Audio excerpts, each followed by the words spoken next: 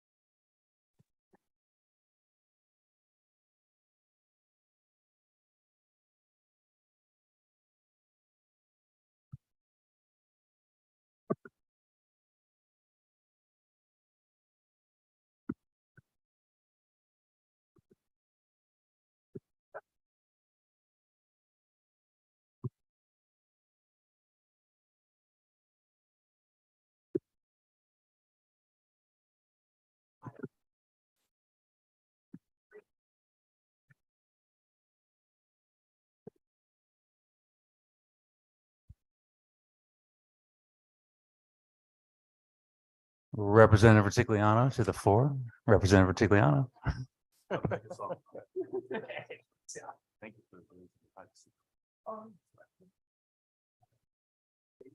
Yeah, thank you. Sorry. That's fine. Just glad here. You're good? Yeah. All right. Call the public hearing of the General Law Committee to order on this Thursday, February 2nd, 2023. We've got a relatively full room here. We do have an overflow room in 1E if anyone's interested in sitting there and observing there and doesn't want to be in here.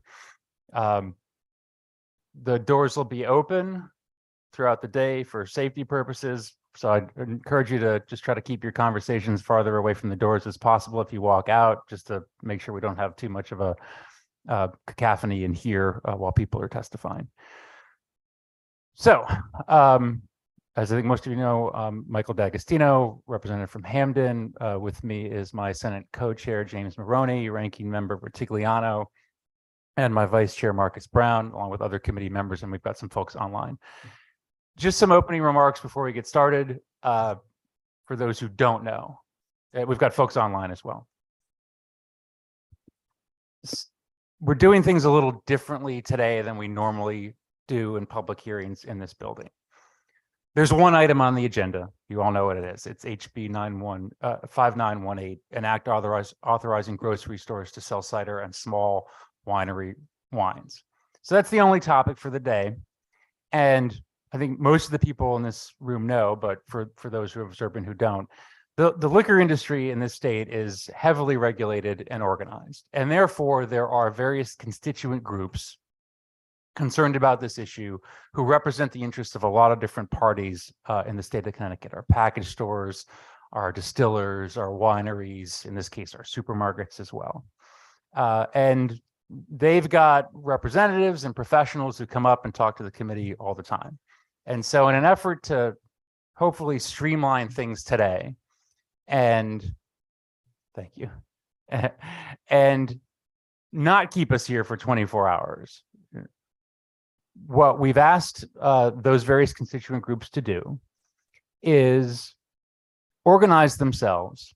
This is a single issue public hearing, and we all kind of know the various arguments that are going to be made. Organize themselves and come up and make those arguments in panel groups to the committee first, before we have legislators speak, before we have individual members of the public speak. The hope being that those arguments, when marshaled and focused and then made by the various constituent group representatives, will obviate the need for further repetition down the road. People, of course, are free to come and testify and show up and testify at a public hearing, but we hope that when you hear the arguments being made without any kind of 3-minute time limit by these initial panels, it'll help sharpen the focus and maybe lead to a more efficient and organized day. So what we've done is we're going to have, for example, the supermarkets come up and make an argument. There's a couple of different package store associations who are representative. They'll come up with their representatives and make an argument. We're going to let the distillers speak. We're going to let the various farm wineries come up as a group and speak as well, because they're organized, and other sort of constituents who are concerned about this issue organized in that panel function. So that's what we're going to do first. And then for any legislators listening who we didn't get a chance to speak to, you're used to being able to jump the line. You're not going to do that today. We're going to let these organized groups come up first, and then we'll reach out to legislators who want to speak. Maybe you want to bring some folks up, and then we'll go to the rest of the folks who have signed up. So that's the order for the day. And again, it's a little unorthodox, but I really want to thank the groups who organized, their representatives, all your leadership, the leadership of the groups that you pay dues to and organize to represent your interest up here. They're really professionals. You've got some terrific leadership. They're tremendous advocates for this issue on either side. And by bringing them up first, we hope you'll be able to sort of hear those sharpened and focused arguments from them, so that they're speaking for you. So with that, I'm ready to get started, but other comments from my committee members? All right, great. So we will get started. The first group that will come up is the Connecticut Food Association. This is representing various interests for the supermarkets who are the main proponents of this bill or supporters of this bill. We've got Bob Rabick, President and CEO of Geisler Supermarket, and one of their experts that they've got, who was familiar to many folks in here, Fred Karstensen, Ken Dautrick, and Elaine Barnes, who also are part of the stats group at UConn. And I believe online we have Rob Acard, who's president of the Tennessee Grocers and Convenience Store Association. And if I've missed anybody, you folks can also just hit the button there and introduce yourself. And with that, we will get going. I'll let you kick off the discussion today. Thank you. Great. Thank you very much. So happy to be here. Thanks for hosting us all today and organizing in this fashion. My name is Bob Rybick. I'm president and CEO of Geisler Supermarkets. We're a fourth generation family owned business that was started in Connecticut in 1923 by my great grandfather. So we're happy to be celebrating 100 years as a Connecticut business today, this year. We operate stores in 6 Connecticut towns: East Windsor, Windsor, South Windsor, Granby, Bloomfield, and Somers, and we employ about 450 people. I'm a lifelong resident of East Windsor, Connecticut, and a small grocer trying to compete in an environment where everyone is selling food products. When Geisler's began, we didn't have to worry about pharmacies, convenience stores, gas stations, big box stores, massive online resellers, food delivery services, and restaurants all selling the same products as us. We didn't even know what a rotisserie chicken was 100 years ago. Despite these competitors, we have survived and thrived through operational excellence, friendly service, and finding niche products. The opportunity to sell wine, a natural pairing with food, in my grocery store, and therefore compete with others the way they compete with me, would be a game changer. As I said, 100 years ago, we didn't even sell fresh foods like rotisserie chickens. It was a general store with packaged goods. But as the world changed, so did our business. I remember reading an old newspaper article from the 50s when we moved our store across town. It called the new 10,000 square foot store crazy. Who would ever need a supermarket that size? Today, Geisler's competes with stores 5 to 10 times larger in size. How do we do it? We differentiate ourselves by offering the best local and fresh products, clean stores, and friendly service, and communicating these differences to our customers with a personal family touch. All aspects that my local package stores do if they're run well.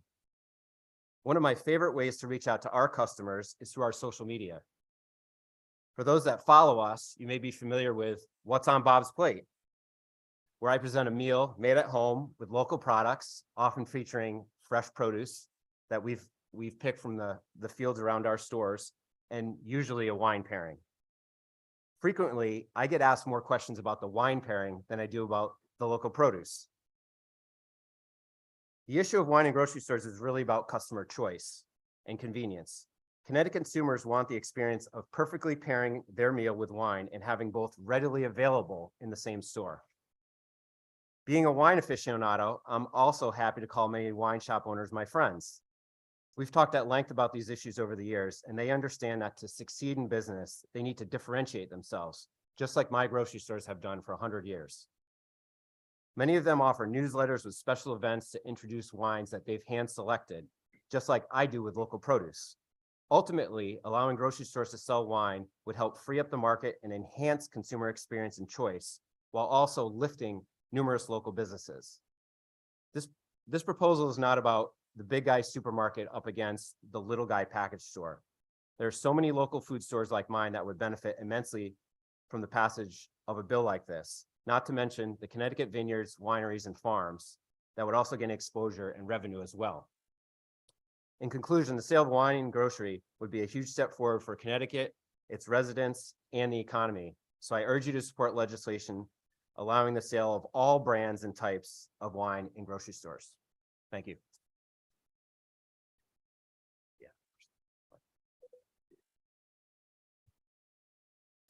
Good morning.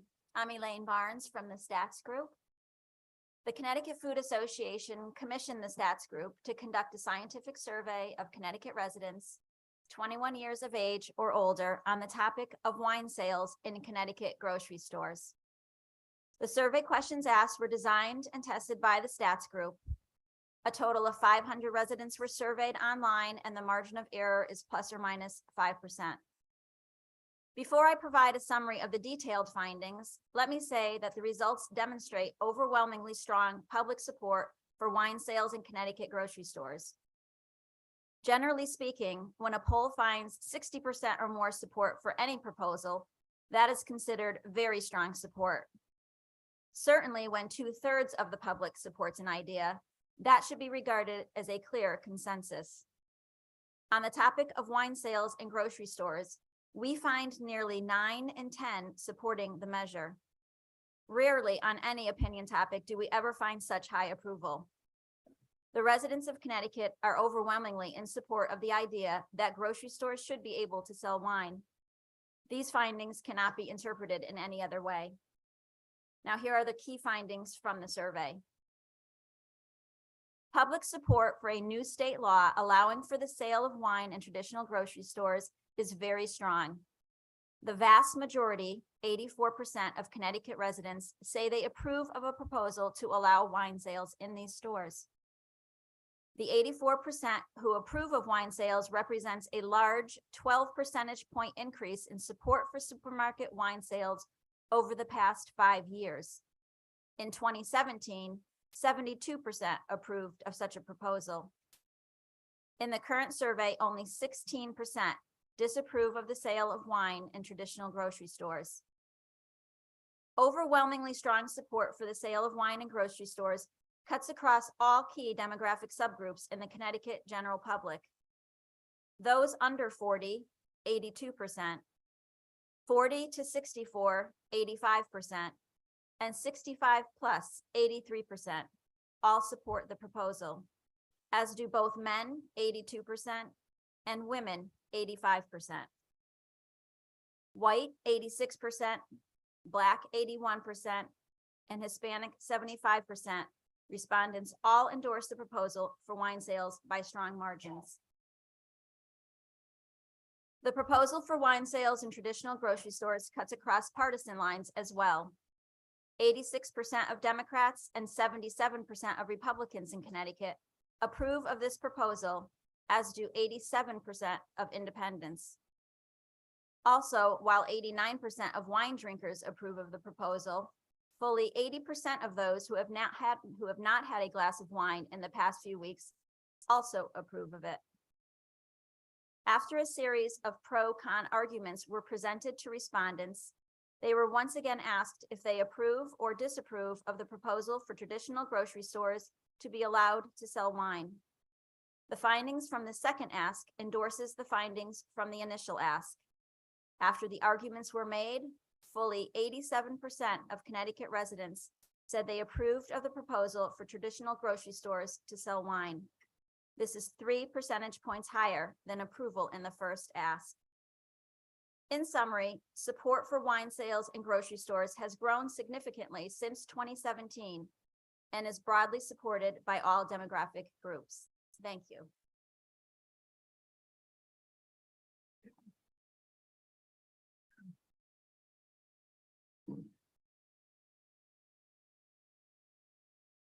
The Grocery Association came to us at the Center for Economic Analysis, asking if we would look at what the potential impacts would be of expanding access to wine through sales in the grocery stores. And of course, I think all of us, when we're asked that kind of question, and that was reflected in our press conference earlier today, is to think of it as a zero-sum game, that if you gain, I lose, that it's a one-for-one trade-off. But we all know that that's not really how markets work. Competitive markets involve a lot of adjustments. I mean, if you change access for consumers, it may change their behavior. And so, you know, I was skeptical that we would find that opening access would not, there's no evidence that it would be damaging to the package stores. And in fact, under certain scenarios, you can think that actually package stores would be better off because more people would have access to wine and they would want to go and find out the better selections. The package stores, as you emphasized in the testimony from Geisler, if people get exposed to a new product, then they may want to learn more about it. And the package stores do differentiate themselves. I think we all know that. We had another survey separate from the one the stats group did, where we asked a lot of questions. Now, the group that did that is not able to be here today, but it's in our report. And it's an interesting thing that there's this overwhelming support for access to wine through the grocery stores. There's also an overwhelming intention of people to continue to patronize the package stores. I think many of our friends here who are Connecticut wine consumers is kind of testimony to that. I don't know what other people think. I certainly would not anticipate buying wine in the grocery store. I know the wines I like, and they're not going to show up in the packet in the grocery stores. So we did a very, very careful analysis. We have a very sophisticated model of the state economy. And so we're able to dig down in a very sophisticated way, and we're able to look out over a very long term. It's a dynamic model. It's called the REMI model. It's the model that 25, 30 years ago was adopted by the state of Connecticut by Department of Economic Community Development as the standard on which you have to evaluate policies. And I'm sure some of you have gotten REMI studies before. They use it to this day. If they bring in a report from the ECD, it's done with exactly the same model. And so we looked very, very carefully using all the data that we could get a hold of. And then we also looked at the experience in other states and the experience in Ontario, Canada, where they also opened up access to wine in grocery stores about 4 years ago. And we simply found no evidence that there was damage to package stores. Tennessee, and you're going to hear from them in a couple of minutes, in fact, saw an significant increase in the number of package stores. My assumption is that that's a result of giving people more access, and therefore they became more interested. Ontario has a consumption pattern that is similar to that in Connecticut. And so we thought that was an appropriate way of looking what the dynamic was. And what we came up with is that there are modest benefits to open it up. Some very small amount of job creation. We actually did 2 analyses because we looked first at a sort of a base case where nothing changes in a significant way, other than what goes on in terms of a competitive market and the way that people adjust their consumption habits. But we do have the wine trail and we have our wineries, and obviously there are benefits to Connecticut if we substitute domestic wine for imported wine. I mean, the wine that comes from out of state is imported wine. And if it's produced locally, it generates more employment, it generates a larger economic impact. And so we said, well, if you open up access, and this increases an interest in Connecticut wines, and our survey that we did internal to our end of things through the Zwick Center in Ag Econ, people think pretty highly of Connecticut wines. They think they're good quality and they think they're reasonably priced. So we modeled a case in which, because of opening up increased access, Connecticut wineries would capture half of the increase in demand for wine. It's not a large increase because it's only the share of the increase in what going on. But again, it does, show that, with the kind of things that people are talking about doing, increasing, or the kinds of things that you've talked about doing, would in fact, benefit. So at the end of the day, what we found was that it looks like a reasonable policy, which is not going to hurt current participants in the market, and is going to improve access, and is going to give consumers wider choice. As a final comment, I want to emphasize that our studies are transparent. If you read the study, it's exactly clear how we did it. And you can replicate it. You can take it to other economists and ask what their judgment of it is. So, we want, it's a very open analysis. Thank you very much. Good morning, Mr. Chairman and members. Can you hear me? And see you, you're on. Great, thank you. Good morning. General Law Committee, my name is Rob Eichert, and I am president of the Tennessee Grocers and Convenience Store Association. And it is my privilege to be speaking to you this morning from Nashville, Tennessee.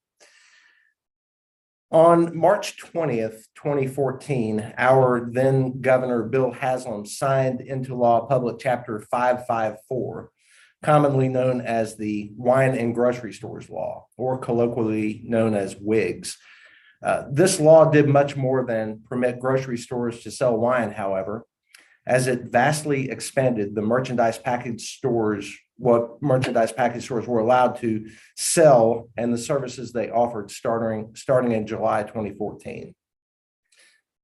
Our state has a three-tier system for alcohol sales in which manufacturers can sell their products to licensed distributors who then sell to retailers. For several years, the bill faced strong opposition from package stores and wholesalers. But in the end, it was the Tennessee consumer that tilted the balance in favor of the law, allowing wine sales at grocery stores.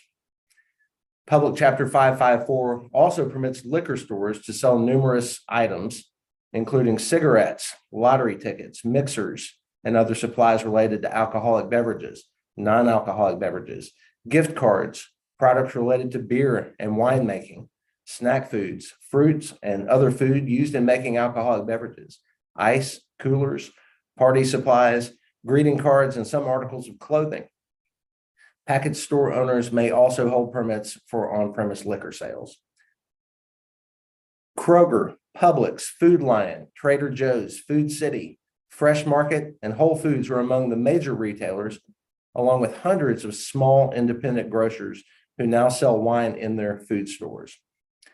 Tennesseans overwhelmingly wanted the option to buy wine where they buy their food. And since 2016, an estimated 4.5 million people in a state of around 6.5 million are able to buy a bottle of wine at a supermarket. Consumers got what they wanted, and their response has been overwhelmingly positive since the law changed. A new Sunday sales law passed in May of 2018. The bill had two effective dates. One provision allowed liquor stores to open 7 days a week immediately. The other component delayed the start of sales of wine in grocery stores on Sundays and most holidays until January of 2019. Under previous Tennessee law, wine and liquor could not be sold on Sundays at retail stores or for off-premise consumption. In fact, liquor stores could not even open on Sundays or holidays. When the state allowed grocery stores to sell wine, they had to follow the same rules as liquor stores. According to a recent issue of the Tennessee Journal, predictions about the impact of extending the sale of wine to grocery stores and Sunday sales have not been borne out by the numbers. In the state of Tennessee, there were less than 600 retail package stores before the 2014 law passed. After the three-year moratorium ended, there was a three-year moratorium that ended in 2021. The number of package stores stood at 691. And today, Tennessee has 740 liquor stores. That's a 26% increase from a decade ago. Our federal food industry partner, the Food Marketing Institute, has recently commissioned a study on the result of grocery wine sales and Sunday sales in Tennessee to do a deep dive in order to, one, gauge consumer satisfaction, two, measure state revenue gains, and three, better understand the true impact on package stores. The results should be complete and early this summer, and we would be eager to share them with our colleagues at the Connecticut Food Association, as well as members of the General Law Committee. I appreciate the opportunity to speak with you this morning and would be happy to answer any questions that you might have. Okay, thank you all. We're going to open up to committee questions now for this particular panel. Senator, please. Yeah, thank you very much, Chairman D'Agostino. Good morning, everyone. My question is this, I look down and there's no local hardware stores in Connecticut that I'm aware of, or very few, with the increase in the large scale, you know, Home Depots of the world. There's no Blockbusters or things like that because now the convenience for people is they can select their films to watch with their families on weekends from home. So the fact that this is being posited as it's not going to hurt the smaller package stores, I find unbelievable. And the nature of the economy I've seen is the big fish gobble up the little fish. And the testimony by you folks has been implicitly, or if not explicitly, you'd like to see all wine sold in grocery stores.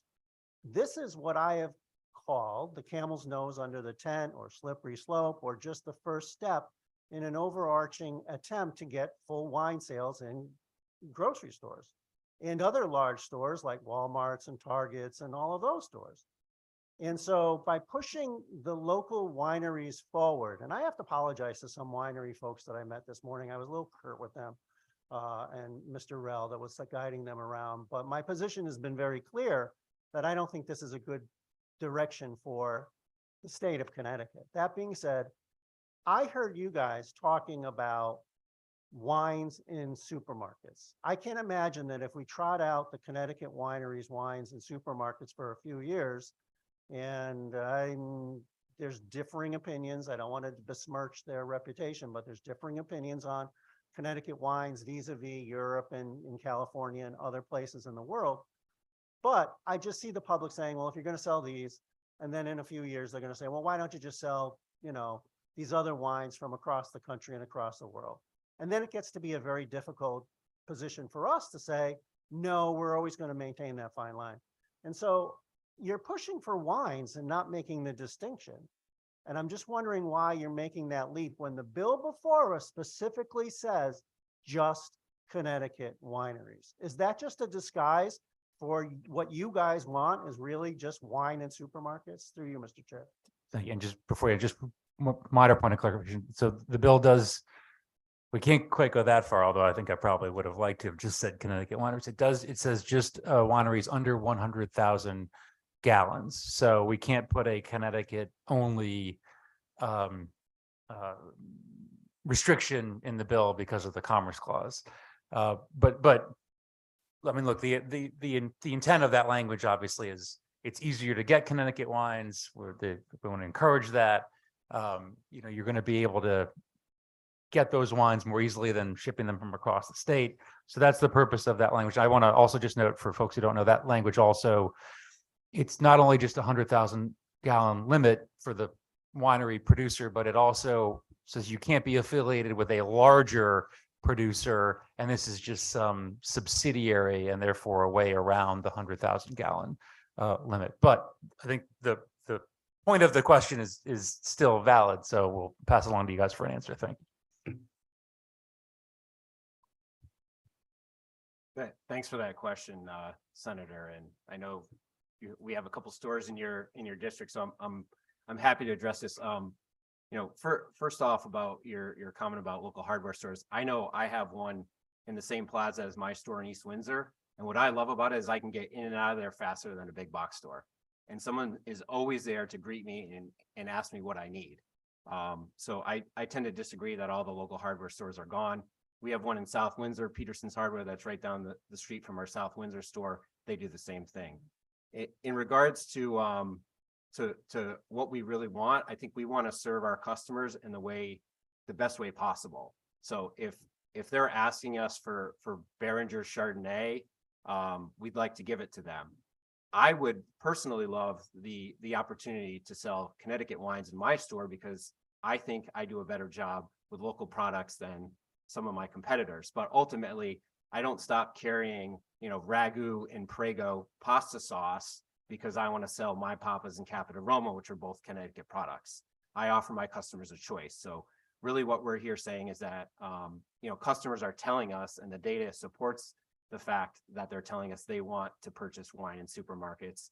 And while local Connecticut wines are part of that, or micro production Connecticut wines are part of that. Ultimately, we just want to give consumers what they want, and that's how businesses like myself have survived so long. Well, I'm just gonna say this and then I'll shut up. First of all, I think you just answered my question by saying you want to sell Behringer's. Behringer's is gonna far exceed. It's just a giant wine manufacturer, so it doesn't fit the bill. The bill is, again, I hate to use this phrase, but the camel's nose under the tent, making way for the rest of the pachyderm. In other words, it's a small step down a direction that I think while consumers may say at first blush, yeah, this would be great. If for no other reason, then I only have one store that I have to run into, get my food, and I can grab this at the same time instead of going next door or wherever the package store is. I get it.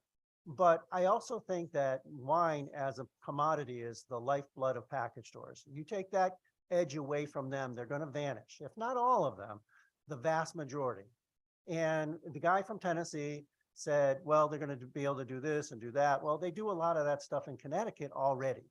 But again, you'd like to afford consumers choice. I get that. That's on this side of the equation. But I am very fearful that moving in this direction will ultimately change the horizon. Our towns will not have the package stores that we have right now in Connecticut. And we have vast selection that other states that have moved very quickly down this path do not have. So as you move very quickly down this road, yeah, there's winners and losers. And I'll just leave it at this. Yes, Geisler's, you are a great corporate citizen in my district. I love your stores. I grew up in Windsor where there was a Geisler's. I've been to the one in Summers outside of it, and you guys are fabulous. And I appreciate your testimony. I get it.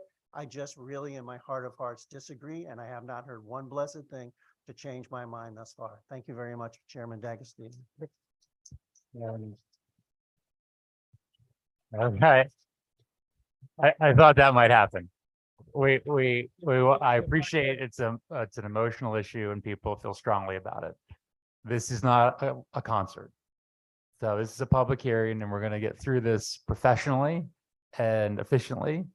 And we're not going to have applause every time or boos or catcalls every time somebody agrees or disagrees with a position or that. Let the panels speak. We'll get through this, but I want to really tamp that down because otherwise, this turns into the State of the Union address. Yeah, So- can I respond a little bit? to Yeah, that? so there's a question Well, to but point to that. Yeah. I mean, Yeah.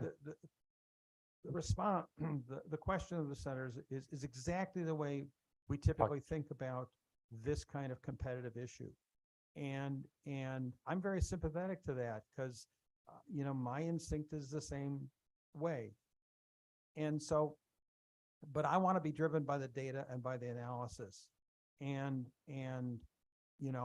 we looked very carefully. We could not find evidence that that was the dynamic. So, that's, and take our study to anybody, take it to any economist. If somebody has data, we looked at intensively to find anything that we could that spoke to this issue.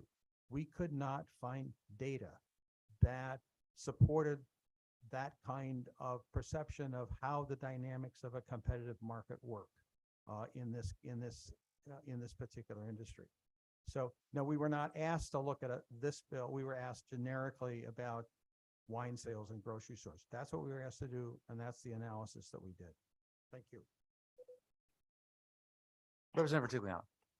Thank you, Mr. Chairman. And the calling for lack of applause is a bipartisan issue by the committee. So I just had a question about the survey. So I read it, and when you said it was an online survey, did you select the people that were taking the survey, or was it just sort of you posted a survey and anybody could sort of get up there and answer the questions? No, we used. Thank you. Thank you for the question, Senator. We used a representative sample of Connecticut residents, and we contacted them using the largest consumer panel in the United States, Dynata, which is a extremely common survey methodology. Billions of dollars of market research and everything is conducted this way. So these were essentially random folks, not folks that were interested in the issue that could sort of just go up and take the survey all on their own. Correct. And I had a question for the gentleman from Tennessee.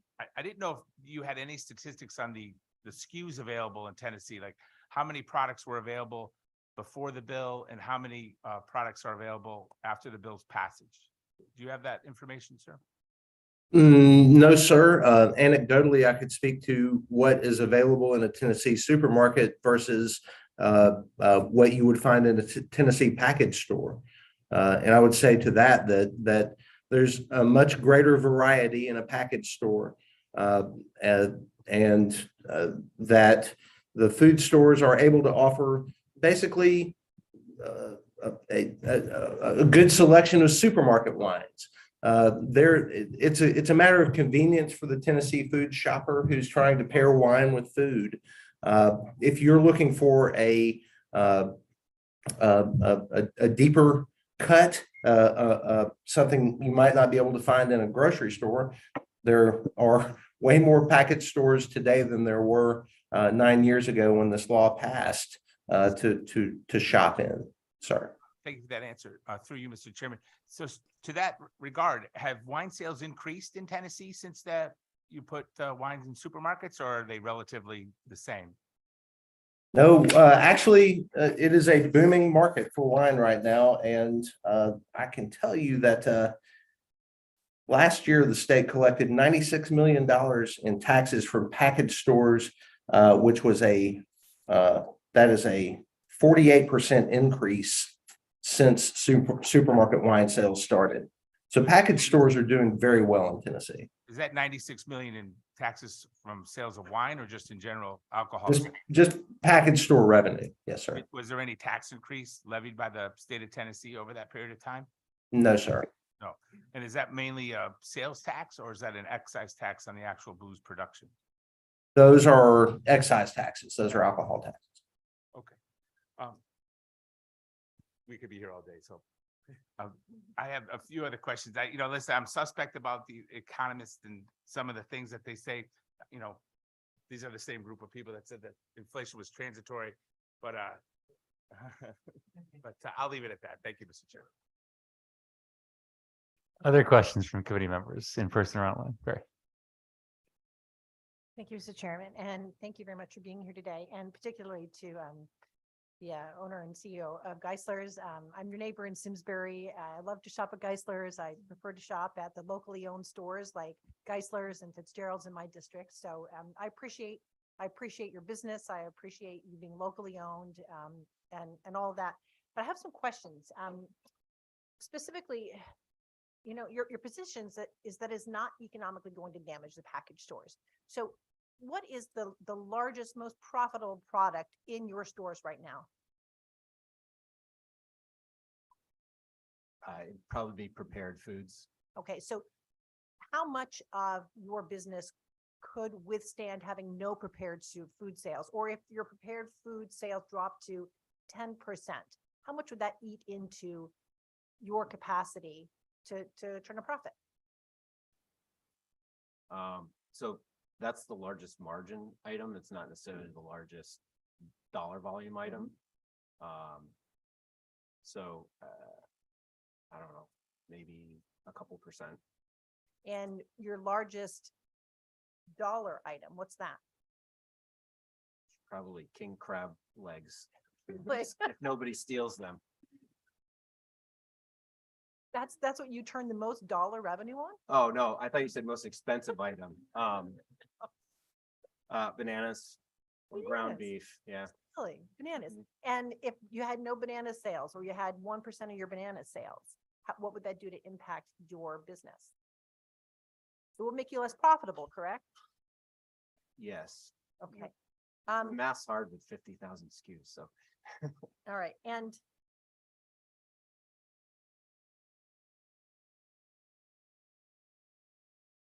what would you be able to do to increase your profit if you had a license that didn't permit you to add other items to your bottom line to increase your profit? I wasn't permitted to add other items. Right. You weren't permitted to add, as they are in Tennessee, cigarettes, other I addictive would- products like lottery tickets. Understood. It would adversely impact your bottom line, correct? Well, I would be able to add more varieties in the existing categories I have, because I don't carry every SKU in every single category. We choose a carefully curated selection of SKUs. But at the end of the day, if somebody's going in to buy spaghetti sauce, they're going in to buy a spaghetti sauce, and it doesn't matter which spaghetti sauce they buy, correct? I suppose so. Okay. Thank you. Thank you, Representative. Representative. Thank you, Mr. Chair, and thank you all for testifying in front of this committee this morning. This is the first time some of us have been a part of this conversation, so obviously I'm most interested in listening to the data and by the numbers so that we can make an informed choice.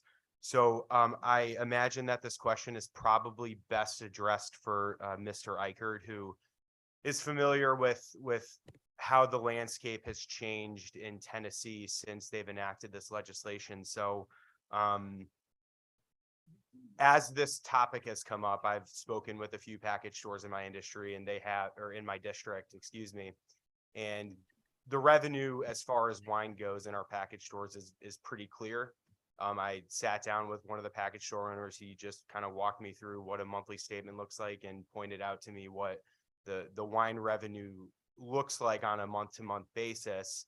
I would be curious as to kind of narrowing in on the issue for the small family-owned grocery stores, because small businesses are such a concern here. How has this legislation in Tennessee and in other states impacted the overall revenues for these locally owned grocery stores as far as wine sales go? Thank you for the question. I do not have any store-specific revenue information because our members don't share that with us. But I can just say that for the independent grocer that is selling wine in Tennessee, it's a very profitable category, and their ability to sell it has been a very welcome development. It has absolutely boosted the profitability of these small independent grocers in Tennessee. So just to follow up, Mr. Eichert, so when we say profitable, are we talking in the ballpark of an increase of something like, 1 to 2% in revenues, or something more substantial? I really can't say because I don't have that information. All right, thank you. Thank you. Also, Representative? Yeah, thank you. Senator. Thank you. I just have a couple of follow-up questions after hearing your response to our representatives and senators. And the good senator to the right of me asked a question, and I think your response was, you're here to testify about wine in grocery stores, not the bill that's before us as far as smaller wineries and ciders. Did I hear that correctly? Yes, sir. Okay. I guess I'll ask a couple of questions. I don't see the relevance as the testimony that you're giving is about something that's not before us right now. But just for the sake of understanding some of the things that were said, you said that the sales were up $96 million last year in the package stores. The total tax revenue, I'm sorry. The gentleman from Tennessee? Oh, yes, sir. The tax revenue from package stores was up. It was a total of 96 million. I'm sorry, say that again. I didn't hear you. I apologize. Yes, sir. The package store tax revenue was $96 million And what year? last year. That was last And- year. Yes, sir. And that's a 48% increase over 9 years ago when wine and grocery stores happened. Got it. And if you were to go back pre-COVID, what were those numbers like? Do you have those in front of you? No, but that is an astute observation because there has been a boom in alcohol consumption since COVID. So it has made it a healthy environment to welcome some new competition. Yeah, I realize, and that's kind of to my point, the numbers could be analyzed anyway and presented to shed light positively or negatively. And I just think that's not a fair assessment of the business of package stores being healthier years down the road. As Senator Kissel said, this will hurt package stores. And I just wanted to make sure I was understanding how those numbers may have came before at an increase that high. And I also believe that there were some dry counties that now are serving or selling alcohol. Is that correct? And if so, when did that come into play? Not dry counties, but on a community by community basis, there have, I believe, been a handful that have adopted ordinances that allow for package stores, but it's been an insignificant number. Okay, so would that and the increased sales during COVID reflect that $96 million tax increase? Well, the 96 million is the total in taxes last year. The expansion of communities that allow package stores has, I believe, had minimal impact on that increase over 9 years. Okay, all right, well, thank you for answering those questions, and I appreciate your response. Thank you. Thank you, Senator. Other questions from committee members? I think actually we're good, but thank you. I do want to keep things moving. All right, see none. I want to thank the panel members, and feel free to submit any supplemental information you want from today. But I want to move on to the next panel if we could. And that's the Connecticut Package Store Association.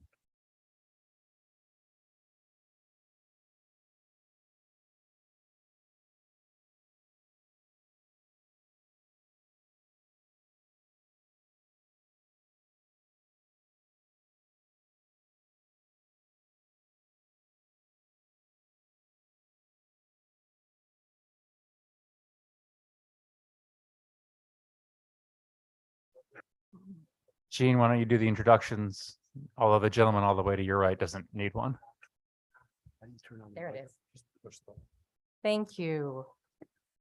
Chairman D'Agostino, Chairman Maroney, and ranking members Retigliano and Chigarello, and distinguished members of the General Law Committee. It's not lost on me that today is Groundhog Day. So I know many of you have heard this argument many times before, and that's okay. But we have an awful lot of new folks on the committee, both new to the General Assembly and also new to the committee itself.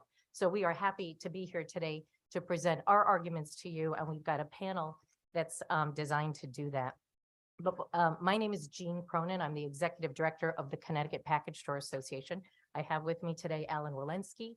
He's the owner of Max's Package Store from East Lyme, Connecticut. He is a third-generation store with his fourth-generation daughter, Liza, sitting right behind us. He will be talking about the impacts on small package stores if this legislation were to pass.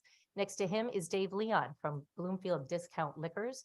Dave is going to speak about the efforts that the Connecticut Package Store Association has done to assist with the marketing for not only the Connecticut wineries, but also the distilleries and the craft breweries that we have here in Connecticut. We are trying to help them. We are all small businesses together, and we have been trying to help them market their product for several years. And then finally, we have David Barham. He is the counsel with Connecticut Package Stores. I actually have to look at the name because it's very long. He's with O'Malley, Deneen, Leary, Messina, and Oswecki. He has been a counsel of the Package Store Association for the last several years. He's a former House Representative member of the General Assembly and a former chairman of the General Law Committee.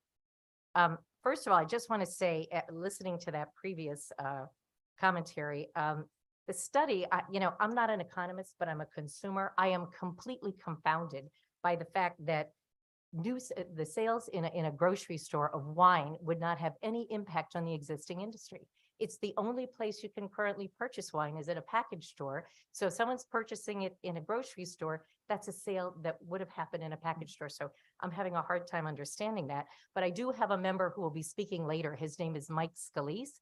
He owns Broadway Wine and Spirits in Colchester. He is a phenomenal mastermind at Economist. He will be speaking later, and he will be talking about both that study, but he'll also be talking about Connecticut sales, the tax sales, the revenue of wine, et cetera, going on in the state of Connecticut. Also, as far as the Tennessee situation, it is very different in Tennessee than it is in Connecticut. It is apples to oranges, folks. Tennessee is a huge state. The population there is 6.9 million people. And by the way, increased by 600,000 people in the last 10 years alone.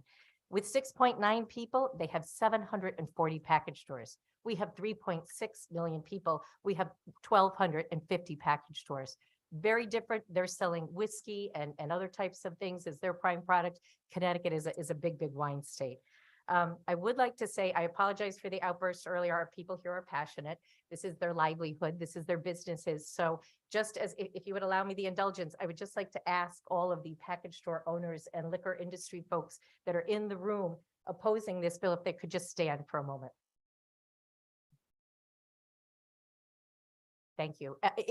In your deference, we did not have all of these people speak. There are only 42 speakers today. So they are trusting us to send their message for them. So they are here today to support us. I also want to point out that the DCP, Department of Consumer Protection, has also submitted testimony on this bill.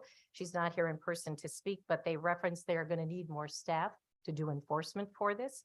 To do increased regulatory. There are also several union folks speaking today. The Teamsters have a panel, and there's also another union, the UFCW, who presented testimony. They represent distilleries and wine folks and grocery folks in Connecticut. They are also opposed to this legislation. So let me just launch in. The Connecticut Package Stores Association is greatly opposed to House Bill 5918 to sell wine in grocery stores. Our package stores employ over 15,000 people in full and part-time positions. These are stable positions that support families and help sustain our local economy. Many of these stores are family-owned, some in their fourth generation of ownership. They may be husband and wife teams who invested their life savings to open the store in their community. They may be immigrants who came to this country with an entrepreneurial spirit in search of a better life for themselves and their children. Many of those owners are here today, and they will be speaking later. There are also small business owners who are looking to make a decent living in our state and provide for their families. So I want to emphasize package stores are small businesses. They are the last of the stable small businesses in their respective towns, giving back to their communities by hosting fundraisers and sponsoring the local charities in their districts. They're also generous supporters of local events, and they're the fabric of their communities because they live and work in their communities. In many small towns, they're the last small business left on Main Street, but this legislation could change all that. So passage of this bill will be very detrimental to the Connecticut Package Store Association, and it will also adversely impact consumers because it will reduce the abundant and diverse selection of wine and other alcohol beverages that are currently found in this state. There are many reasons why we oppose the wine and grocery stores, and I'm going to list a couple of those here. First of all, alcohol beverages are highly regulated, age-restricted products and should be treated as such. It's one of the most regulated products in our state. There's very restrictive laws that govern the age of who can purchase it, the age of who can sell it, where it can be sold, the hours of sale, and where and how it can be consumed. Access by minors is prohibited, and our sellers must be very vigilant. In fact, package store employees who are caught selling to a minor, they get fined and their store gets shut down for several days. In a grocery store, if you're caught selling beer, your curtains get pulled for a day or two, but your store stays open and you're allowed to continue to sell your products. No other product other than cannabis has these restrictive laws, and for good reason. The sale of alcohol beverages must continue to be monitored to protect the public and prevent sales to minors. We are selling intoxicants, not bread and milk. Package stores also have a limited number of items they can sell. I think most people don't realize that package stores are restricted by statute to what they can sell. They can basically sell spirits, wine, and beer, and a small number of other items, bar utensils, and other things. This is all regulated under Connecticut General Statute, Section 30-20. If it's not listed in that statute, you can't sell it. Only cannabis retailers are regulated this heavily, again, for good reason. By contrast, grocery stores can sell tens of thousands of items, and they do. Wine is the most profitable item that a package store can sell. Of the three primary products that they sell, wine is the highest margin and is what keeps package stores in business. It pays the labor costs, insurance, mortgage, and rent taxes, electric bill, inventory, and all of the other associated costs of doing business. Wine accounts for 30 to 60% of the overall sales in a package store, depending on the store's business model. A reduction in wine sales of any sizable amount is going to cause serious financial problems for a package store. Alcohol sales are finite, and the rate of alcohol consumption is relatively flat. So no one is going to be drinking more wine because it's available in more venues. The sales of wine in grocery stores is going to displace package store wine sales. It also is going to cause a significant loss in ancillary sales that would have occurred had the wine been purchased in a package store. This in turn could result in tax revenue decrease across all sales of alcoholic beverage because that sale occurred in a grocery store and that person never walked in your door. You can't make a sale if they don't walk in your door. They say consumers want convenience. Package stores are one of the most convenient businesses in Connecticut. There are more than 1,250 retail outlets located in 162 of 169 towns in Connecticut. By statute, they're open 7 days a week, from 8 a.m. to 10 p.m. Monday through Saturday, and 10 a.m. to 6 p.m. on Sunday, for a combined total of 92 hours per week. I don't know how many other businesses are open 92 hours a week, by statute, no less. They're closed 3 holidays per year: Thanksgiving, Christmas, and New Year's. During COVID, things actually became more convenient as the stores were allowed to deliver liquor orders curbside. You could order by phone, pay with a credit card, and they would deliver by curbside. Additionally, they have done home deliveries for years. The practice of curbside delivery continues to this day, and customers can continue to call and pick up their orders. No one in this state is experiencing a lack of convenience or access to purchase alcohol. Package stores are small businesses too, and I think people forget that. More than 1,250 package stores employ, as I said earlier, 15,000 workers with families to support and financial obligations of their own. We are a fragile ecosystem. They support ancillary services such as wholesalers, drivers, accountants, lawyers, refrigerator technicians, print shops, refuse companies, and they serve as anchor tenants and major tenants in major shopping malls and strip malls across this state. They understand the high cost of doing business in Connecticut, as they also pay taxes, rent, mortgages, wages, electricity, and many other costs. We want to help all small businesses in Connecticut survive. Small businesses cannot survive on one Saturday in November. They need your support all year round. Another thing, don't keep changing the business model. Package store owners, and Representative Ritigliano, this is a big point for him. Package store owners came into this business knowing the rules and statutes that were in place governing the industry. They developed their business models with projected revenues and expenses and obtained bank financing based on these plans. Allowing wine in grocery stores is not a convenience. This would completely change the rules for governing how alcohol beverage is sold in this state. Overnight, it would allow more than 850 grocery beer permit outlets to possibly expand to wine. This would represent a 68% increase in venues that can sell the most profitable product in a package store. This is a game changer, and it will completely upend business plans and result in serious financial difficulties for many package stores. The revenue losses that will occur: there are only so many costs you can cut as a small business owner. You have fixed costs of rent, mortgage, taxes, utilities. Remember, these people are operating a lot of coolers. That's very expensive electric bills. There are basically 2 areas of reduction: labor costs and inventory. So this could result in reduced hours or layoffs for employees and a reduced selection and profits in the store, as you cannot afford to have revenue tied up with inventory on the shelves that is not moving quickly. The reduction of inventory will hurt the wine selection and other alcohol beverages. Connecticut has one of the best markets in the country for alcohol, wine, and spirits due to our purchasing laws and the fact that retailers can buy single bottles and they don't have to buy a full case. If package stores lose wine sales to grocery stores, they won't have the available funds to carry the inventory that won't sell as quickly, such as the smaller boutique wines, the wide flavor of liquor varieties, and the array of Connecticut-made spirits, wines, and craft spirits. We have some speakers later who will be speaking to these topics in more detail.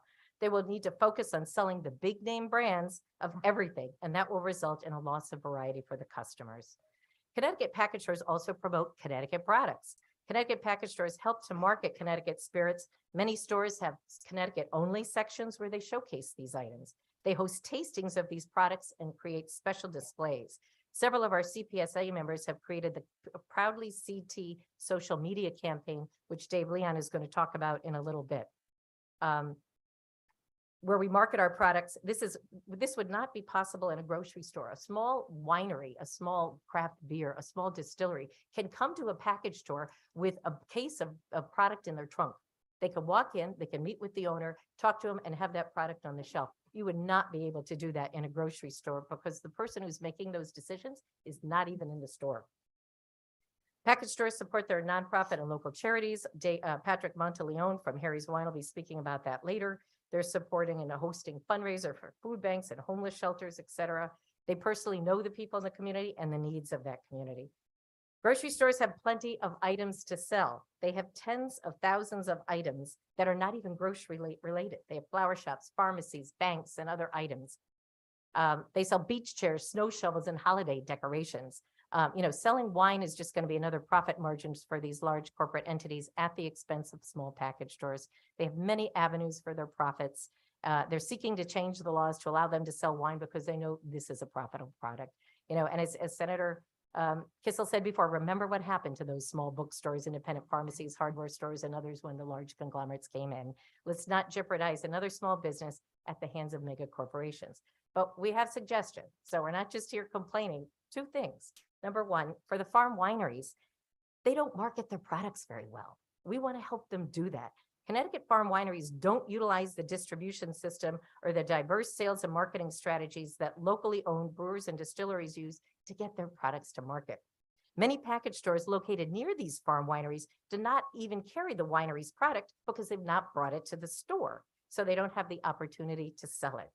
They're not using promotional ordering websites. I guess the Connecticut Beverage Journal has a website called Proby, where local beers and distilleries and wineries can market their products and package stores can order off that website. There's many other ideas that we would be happy to help with. We'd be happy to work if the General Law Committee wants to set up a working group to help the farm wineries better market their products. We'd be very happy to participate in that. And also finally, the grocery stores have a way to sell wine now, and it's called Get a Package Store Permit. Several stores have already done this. Costco, Stu Leonard's, BJ's. All they need to do is purchase a package store permit and move it next door to their grocery store, and many of them have done that. It allows them to provide the convenience they're looking to give their customers by walking right next door. By the way, there are many package stores located next to grocery stores anyway, as you know.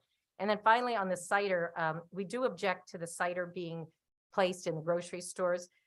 Cider, if it's malt-based, it can be sold in a grocery store. If it's a fruit-based, fermented fruit-based product, that kind of opens up the door. It's like a wine. So we would object to that being included in the grocery stores. We think it's the first step of what we would call a slippery slide for paving the way for expansion for wine and grocery stores. So as we previously mentioned, we'd be happy to market these ciders in the Connecticut package stores. I know some of the ones now, Lyman Orchards is a very popular one that's being sold in Connecticut package stores. Again, we are happy to help these folks market. We suggest that they use the marketing ability and work with the existing system and not look to open up new venues that are not necessary. I thank you for your time. That's our comment. That's my comments. I'm going to turn it over to Alan Walensky to talk about the impact on the small package stores. Thank you, Jean. As she said, my name is Alan Walensky, and I am the third generation owner of Max's Package Store in East Lyme. And as she pointed out, my daughter is behind me, the fourth generation. I'm also the legislative co-chair of the Connecticut Package Store Association. And I've been attending Package Store Association meetings since about 1974. Please don't do the math. I'm not quite that old. And I am here to speak in opposition to 5918 and any of its permutations to sell wines. I've also submitted full written testimony that you have already. Allow me to say, Jean sounds like a retailer, honestly. She's been doing this for a long time. I'm a good customer. Thank you. But allow me to give you a statistic. A small winery that you've listed at 100,000 gallons equals 42,000 cases of wine. 90% of all wineries in the country sell under 42,000 cases of wine. This is not a limitation on small wineries. Nor is there a lack of availability or convenience to the Connecticut consumer. And I will once again say, we have not pre-caucused on this. So as an economic impact, I may speak to some of the same topics. Connecticut has over 1,200 package store permits. They're actually down from 1,900 prior to 1980, one of the last times that this committee and this legislature tinkered with our laws and created much upheaval. Increased hours and days of sale do not increase sales. It just increases overhead. And that was proven 10 years ago when we added Sundays. There is no additional sales volume because of additional days. And I will tell you, it places a tremendous strain on our business community in an already struggling economy. And I used this argument before, and it is still true. And it's true for bread as it is true for wine. If you drink a bottle of wine a night with dinner, if we're open another day, another hour, you will still only drink 7 bottles of wine a week. Just like if you have a sandwich at lunch.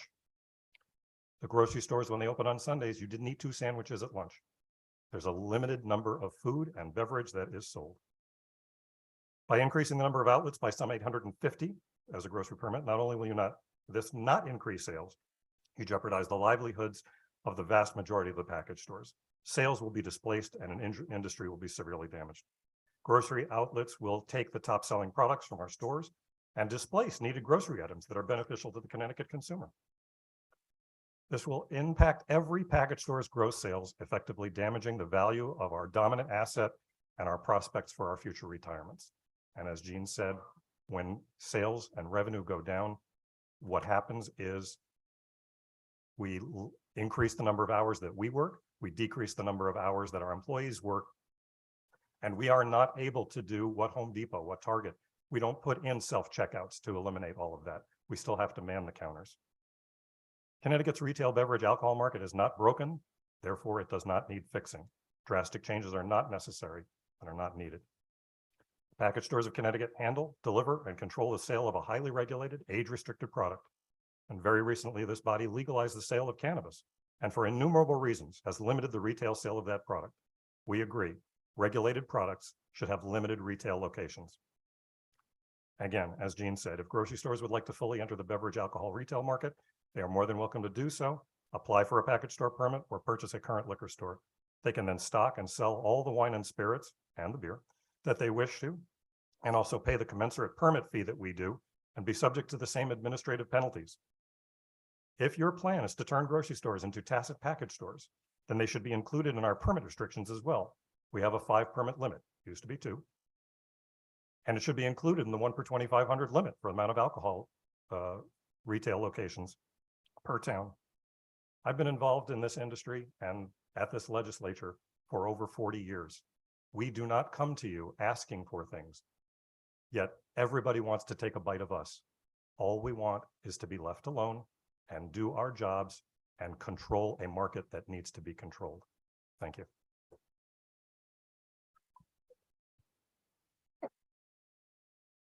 Good morning, distinguished members.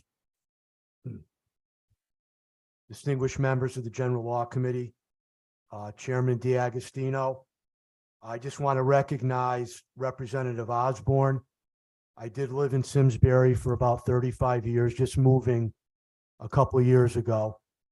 We also have a resident, a principal of M&R Liquors that lives in your town, Neil Roundsville. His son is going to speak a little later on. So I did want to recognize you for that. My name is David Leon. I'm a principal of Bloomfield Discount Liquors and Shore Discount Liquors Deep River. We're a 4th generation family-owned business and property owner of both our stores. I just noticed my brother-in-law and my niece, Ken Alsback and Shay. My partner and my niece also works in the store in Deep River. I'm here to speak about Proudly Connecticut and Connecticut farm wineries, mainly as a result of the hearing 2 years ago regarding wine and grocery stores. I had spoken at that time to Senator Witkos, and a lot of the hearing revolved around Connecticut farm wineries and Connecticut-based small business in the beverage industry. So myself and a group of retailers wanted to come up with a way to benefit all sectors of the Connecticut alcoholic beverage industry. Proudly Connecticut believes that Connecticut small businesses are the heart and the financial engine of Connecticut.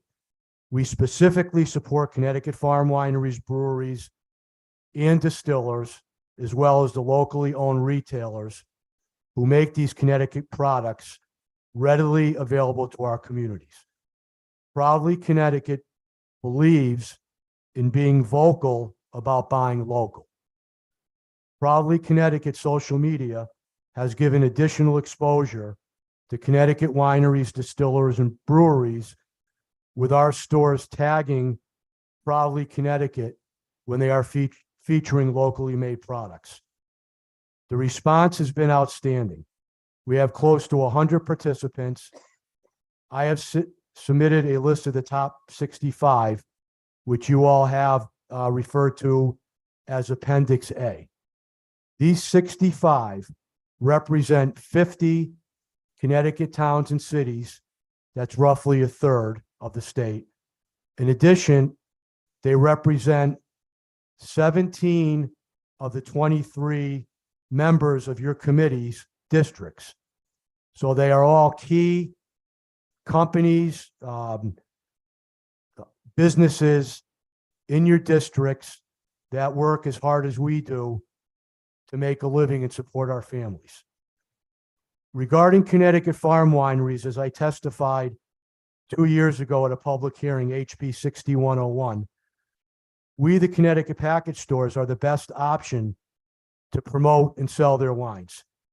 We estimate Connecticut wines to be 1% of our total wine sales.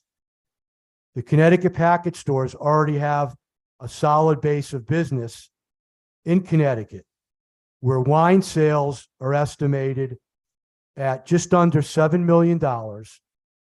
And that comes out to over 21,000 facings total in our stores, which you can see in Appendix B. I think I've laid it out pretty clearly by stores, classifications, and estimated facings and estimated revenue. So that's a tremendous amount of business that's already there. This is this is a sizable amount of business that has been done with very little representation from the farm wineries. There are very few sales reps that come into our stores, no point of sale materials, and no consumer samplings done at our stores. The great majority of Connecticut farm wineries cannot produce enough wine to supply supermarkets. Even a few of the larger production wineries, we have waited extended periods of time to get our orders. Not only are we a great option to carry many different types of Connecticut wines, we already do, but we can offer aggressive pricing and work on lower margins. We understand they have higher operating costs than larger national wineries. The fact that our package stores are owned by Connecticut families, we have a vested interest in helping turn over these wines in our stores. The other fact is a high majority of Connecticut farm wineries will not have an opportunity to sell their wines in grocery stores. There is not significant space, and the gallonage maximum in this bill, which Alan alluded to, applies to the majority of wines, not only in this country, but all over the world. Hence, that's thousands of competitors, seeking that same 20 feet in a grocery store aisle. In closing, there is the trickle-down effect if this bill were to pass. And I don't mean just from this wine-related bill. This is a survival of Connecticut small business bill. This affects every entity in the beverage alcohol business in Connecticut.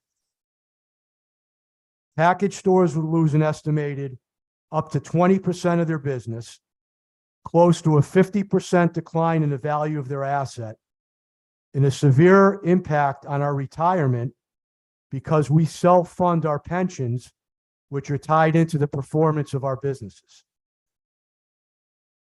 In addition, we would be forced to terminate employees because almost all our other expenses are fixed. One of our biggest expenses is the cost of carrying inventory. We would have to cut our inventory to stock necessary products, mostly national brands. We pride ourselves on great selections of products. Many of the Connecticut-based products that we have helped build would be discontinued, leading to our Connecticut-based companies, again, see some of them in Appendix A, seeing a significant decrease in their business. That's trickle down. All of these companies, as well as our stores, are part of the fabric of every town and city in Connecticut. Although HB 5918 relates to wine, its consequences are far-reaching to all the alcoholic sectors. Finally, and as Gene stated, regarding Connecticut farm wineries, we would be open to initiating a working group to work with them, grow their business. And I realize the bill is not just limited to Connecticut farm wineries. But again, repeating, this is a big concern for the state of Connecticut, for you as legislators, as shown 2 years ago. And as shown by Proudly Connecticut, we make things happen. Thank you very much for your time today.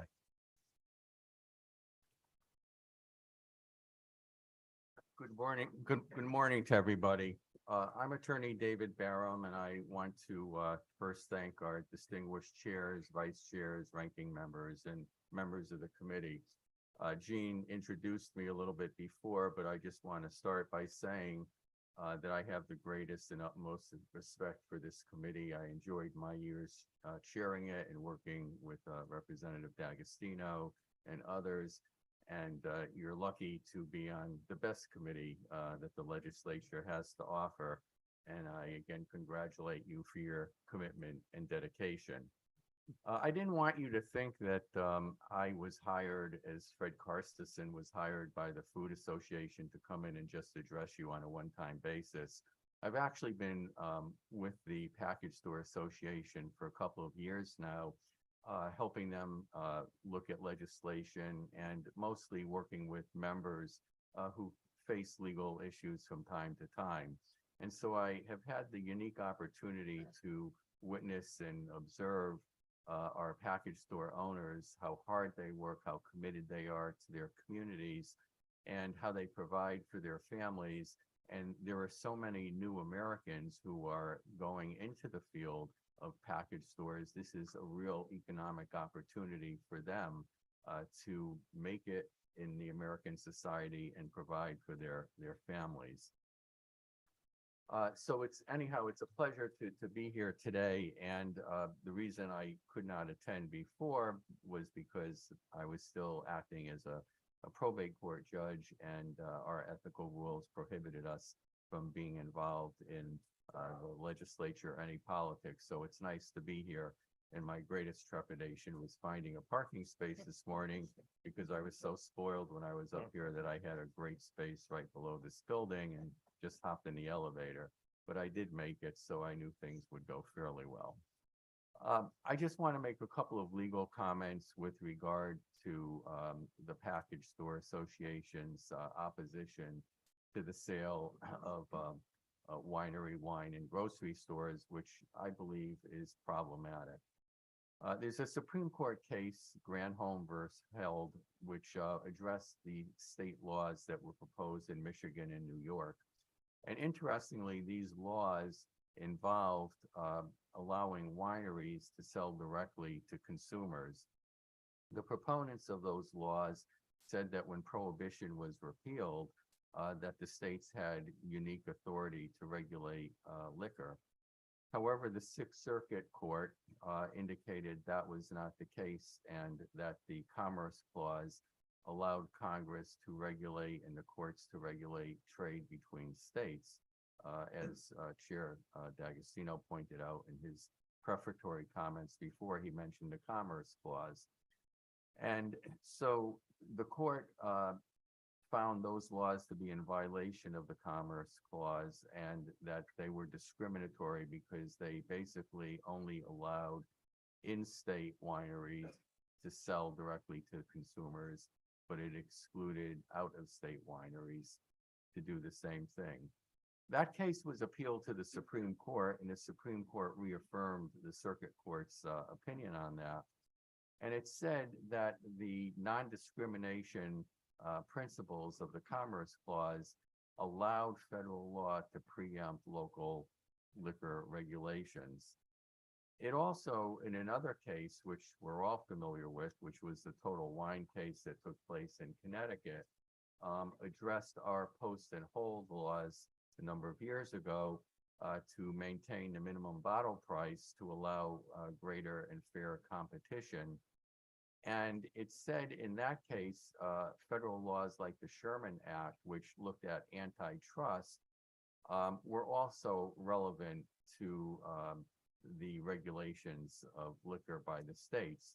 In that case, of course, the Supreme Court upheld through the second district court, upheld the post and laws, the minimum bottle prices of Connecticut, because it said it was a reasonable act, but it indicated in its opinion that the non-discrimination clause was very important. The antitrust principles were very important in looking at state regulation. When I look at these cases and some of the other cases that were cited in the various opinions, I believe that the proposed legislation before you does not meet the principles and test of non-discrimination or antitrust. And I believe that this would just lead us to unnecessary litigation down the road. I understand in reading the bill that language was carefully selected, and I think Chairman D'Agostino indicated before that the 1,000 limitation on production of wine was an attempt, to comply with the Commerce Clause. But I just think that the discrimination between in-state and out-of-state wineries and this artificial designation of what a small winery is fraught for litigation. I also want to point out a couple of other quick things. Connecticut General Statute 30-90 talks about the age of employment. And interestingly, in grocery stores, you can be 15 years old and work, but in package stores or any area where you're selling liquor or handling liquor, you have to be 18 years of age. I believe this creates a dilemma in the sense that if grocery stores were allowed to sell liquor, they have a problem in a couple of respects. Number one, a 15-year-old cannot handle liquor, cannot be at a checkout counter to verify age requirements. And so either you're going to have to increase the age limitation for grocery stores or require that they have dedicated checkout lines so that people who are purchasing liquor, even if that's in conjunction with purchase of food, will have to go to these dedicated lines. And then you have a problem about self-checkout areas because obviously you can't have people checking out liquor without any attendant present. Another issue is local zoning matters. Now, this is kind of an interesting thing. You have the 1,000-foot separation required in this bill between a grocery store and a package store, and I happen to think that's a good idea. But many of you know from your local communities that your local zoning regulations oftentimes have greater distance requirements than 1,000 feet. And almost all of them also have proximity limitations to libraries, schools, residential areas, and the like. This language does not contain that. So in my opinion, there's some ambiguity as to whether or not this is intended to usurp the local zoning regulation. I point out that in your proposed legislation on line 113, when you're talking about curb pickup, you do refer to local zoning regulations and you defer to those, but you don't have that same language when it comes to the distance. So I would recommend that you look at that, and I think that's a problem with this act. Another point I want to make on the distance requirements is that, as prior speakers have indicated, there are a number of stores, I'm familiar with Costco, BJ's, and Stu Leonard, that have actually opened up package stores adjacent to their retail establishments. Under this legislation and any changes you made to the distance, they would be prohibited from selling wine and maybe even selling beer in their grocery stores. And I think that has to be clarified in your legislation, that it would be illegal. You can't operate a package store and a grocery store selling liquor next to one another. And it just points to the comments made by prior speakers that it's interesting that these stores have found a way to compete by purchasing package store permits or opening or buying existing package stores. And they are competing within the system that we have established. And so it's kind of puzzling why they would want to have so much liquor placed in their grocery stores when there already is a way for them to compete.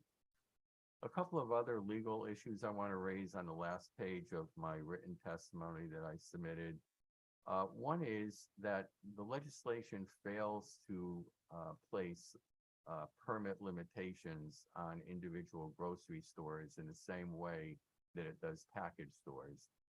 It was indicated that there's a 5 permit limit now. So we don't know what the limitations are. And I was struck by the Tennessee witness who indicated, as was pointed out, Tennessee has almost twice the population of Connecticut and 1/2 the number of package stores. It's interesting because we have so many package stores and a much smaller population. And it seems to me that if you're going to allow economic competition, that you would have to put restrictions on grocery store permits. The second point I want to make is regarding the statute 30-94, which talks about that there can't be inducements or discounts or other kind of favors that are offered by a wholesaler to the sale of liquor. Interestingly, in this legislation on line 93, it only indicates that a grocery permit holder cannot charge a fee to place local wine in the grocery store. But it doesn't have the expansive language about tie-in sales, shelf space, discounts, and other favors or discounts. And I think it's important that it does, and that they also apply to the winery permittees as well, that nothing is offered by the wineries to the grocery store to get a better shelf space or more of their product. So I think that has to be amended significantly. Another point I want to make is, as you heard in some of the testimony, and I noted that in a recent interview by the president of the Grocery Store Association, the recognition that grocery stores have to be what's called primarily engaged in the sale of food. Now, why would that be, going back in history? It's because grocery stores serve a purpose. They provide the main food distribution to our population.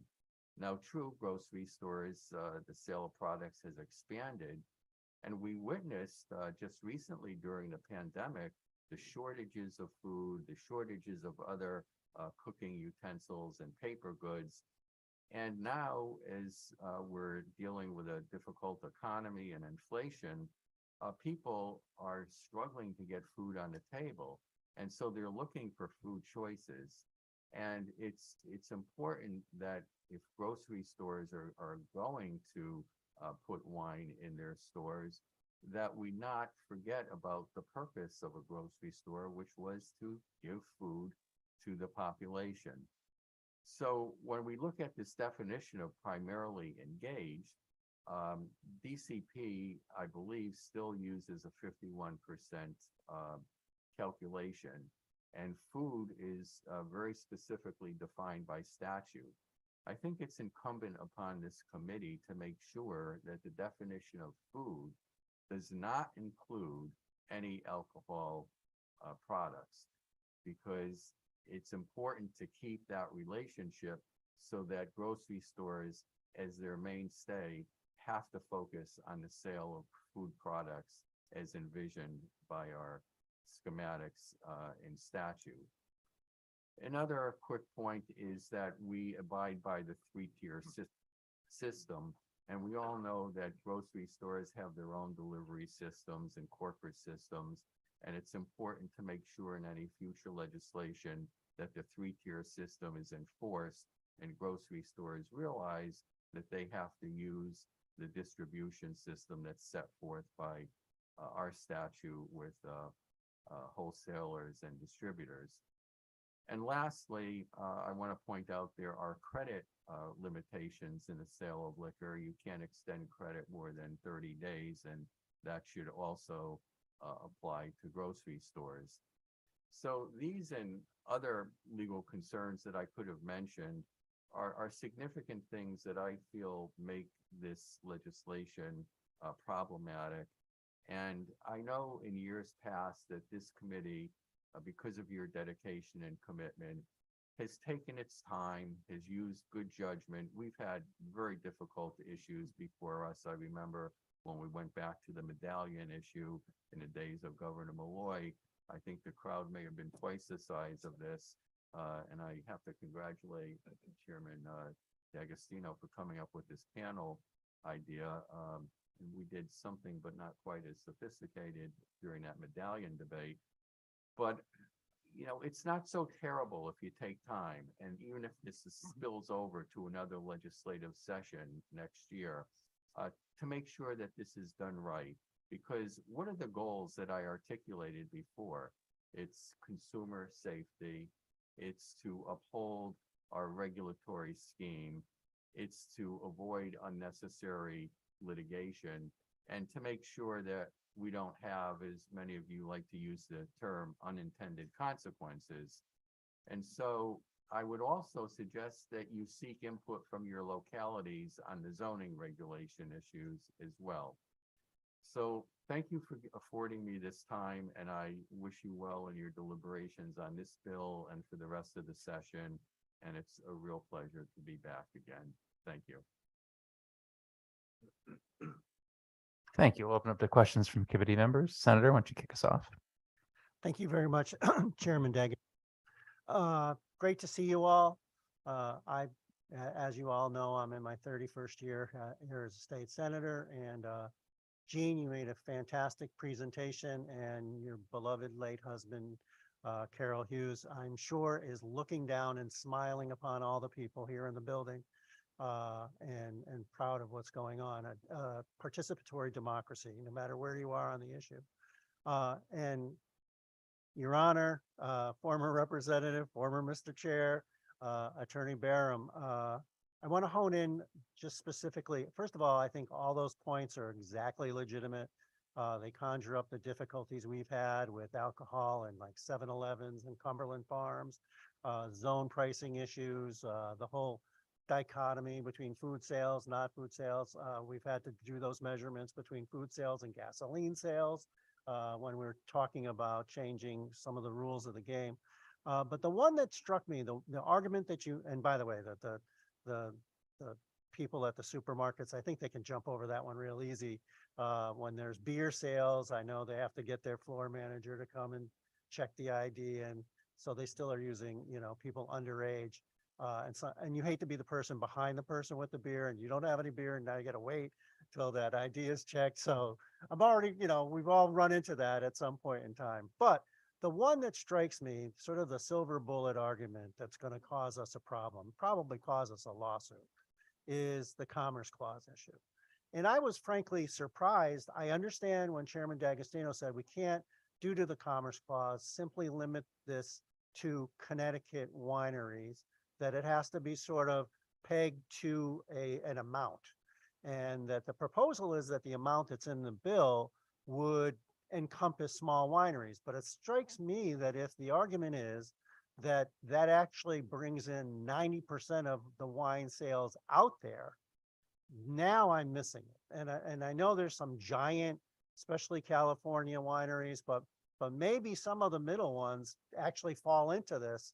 And so what we're thinking is, you know, maybe a small family-run winery in either the Litchfield Hills or out in the eastern part of Connecticut, that we're gonna, first of all, even if you take that, you're gonna get a lot of competition from wineries just across in New York State.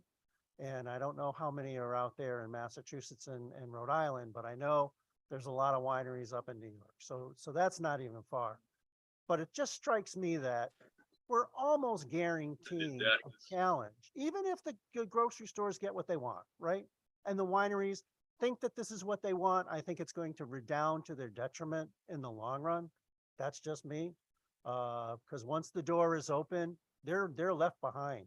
They've done their like point of attack service, and then the other powers that be are just going to gobble up.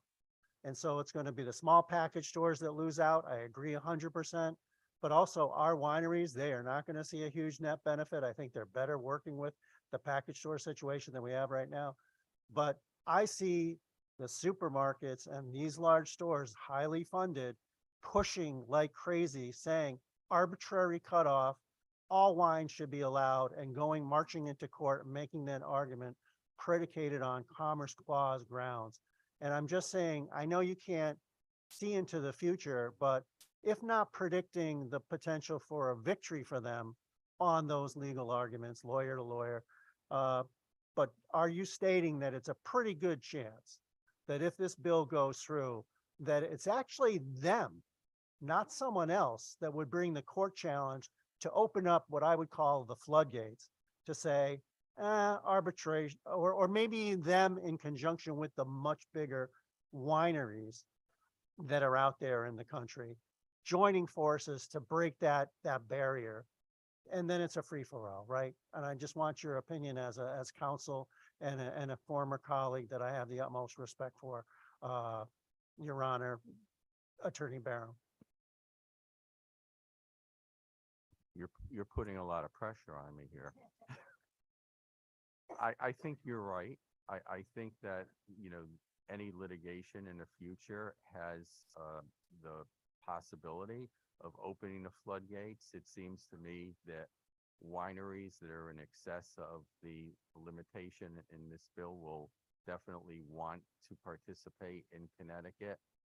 And, you know, we already have relationships because, and you'll have to correct me if I'm wrong, I think that the farm winery is a 25% limitation, I think, in homegrown grapes and things. So where did the other 75% of the grapes come from? So there's already a connection with other states, and it seems to me that they will be watching this very carefully to make sure that they're not eliminated from the, you know, opportunity to enter the grocery store market. So I think that there's a real danger, but do we really want that? I remember the Total Wine lawsuit. It you know, it made it very difficult for Connecticut to fight among ourselves. I mean, one of the beauty of a committee like this, which has such a bipartisan history to it, is to try and work these things out. And do we want to have litigation that in effect makes our regulatory scheme look inferior? I think it's better to be cautious and look into all these matters. But again, nobody can predict what will happen with certainty. But when I read the cases and I listened to the Supreme Court's remarks on non-discrimination and on antitrust, it seems to me that the way this legislation is drafted just encourages and invites that kind of scrutiny on this bill. And the solution is easy. You may not agree with me, but the solution is to keep the sale of wine sold in package stores. And if a grocery store or a big box store really wants to get into the business and compete, they can buy an existing package store, they can seek a permit that's available in a locality. And some of them have done so very well. I mean, I've seen the package stores that are being operated, and they look very busy to me.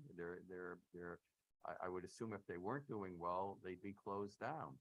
So there's a way to address this that already exists. We don't need to reinvent the statutory schematic. But in the event for those who want to do something, if you do it wrong, it's going to create more chaos and turmoil. And it is, as Gene Cronin indicated, one of the hallmarks of a package store owner is continuity, is structured. They know what the rules are. And now you're playing havoc with that. And, you know, I see so many of these people who are buying their first package store. It's almost like somebody buying a house. The price of the package stores and the financing that they're engaging in, we forget about that.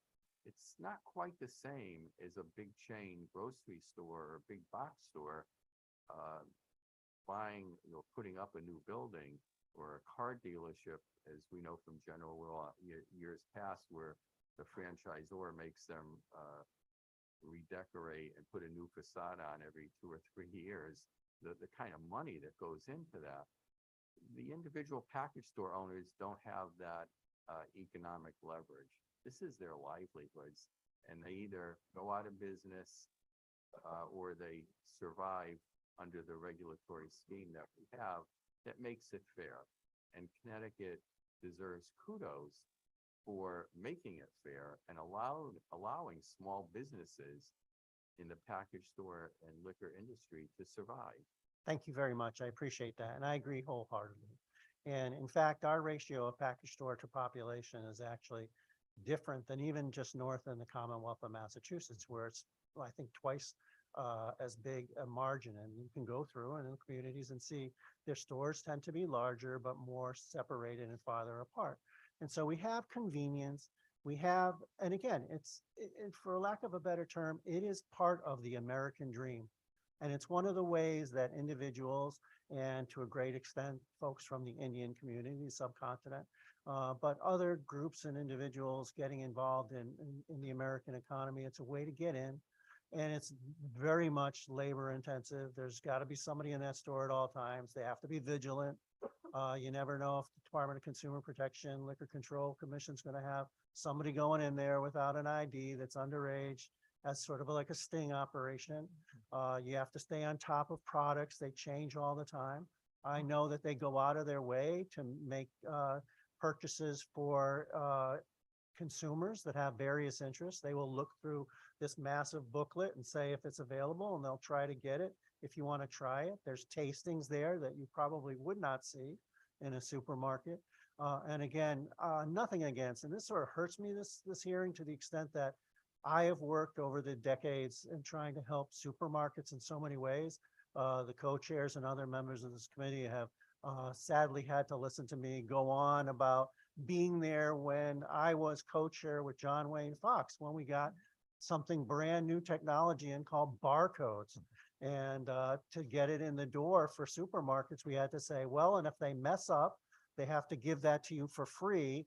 And because we were letting them get away from being required to mark every single product with a price tag. And so that seems like wicked ancient history. I guess I'm wicked ancient old, but I was here when that happened. So they're really good corporate citizens. But in this one, I think it's a bridge too far. And it's important for me. I think the public is well served, even better served with smaller package stores that can meet their specific needs and also have the underpinnings for a variety of product here in Connecticut. And I think that we've got the best of all worlds as it is. And I think that above and beyond all my other concerns, I think that if this bill does become law, I think the state of Connecticut is buying itself a lawsuit as well, which is yet another nail in its coffin as far as I'm concerned. So thank you all so much. And thank you to the good chairs who've worked really hard to try to make this as viable and reasonable a proposal as possible for today's public hearing. Thank you very much. Thanks, Senator. Senator Murray. Senator Representative Osborne. Thank you very much for all your presentations and, Your Honor, as I know you, good to see you. Thank you very much, Attorney Barham, for your presentation and your legal analysis. I really appreciate you highlighting the breadth of legal issues that we would have to address were we to actually tackle this topic. But I really have the questions I have are for Mr. Walensky. I know that, I do prefer to shop local at my Geisler's or at my Fitzgerald's, but every once in a while I'll run up to the new Big Y in town because they're carrying a loss leader, like, a great deal on pork shoulder or something. And while I'm there, I'll pick up my milk and my buns to go with the shredded pork and then whatever else it is that I'm making. And Big Y counts on that. That's why they're carrying that loss leader. But as a package store, you can't do that, correct? Essentially, no. There was a statute passed. Every time I try to remember how many years ago it was, I usually try to double it. So there was a statute passed a number of years ago that did allow a limited number of products in our stores to be sold below cost. But it's one per month. Yeah. That has to be registered with Department of Liquor Control and significantly restricted as well. It's a lot different when you sell, for argument's sake, 3 products, beer, wine, and spirits. We don't have the ability to say, oh, when you go in for your lost leader, you're also going to buy a pound of spaghetti, the spaghetti sauce, the bread to go with it, yada, yada, yada. Where if you come in and cherry pick the one item we have below cost, we lost money. Right. So yeah, we are a highly restricted, highly regulated product with, when they did produce the book of laws, some 200 pages regarding statutes and regulations on what we can and cannot do. We did accede to the below cost, even though as a business person, I think it's a little nuts to sell things at a loss, but especially when you have the limited number of products. And if somebody comes in for a bottle of wine that you happen to sell below cost, they don't always buy the bottle of spirit or the 6-pack of beer or lottery tickets we don't make any money on, but whatever happens to them. Now, I know you're not a grocery store owner, but I'm not familiar with grocery stores having any limitation on the number of buy one, get one frees or double coupons that they can run to attract people to their other products, like the wine that they might be selling right next to it if this law goes forward, correct? As far as I know, that is correct. Just so we're clear, they can't do that with wine. A grocery store would not be able to do that with wine. You're talking about other products. Correct. So they could put the chicken right next to the wine that they're attracting people with. So you would not be able to compete in that regard because you don't have other products that you can sell as loss leaders to get people into the store to make them come to your store instead of the grocery store, correct? That is correct. Just our wonderful good looks and personalities. Well, you sold me, but you're an old mime, so I'll stick to the Simsbury folks. Thanks. Thank you very much. And thank you, Mr. Chairman. Thank you, Representative. Questions from committee members? Okay. Just a couple, really just comments from me. It'd be helpful, maybe in the documents you submitted, it'd be helpful. I'm sure we're going to hear again the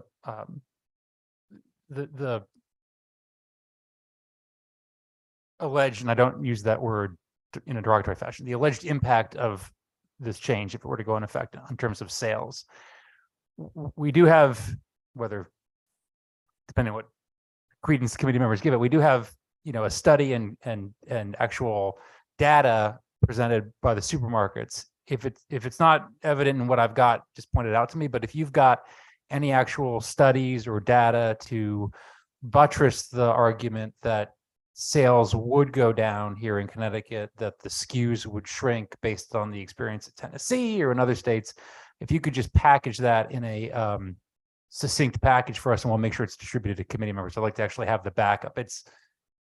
We get a lot of anecdotal claims at this committee, and it's a pet peeve of mine because it bothers me because we've, and I don't mean to rip open an old wound, but we heard how Sunday sales were going to drive everybody out of business, and that hasn't happened. So I want to see some data to back up the claim that this will happen.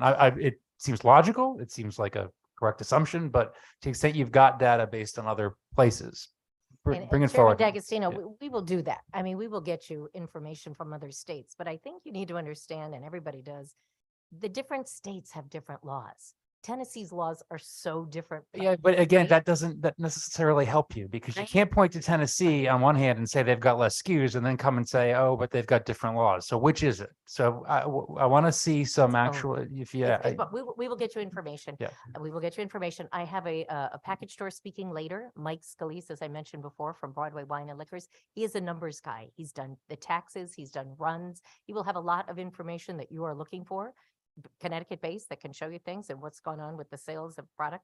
even if it's just, like Dave said, or Representative Fazzino mentioned that he went into a package store and just got actual data on, here's what the sales are currently. Right. Here's the different SKUs I sell, here's the margin, even if it's something like that we can extrapolate from, that would actually be helpful, and Yeah. we'll make sure it's distributed to all the And committee we'd members. be happy to do that, and we will do that. And I'm glad you did bring up that Sunday sales argument, because we hear that a lot. We're not, you guys have been on for an hour and a half. And I think, Just yeah. a quick statement. Sunday sales, what we had said, or what Carol had said, was that stores were going to close. And that's because we had longtime owners that told them they're out of the business. They're getting out. So what did happen? People sold those stores. And you know who they sold them to? The folks that are here today that are going to be talking. That's to great. them. And people, So and we there's less. survived and we had, There are fewer people, Yeah. but stores did yeah. sell. And So then that's- just final point, since I get the last word, and I'll excuse you guys, is I heard a comment before about how the package stores control the market for a controlled product. This gentleman here said Oh. that. We control this market. It's a highly regulated market, regulated by the state of Connecticut, this legislature. We appreciate the role our package stores play in that, and we respect it, but we control the market. Understood. Okay, move on to the next panel member, please. Thank you all.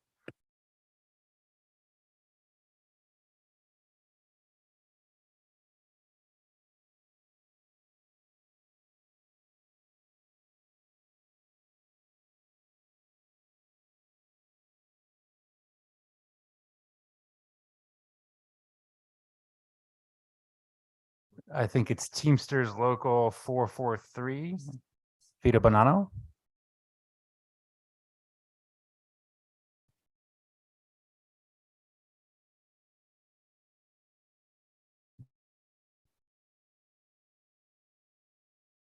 Thank you, Vito. Welcome.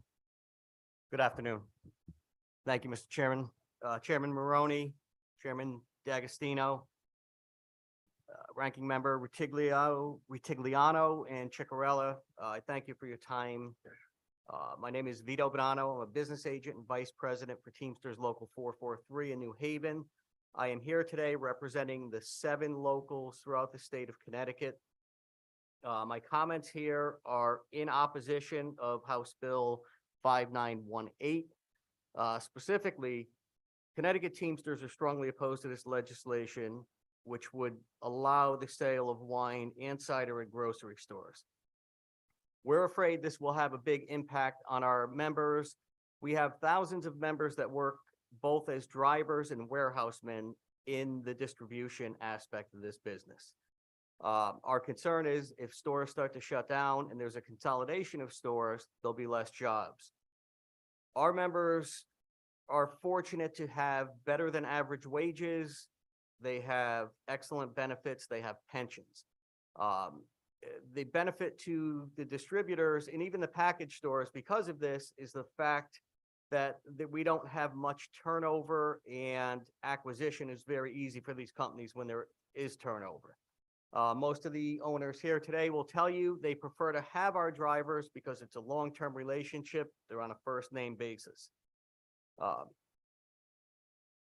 Connecticut package stores are strong partners with our signatory employees and their distribution networks. They directly and indirectly employ thousands of Connecticut Teamsters in this part of the state's economy. This bill will have a negative impact on our members, the working men and women who deliver these products to the local family-owned retail establishments. It's our feeling this bill was crafted to appear as an outlet for the small local vineyards, when in all reality, as they said before, based on the production amounts of 100,000 gallons, which I'm figuring to be about 500,000 bottles per year, it's just going to be an open door for the bigger vineyards. as nice as it is to have the Connecticut and local vineyards in the stores and represent their product, that sounds less harmful than what's going to actually take place. It's hard for me to believe that a package or a supermarket is going to choose to put, we'll say, Senator Maroney's wine on a shelf that's going to be selling with less margins as opposed to a known brand with name recognition that's going to sell off the shelf. It's just a matter of time before the small vineyards are out and it's all common name recognized wines. It's going to have a dramatic impact because it's going to take these bottles off the shelf of local package stores, and that's their bread and butter. The current structure in Connecticut is one of the more stable retail enterprises in our state, and one of the last that continues to support local family-owned mom and pop businesses. In addition to the impact on our members, these proposals would negatively impact those same family-owned package stores while benefiting large multinational corporations in the destruction of hundreds of stores and cost our Teamster jobs. We see that there were several supermarkets that have been successful in opening their own package store. So these supermarkets have the ways and means of doing this if they want to pull a permit and do it like everyone else. Costco's, BJ's, Stu Leonard's, and there's a few others that were mentioned earlier. By putting the bill in this way, it's unfortunate because the laws that protected everybody here that owns a package store, they put their life on the line. They built the foundation of their business based on existing laws. By changing these existing laws, you're pulling the rug out from everybody here. You're taking their meat and potatoes, you're taking their highest profit margin product and distributing it elsewhere. There's a finite number of dollars that will be spent on these products. They're just going to be spent in different places. And they're going to take the profit from the guys that are in business and give it to the people that haven't had a say in it as of yet. And because this proposal has potential to cause hundreds of stores to close, it will begin a domino effect on local employers, and other small businesses, both inside and outside the alcoholic beverage industry. It's important that our state policies continue to support and help the economic network of family-run package stores.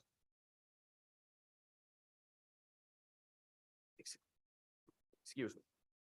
A question I did have for the board: what is the policing policy to determine whether or not a winery is producing over 100,000 gallons? Is there any way possible? How is the local package store owner going to know what's being sold and how it's being sold? Is any of that? There's nothing in the bill explaining that. And I don't know if anybody can speak to that. I'll assume that's a no. So it's really not a Q&A. So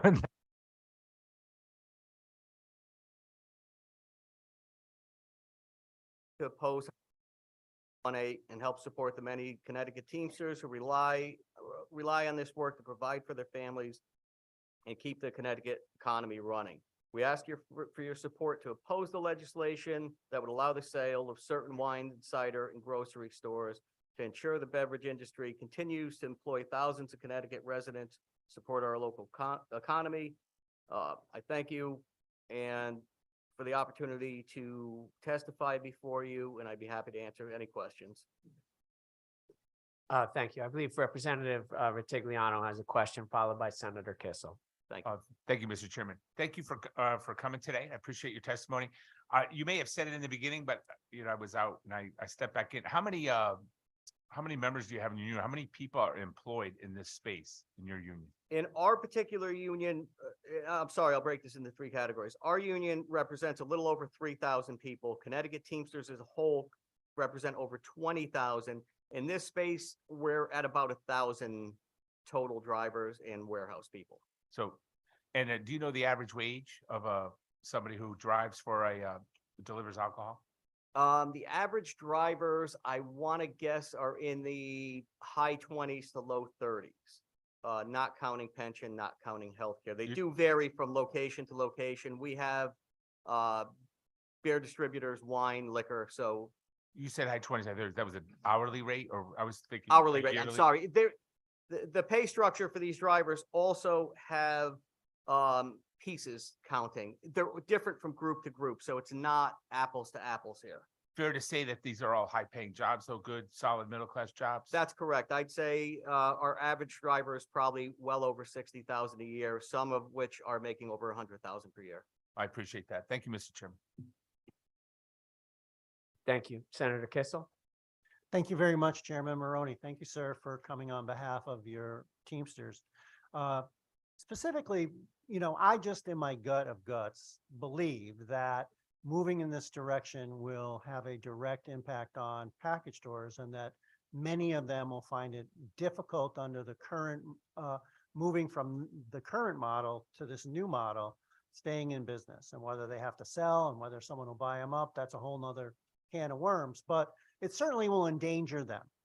That's what I believe. I haven't heard anything to really sway my opinion regarding that, but you made a lot of arguments in opposition to the bill. And I'm just wondering, is it fundamentally predicated on your belief and your membership's belief that this will have a deleterious impact on package stores?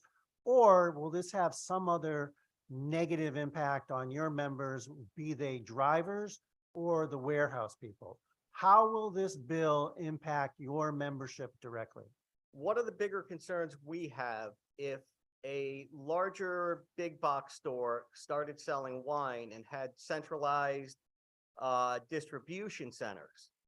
Now, we would not be going from mom and pop to mom and pop delivering smaller orders. We'd be going to one centralized distribution, and then they can provide that product to all their stores.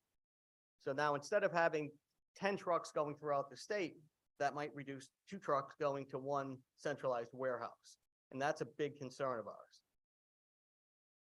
Wouldn't that upset the 3-tier system and go against our distribution model if instead of what we have now, it just goes to some other centralized area and then they take over?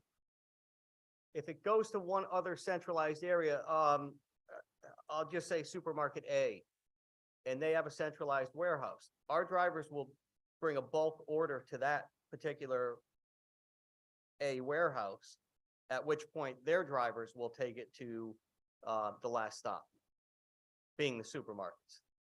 And what about the idea that the economist made in the first panel that he just didn't see? I mean, they were thinking like, oh, there'll be like even more people buying wine. And hey, if I buy it at a supermarket, it's not going to take away from somebody who buys it at a package store. Does that sort of ring true to you, or does that seem like, no, there's a finite number of, because you guys are dealing with this all the time. And I know, my guess is that the pandemic may have, I mean, we've seen deleterious consequences of the pandemic.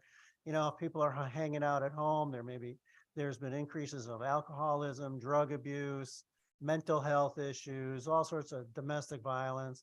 The pattern of society just changed. And so, maybe there was an uptick, maybe that'll stay, maybe it'll come back down as we get back to some sort of new normal. But I just, in my heart of hearts, you're dealing with Tennessee. Tennessee had a huge population growth over the last 10 years, like 600,000 people. Connecticut is like, we're lucky to stay, stable. We are not a boom state. We have an aging population. I'm not saying Connecticut's bad at all, but we are not Tennessee. And in many respects, they're happy where they are. We're happy where we are, just a different sort of mindset. And the other thing is Tennessee's sort of a hard liquor kind of state, and we're a wine kind of state. We had beer as a major product as well, yet that seems to be going down as people are more calorie conscious. And so wine is sort of the big product and still there. But then you have those ready to drink things that are sort of entering into the field now too. So do you feel that we have a finite amount of liquor sales and that's not going to boom through the roof? And if we go in this direction, there's a good chance that there's got to be a loser if the supermarkets end up getting a lot more sales? I don't see how, and thank you for the question, Senator. I don't see how having different outlets for a product is going to move more. I mean, the first speaker came out and clearly stated the benefit for them is excellent financial. They have data to back that up. Those profits are going to come from the guys sitting behind me here that own package stores. I'm not, if I buy 7 bottles of wine, like was said earlier, I'm not buying 9 because the supermarket down the street has them. It's not going to change the amount of purchase, if anything. And I've talked to several store owners here today. People will go to a store, buy their wine with their steak and whatever they're making for dinner and say, you know what? I was going to get a bottle of vodka, but I've got the wine. That's good enough. And that's a bottle of vodka that's not sold by the package store owners. I think it's going to have a ripple effect, and that's part of it. I don't see why anybody would drink more because they're buying in a more convenient manner. Okay, I appreciate that. That sort of reaffirms my gut. And again, a lot of the smaller package stores are located right now near supermarkets to benefit from people parking in a certain parking lot. They can hit 2 stores. They may have to walk outside for a little bit, but guess what? The Costco's and the other stores that have built their adjacent package stores are playing on what the rules of the game have been heretofore. And if we upset that apple cart, there's going to be negative repercussions in my belief. I understand that others can justify their beliefs, and maybe they have statistics. I'm not going to take a shot at Mr. Carstensen. He's from our beloved university, my alma mater, and I appreciate those facts. And the good chair, Chairman D'Agostino, said, show us the numbers on the other side of the equation. I get it, but also you can't, I'm going to trust my lying eyes, because what I've seen and what I know historically has come to fruition, unfortunately, in some good ways and unfortunately some bad ways. And I appreciate the testimony of you on behalf of the in excess of 1,000 Teamsters that will be affected by this proposal. Thank you, Mr. Chair. Thank you, Senator. Thank you, Mr. Chairman. Senator Chicarello. Thank you, Senator. So part of my concern with the legislation is the effect that it's going to have on our small businesses and the people they employ. And that's a really big concern of mine. And after hearing your testimony, it brings more concern that this might affect the amount of jobs that are out there in these warehouses and the individuals that drive the trucks from point to point. Is that a concern of your members, that this will in fact reduce the amount of jobs in these positions if in fact some of these small businesses are unable to keep their doors open? And if wine gets into these grocery stores, the way they're distributing is set up, it's going to create less work for your members. Is that a direct concern? Yes, Senator, thank you. It is a very direct concern. We're worried about consolidation of locations to actually serve alcohol or that sell alcohol. Therefore, if of the 1,250 stores that are here, several hundred go out of business, that's less stops for our drivers. Plain and simple. And now we're dealing with consolidated trucks that aren't going as far or going out as often. And if there's, thank you, if there's less, stops and less trucks, ultimately, they'll just end up laying off the truck drivers. Is that a fair assessment? That's a fair assessment. Excellent. Okay. Thank you for answering my questions. Thank you. Thank you. Are there any further questions? Okay, hearing none. Thank you Thank you very all. much for your testimony. Be well. So our next panel, the Wine and Spirits Wholesalers of Connecticut, Larry Cafaro.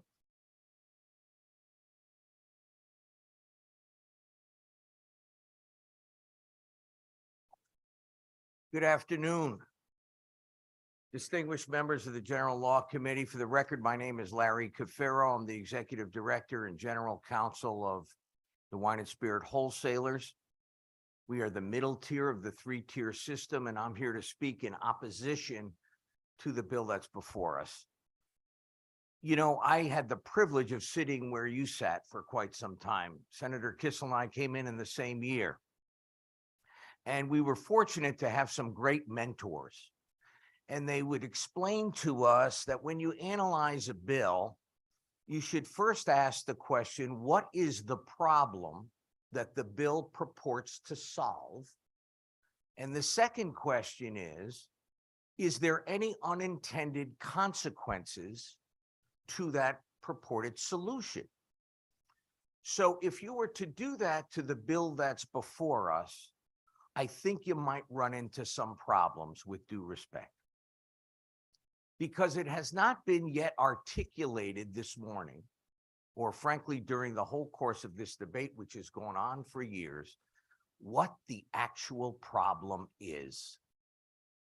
You know, the 21st Amendment, when we ended prohibition, gave authority to the states to govern their alcohol beverage system. And the reason they did that is they recognized in their genius the uniqueness of each state, their size, their population, how long it takes to get from one end to the other, all the unique things. So Tennessee is different from Connecticut, and Connecticut different than Georgia, and Texas different than all the rest. And God knows Ontario, which was quoted in one of the, isn't even a state and is bigger than Texas.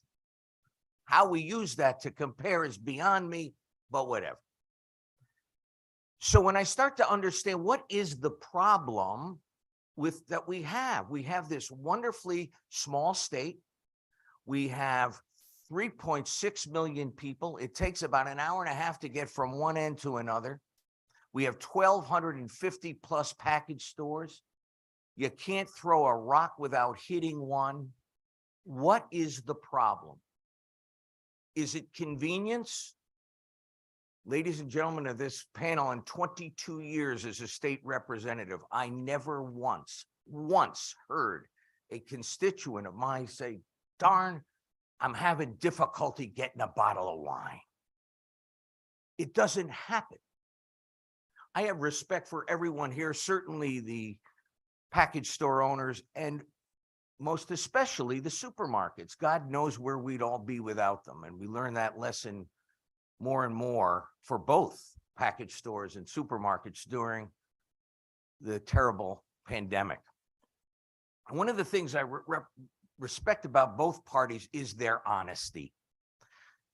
Today, the supermarkets had a press conference, and it was very interesting to me in that they were very candid in saying, we want to sell wine. We don't want to be restricted in what kind of wine, how many gallons they make. We want to sell wine, and we want to sell the wine that our customers want. I think a question was posed, well, if your customer wants Behringer's, even though that might not come from a winery that makes less than 100,000 gallons, do you want to sell Behringer's? And the answer was, I'm paraphrasing, you betcha. We want to sell it. And that's very honest. It is a profit center for the supermarkets. Now, I am not an economist either. I did solicit the opinion of one, and to Representative DeAugustino's point, you will find in your materials a report done by Mr. John Dunham of John Dunham and Associates, an economic impact firm, that says just the opposite of what Mr. Carstensen says. It says it is a zero-sum game. So you see, when you buy your bottle of wine from a grocery store, you're not buying it from a package store. And even as the grocery store said this morning, they rely on incidental sales. So maybe you came in for that bottle of pasta sauce, and you saw something that caught your eye and you picked that up, and we all do it. My house would never have Oreos if I didn't go shopping. It is never on the list, but it always makes it home. And that's what package stores rely upon, that incidental sale. And they acknowledge the fact that what draws them into the store is wine. We are, as someone said, we're a wine state. People like their wine. So if you take away that foot traffic for people who want to buy wine, you're going to have a loss of business. Is it really a convenience factor? We now, as been pointed out, have delivery systems. We have curbside pickup. You don't need to get out of your car or even leave your home to get any kind of alcoholic beverage, so long as you're 21 years old and sign for it, delivered to your home. With due respect, convenience is not an issue. It's not an issue. Supermarkets say we want to, satisfy our customers. Well, we don't have dry cleaning in a supermarket. We don't have haircuts, etc. People would probably like that too. It just doesn't happen. But here's the part that really stuns me. And it is, in some cases, the supporters of this bill are talking at cross purposes. You have many people who are Connecticut small wineries that sat in support of this bill. We want, because we need more venues, says they, to sell our products. We heard testimony of how many of their products are already sold in our Connecticut package stores, where people have that personal touch with their customers and could explain the benefits of Connecticut grown products. But in all of the testimony and in the press conferences I heard, I never heard supermarkets once talk about Connecticut wineries. Because if there are other more popular brands available, with due respect to everyone, they ain't gonna sell Connecticut wines, period, end of story. My hat is off to the committee for drafting with the purpose of helping those small wineries. They drafted legislation that is believed to help them. And unfortunately, I believe it will not. There are 11,500 wineries in the United States of America. 11,200 of them produce 100,000 gallons or less. To think that the 40 Connecticut wineries that exist could compete with that is a farce. It's not going to happen, not because of the product that they sell, but because of the fact that there are more popular brands that are more profitable for the supermarkets to sell. With 100,000 gallons, and also the restriction that no of these small, so-called small wineries could be affiliated with a large national chain. My question is, and one of the folks that are absent from this panel is the Department of Consumer Protection Liquor Control Division. They're going to have to police this law. Can you imagine having the job to go down 800 and some odd grocery stores and trace whether or not the wine being sold comes from a winery that produces 100,000 gallons or less, or is somehow not affiliated legally with a larger national winery? Ask them. Ask the Department of Consumer Protection what it would take to enforce that. Folks, with due respect, it can't happen. It can't happen. The other thing I want to point out with regard to this bill is you've heard a lot of people say it's going to hurt package stores. And there's a lot of people on the other side of this argument that say, no, it won't. Honest to God, it won't. And yet within the very language of the bill, we put a prohibition in. The prohibition says that if you are physically located within 1,000 feet of a package store, you can't sell wine. And that purports to protect the package stores that happen to be located in some of the shopping centers that are anchored by supermarkets. Well, with due respect, anyone with knowledge of commercial real estate knows the following fact. The anchors in any supermarket or shopping plaza are king. Within their leases, they have clauses that say they have yay or nay veto power over any prospective tenant or existing tenant when it comes to a lease renewal, if in fact they believe that tenant poses a threat to the very business they're going to do. So if this law were to pass, I think initially, some of those package stores that lie within 1,000 feet of the same shopping plaza as the anchor stores might survive for a year or two, or until their lease is up. But once their lease is up, you could bet that the anchor store with the power within their lease is going to say nay to a renewal. Why? Because they do not want competition selling the very wine that they would then be allowed to sell based on the passage of this legislation. Also, we heard a lot of talk about Tennessee. Tennessee is 4 times the size of the state of Connecticut. They have some 436 feet of miles, of width in their state compared to our 110.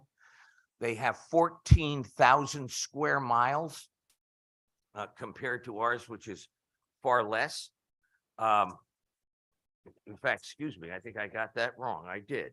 Tennessee has 42,000 square miles. We have 13,000 square miles. Why is that important, folks? Maybe having wine and grocery stores was the right thing for Tennessee and Ontario or whatever. Because in some cases, and I say this with respect, there are rural parts of those states and those provinces that it takes you an hour and a half to get a quart of milk. Not so in Connecticut. And our system, based on the 21st Amendment, was built upon that. 1,250 package stores compared to 740 in a state 4 times our size.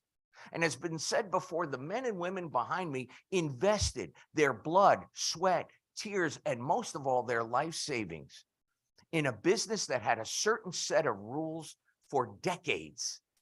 And to change those rules and say, it's not going to hurt you, that's not right.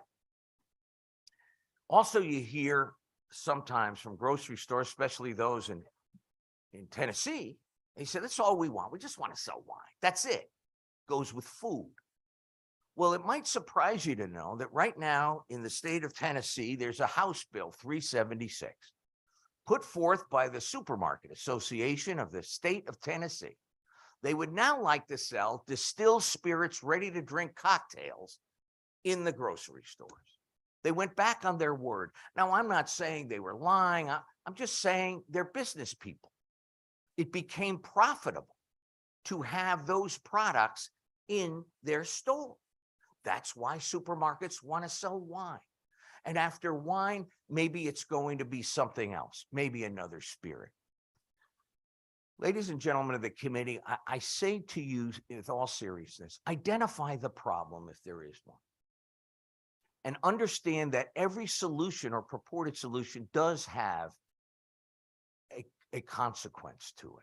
And in this case, an unintended consequence, because I believe every one of you don't want to hurt small business. Every single one of you, regardless of party affiliation, have been supportive of small business in everything you do.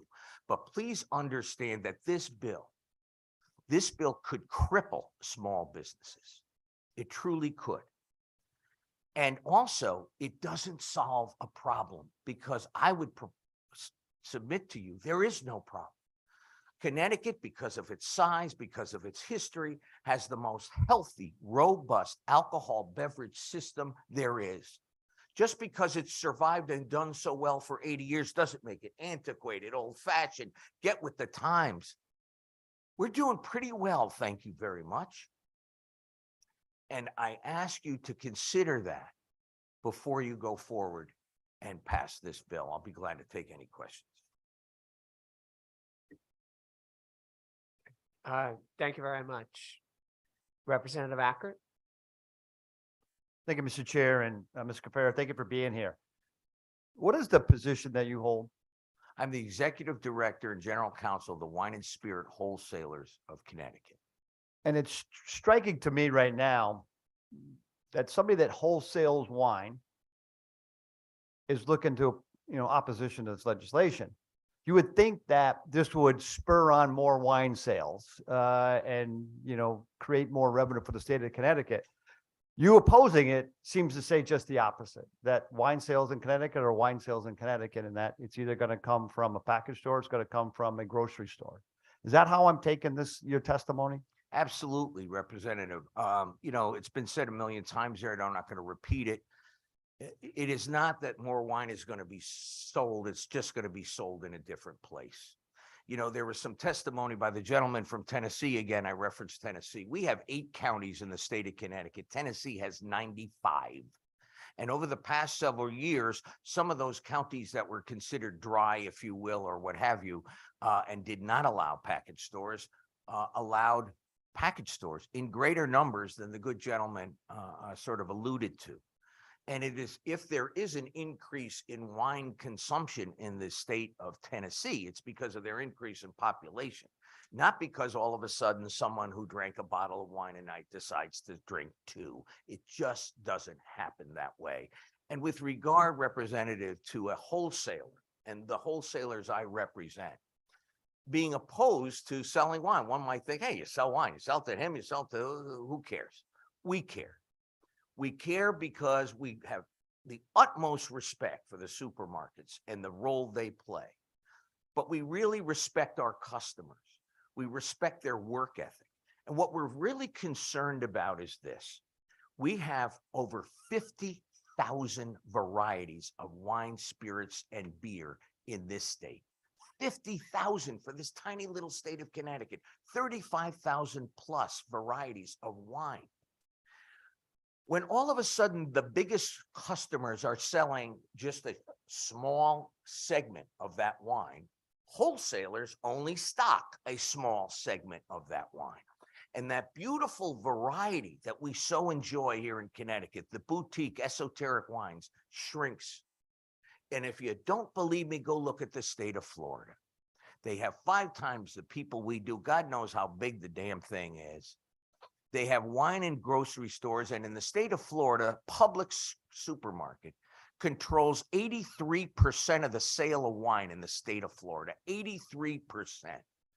Now, with due respect to Publix, and God bless them, they're a very strong company. They ain't selling Chateau blah, blah, blah at $80 a bottle.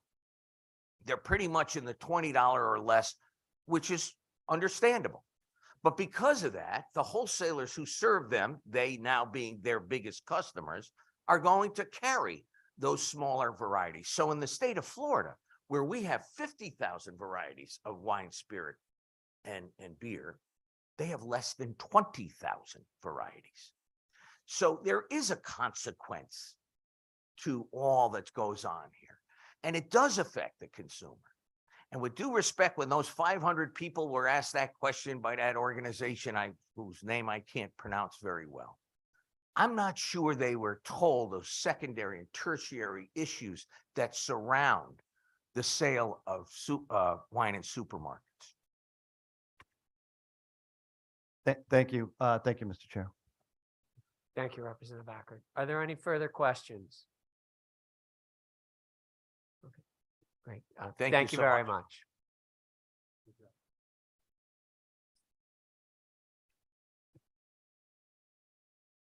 Next panel, please. I think it's the Connecticut Farm Wineries. So a nice juxtaposition.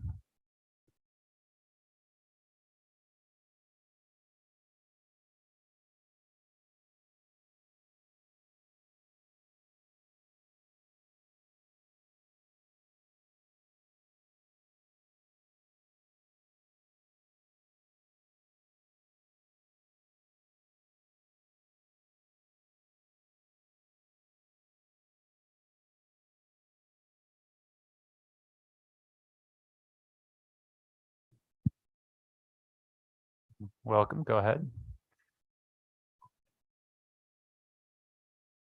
Good afternoon, Mr. Chairman, members of the General Law Committee.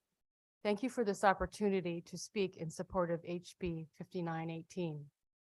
My name is Hillary Criollo. My husband and I own Hopkins Vineyard in Warren. We are one of the oldest wineries in Connecticut. In fact, the farm has been in my family for over 235 years. We are one of very few centennial farms left in the country. We are very proud of this heritage, but are now experiencing a huge, strong urgency to keep our farm afloat. I personally have been trying to sell my wine in package stores for almost 30 years, my father before I. The past 10 years have brought us a significant decline in our wholesale sales to package stores. Despite all my efforts, like attending their sales meetings, offering tastings, hosting tours of our winery, we have lost over 50% of our revenue from 10 years ago.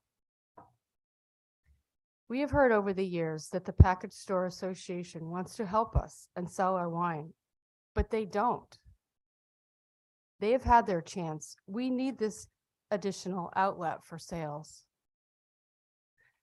I'm tired of going into our local Big Y and seeing stacks of Connecticut beer artfully displayed next to local zucchini. Why can't this be wine too? The Connecticut grocery stores have been promoting locally made and grown products for years, and the fact that you can only buy beer means you are being conditioned to only buying beer where you food shop. This is not right. The consumers cannot buy a Connecticut-grown wine where they buy their food, but they can buy a beer made of hops that were grown outside of Connecticut. We need parity with the brewers, please. With wine sales allowed in grocery stores in over 40 states, the time is now. 87% of Connecticut consumers want wine in grocery stores. Lost market share and COVID has hit us hard. We need this additional outlet to sell wine. Thank you.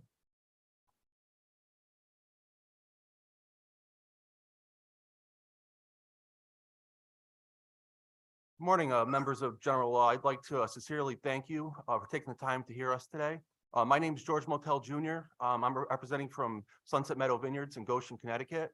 A little bit about us. We're the largest vineyard in Connecticut and the second largest in all of New England. I know we've heard some things today about Connecticut wines and maybe their quality. Well, we're actually educated from UC Davis in California. We take a lot of pride in our winemaking, and we've received many accolades, including in 2018 being rated a top 101 winery in America. That being said, we do 90% of our business out of our retail establishment. We do 10% from liquor stores and breweries. And you might ask, how many stores are you in? We're in a little over 100, and that's out of 1,200. And it's not because we haven't tried.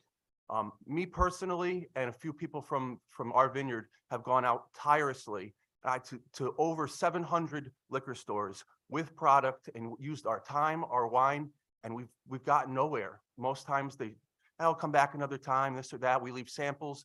They don't get used, or it's something that we've tried to do, and we keep hearing, go to the liquor stores. Why can't you just go to the liquor stores? Well, we have, and we've tried. And I know Hillary has mentioned, as well as I'm sure Jamie and John will, our sales are down and significantly since the pandemic. And we're in a really tough spot.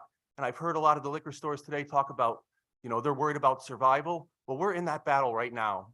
So really what we're asking for is, a chance for another outlet where our customers, as we said earlier, hundreds of thousands of people walk through these grocery stores, each week, each month. That gives us a much larger avenue, to go ahead and sell our product. One of the sad things is, and the 100 liquor stores we're in, they do a great job and we really appreciate them. It's just the fact that, we can't get a larger piece of the pie. And even we go into some of these liquor stores that we've had our own customers ask us to go to, and we can't get anywhere with it. So, a little bit about us, I've gone to different symposiums and different things around the whole country. And we talk from, different people from California, from Carolinas, from all over. And they vouch and say, if it wasn't for wine and grocery stores, we'd be in a rough spot. Now they say they do, there's been stats in Wine Business Monthly that a lot of these states, the wineries are doing over 60% of their business just in grocery stores alone. So, we hear these kind of stats, and we just, like I said, we're just looking for another avenue, or, another avenue for our wine. One of the toughest things about our business is, we do sell our wine out of our retail establishments, but we also have to grow it and produce it. So, when you get times like this, we have to deal with, bears, deer, turkeys, birds, but also Mother Nature. I know everyone probably has seen the weather and seen what it's going to be like tomorrow. Up in the Northwest Hills, it could be, -8, -30 wind chill. That means crop loss, crop damage. As farmers, we have to go through, and, we're always at the mercy of Mother Nature. So all we're really asking for is just another avenue, another way to sell our wine. One thing, I've also heard a little bit about is that, the supermarkets would beat us up. We wouldn't get product placement. Well, I personally, and, have actually reached out to a good number of supermarket owners around the state who have committed and said that they would give us product placement in their stores. They not only commit, they're excited for it because they keep saying how they promote local and they really enjoy local. That being said, I did, as part of my testimony, I did attach, some pictures. I was recently down south in the Carolinas and, I was actually out to some different grocery stores, one of which was Publix, and this was in Ocean Isle Beach, North Carolina. I attached a picture, and they have large display racks with shelf talkers all given to local products. The North Carolina, it's very similar. They have shelf talkers with North Carolina local is their term, kind of like we use Connecticut grown. Another picture I had sent over was from Food Lion in North Carolina. Now, many of you might know or might not know, Food Lion's owned by Ahold, the same company that owns Stop and Shop. So I think you probably see some similarities here, with Stop and Shop, hopefully, and they have a wide, variety of North Carolina wines. And the thing about North Carolina wines is it's a lot harder to grow grapes down there, so they grow fewer different varieties. So, they give them a very large section, and it's really not a lot of variety to choose from. Whereas Connecticut, we could grow numerous different varieties, and hopefully, employ even more of the shelf space. So just to kind of wrap a few things up, we're just looking for an opportunity. Our wineries have been struggling quite a bit since the pandemic. And, I think this is a real big initiative for us, but it'll also promote agriculture in the state. A lot of people say, are you guys be able to handle it? Well, we actually have acquired over 100 acres, near us, because we believe in farming, we believe in growing, and, it's something we really believe in. If you go to a lot of the wine regions around the world, the larger ones, they started kind of where we are, and, allowing wine and grocery stores and stuff like that has allowed them to obviously expand to become massive corporations, but also it promotes a growers network, something that we don't have in Connecticut right now because there's really no incentive for it. But if, we were able to get our wines in grocery stores, it would be a much bigger need. And, you'd have a lot of other struggling farms that could look into grape growing as a much more viable avenue. As I said before, I'm a second generation farmer. This is my business, my passion. It's not a hobby. We're just trying to push for what's best, for the best of our interest, and also what the consumer seems to be asking for. So again, I thank you very much for giving us this opportunity. We really appreciate it.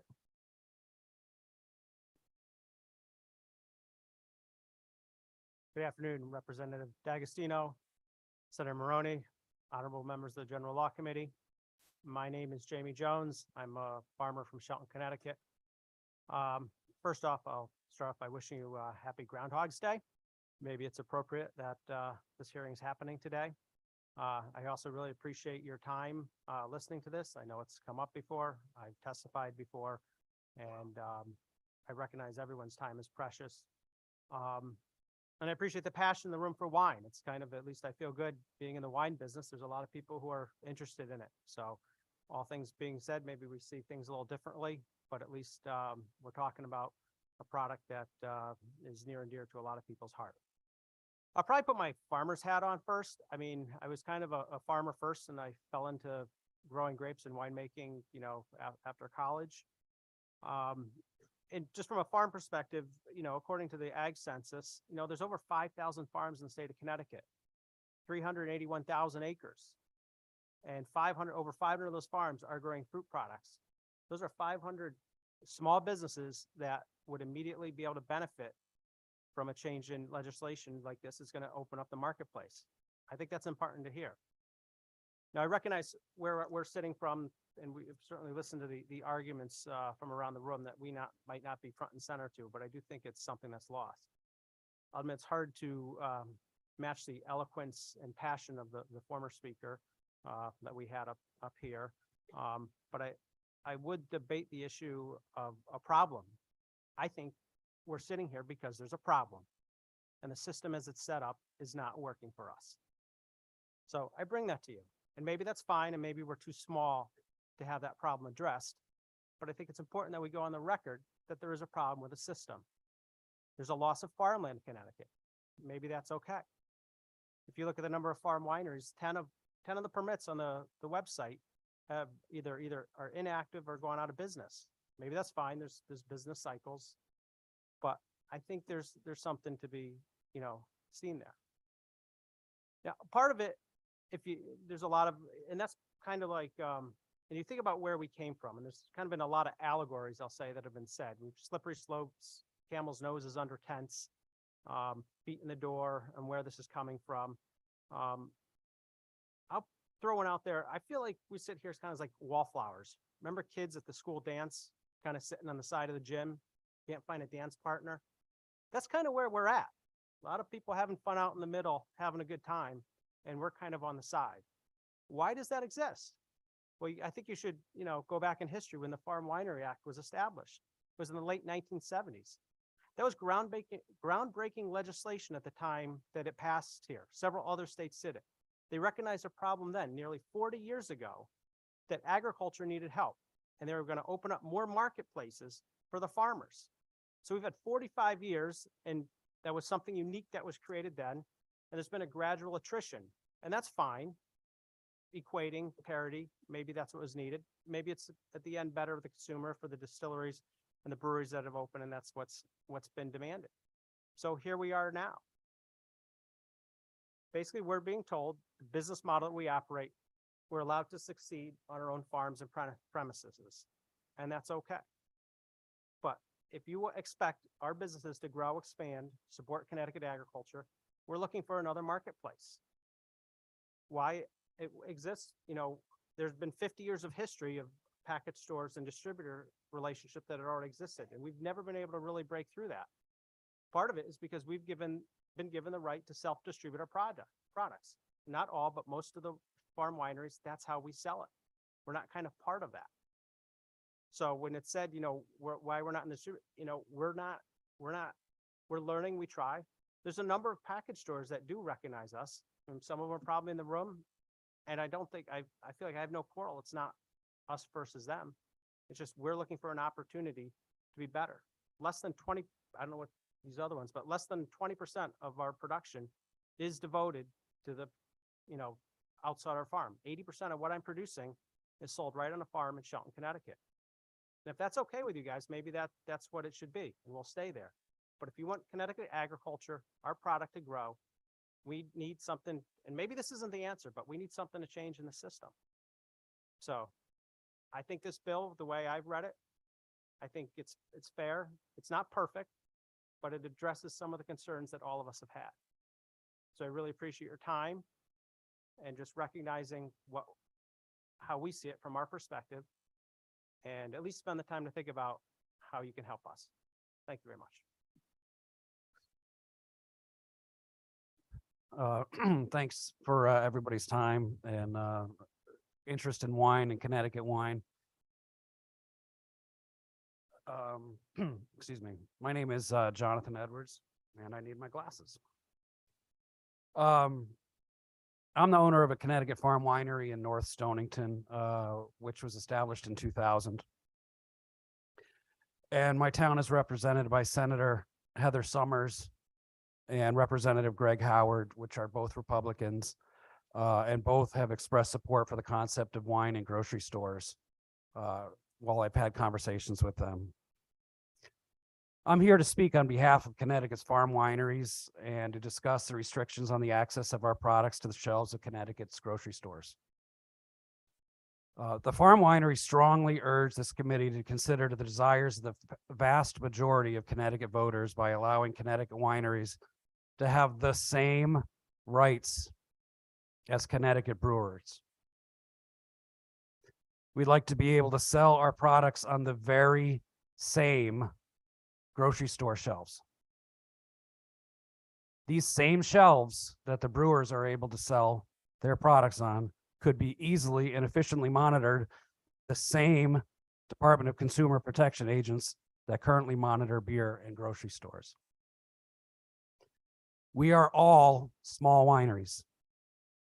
We are all under 100,000 gallons of annual production and would be positively impacted by this legislation. This bill would be good for Connecticut farms, It would be good for preservation of Connecticut farmlands, and it would be good for open space in Connecticut.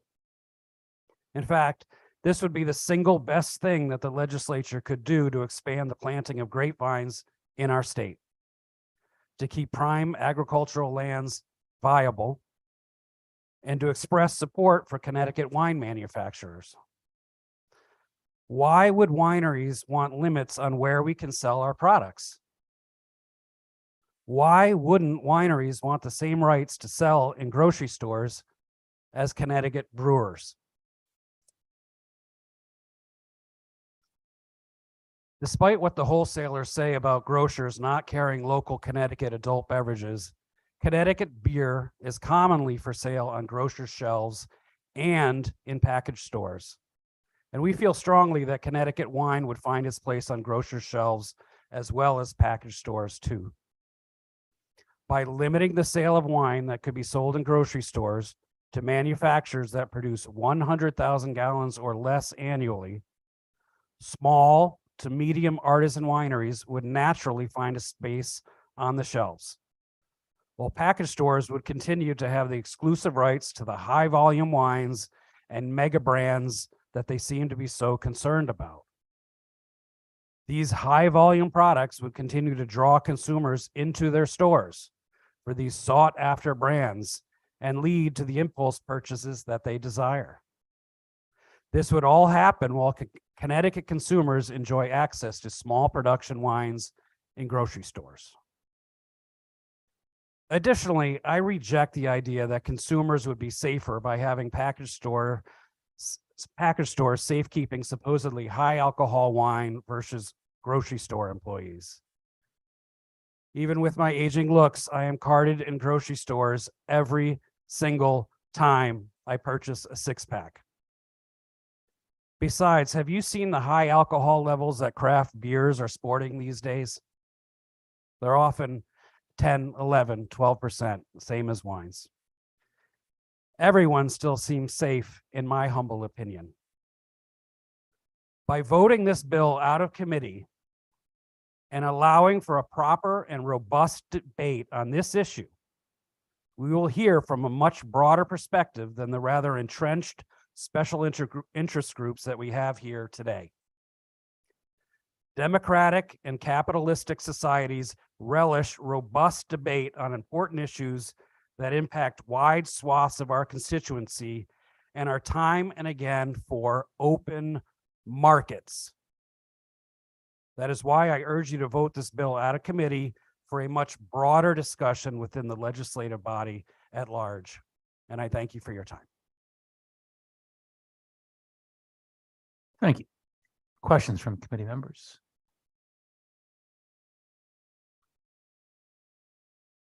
Thank you, Mr. Chairman. And this question is for any one of you four. And obviously, I'm extremely sympathetic to your point of view. I don't think anyone here can say that we care about small businesses with respect to package stores while ignoring an obvious situation that you guys are facing. So my question is your wine currently being sold in any package stores in Connecticut? And if so, how many of them?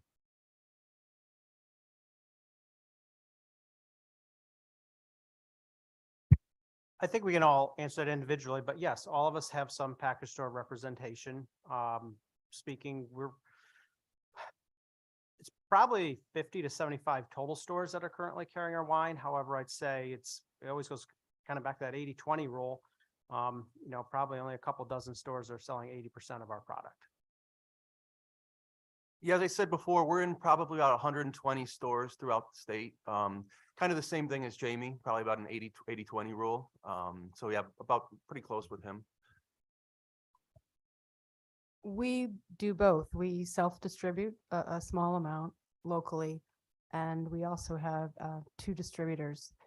And as I mentioned before, the sales have dropped drastically, no matter what I've tried to do to spur them on. Thank you. Yeah, well, thank you very much for that. And I'm relatively new to the building. I'm going on month 2 and just understanding the power structures in the building. And I really have to say that of all the 1,000 emails or so that I received over the last 2 weeks, and thank you very much for that, guys. Had a lot of reading to do. I didn't get any from anyone in my district. And so this issue doesn't seem really to impact them so much that it warranted a response or them reaching out to me.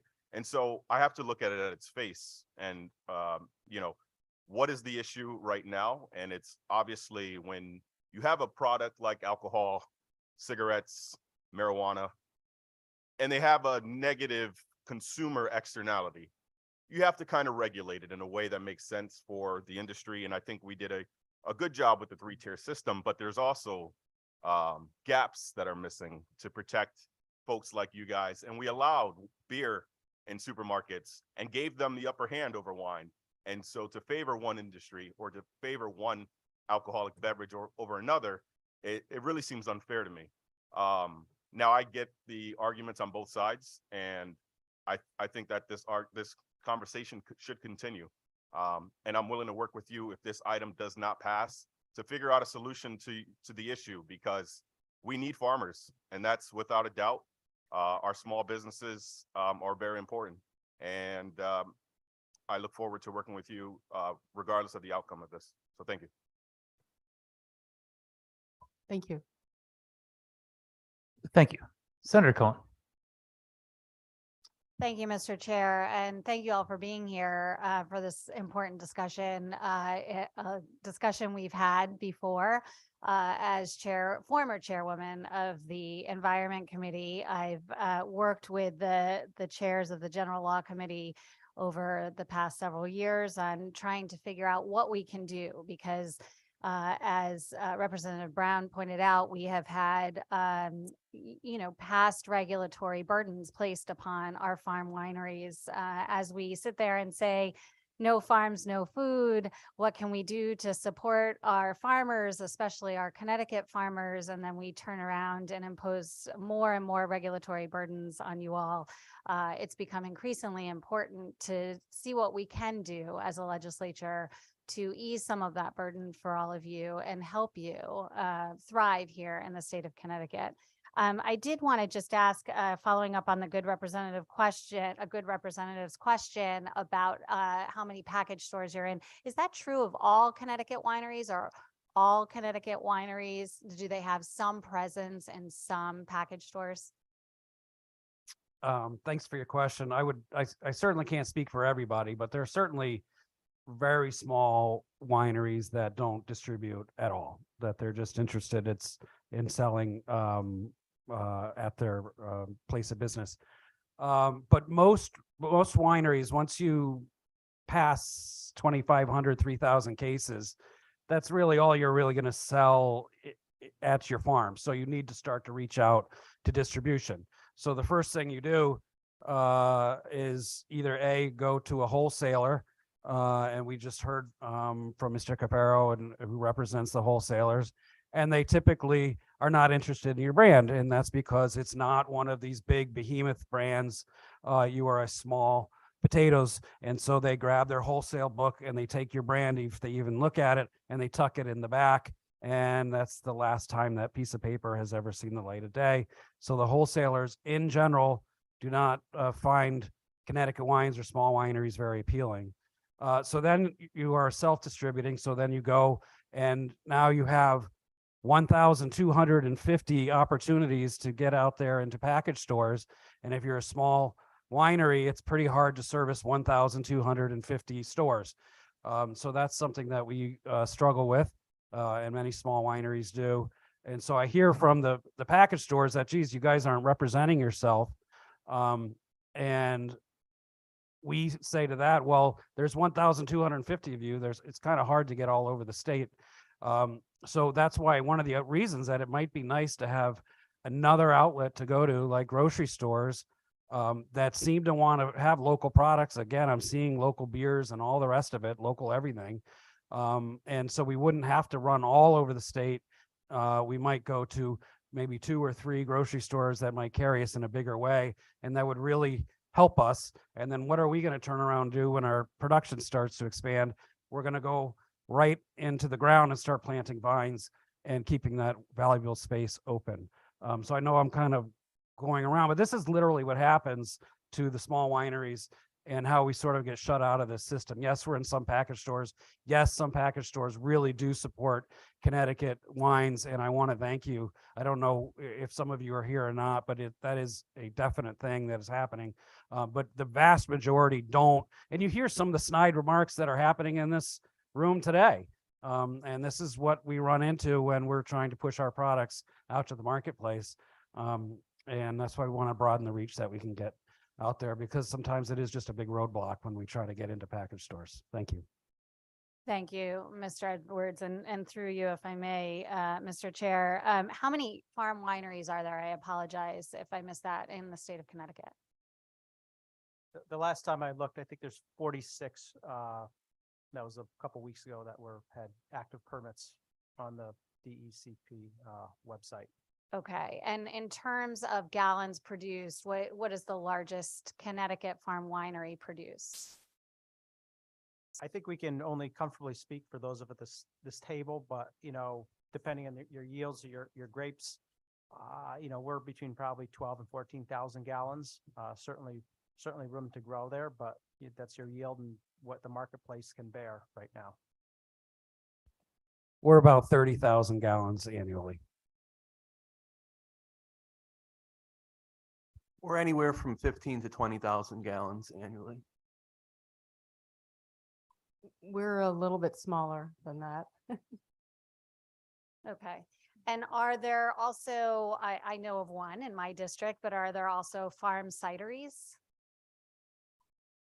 Yeah, so certainly are, and I can't speak, but I do know, aware of the farm I think you're referencing to, which he's sorry he can't be here today. He's actually at a cidery convention in Chicago because he's interested in growing his business and learning more from outside of our borders. So, and if I may, one more comment, I'll say, I was a farmer first because of winery and a lot of stuff at the grocery stores, and maybe this is the first place when I started farming. The first place I sold, I was growing lettuce, helped paid for my college education, believe it or not. I was all excited when the local grocery store, 50 cents a head. All my extra lettuce that I couldn't sell on the farm, I was able to sell at Summers to the local grocery stores. So maybe it's just us and who we are. We kind of have that natural relationship because a lot of us were food, probably from a dairy background, mine growing vegetables. We have that kind of relationship in place, which kind of goes back to my former point. We were in some ways, even in the late 1970s, we're kind of late to the game here, even though we're 40 years into it with our businesses.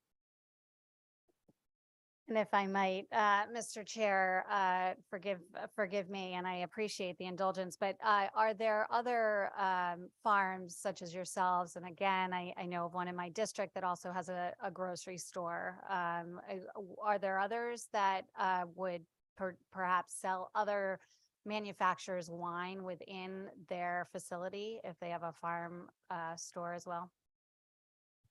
Yeah, that's actually is happening now. And one of the side benefits, I hear a lot, like the package stores, you bought into a system and then the rules change. Like, that's not fair. But we were here, I think it's 4 years ago now, maybe it's 3, when Senate Bill 647 went through. And the farm wineries were against it. And what were we against was basically this whole new leveling of the playing field where they brought in wine manufacturers that had all the same rights as farm wineries, but didn't have to grow any grapes. So the game was changed for us completely.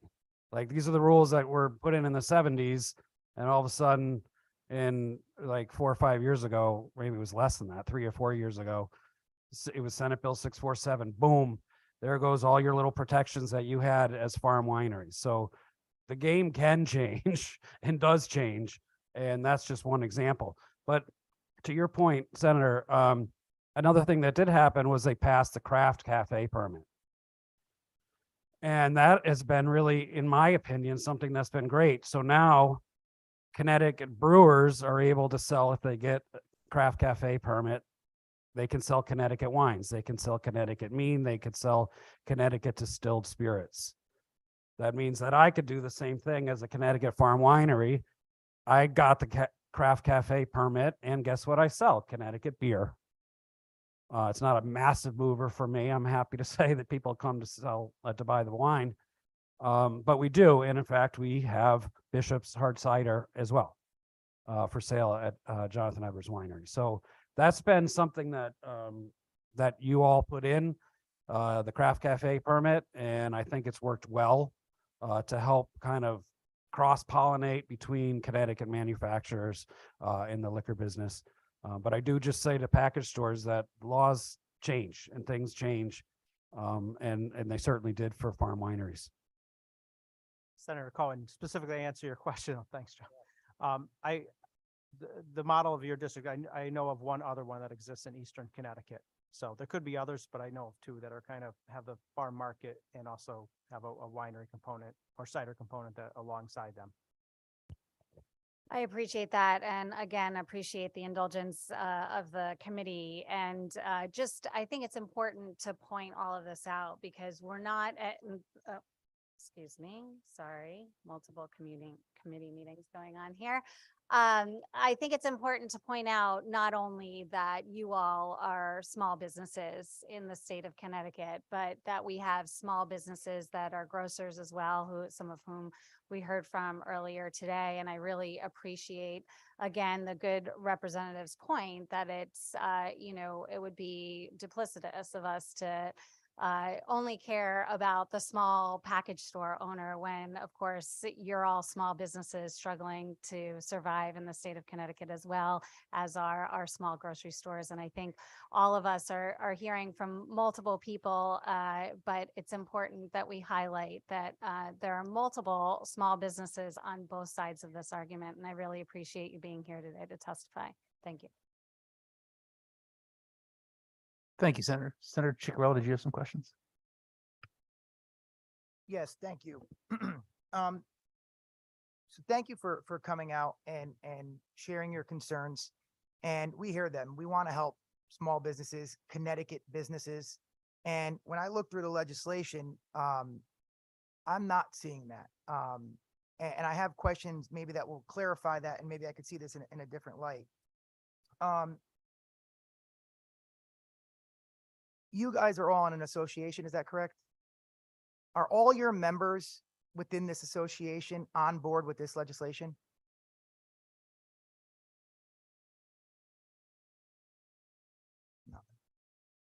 As far as we're aware, most of them are, but like with anything, there's 46 wineries in the state, of which really only half of them are members of our association. To believe that there's full unanimity with all of them is not probably possible, but I think, most of us that we're aware of are, in support of, we want to raise all the ships we can and just look for more marketplaces for our wines.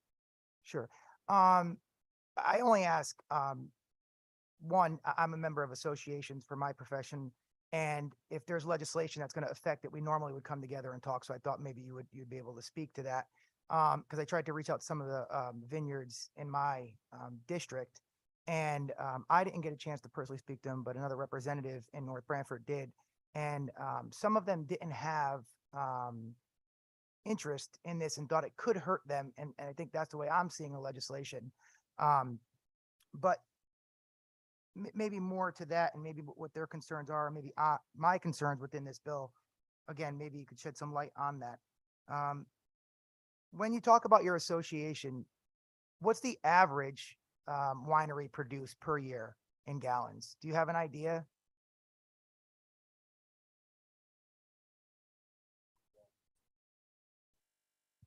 That's hard to say. Not everyone is wanting to share their finances with everybody else, even though we're in the same association.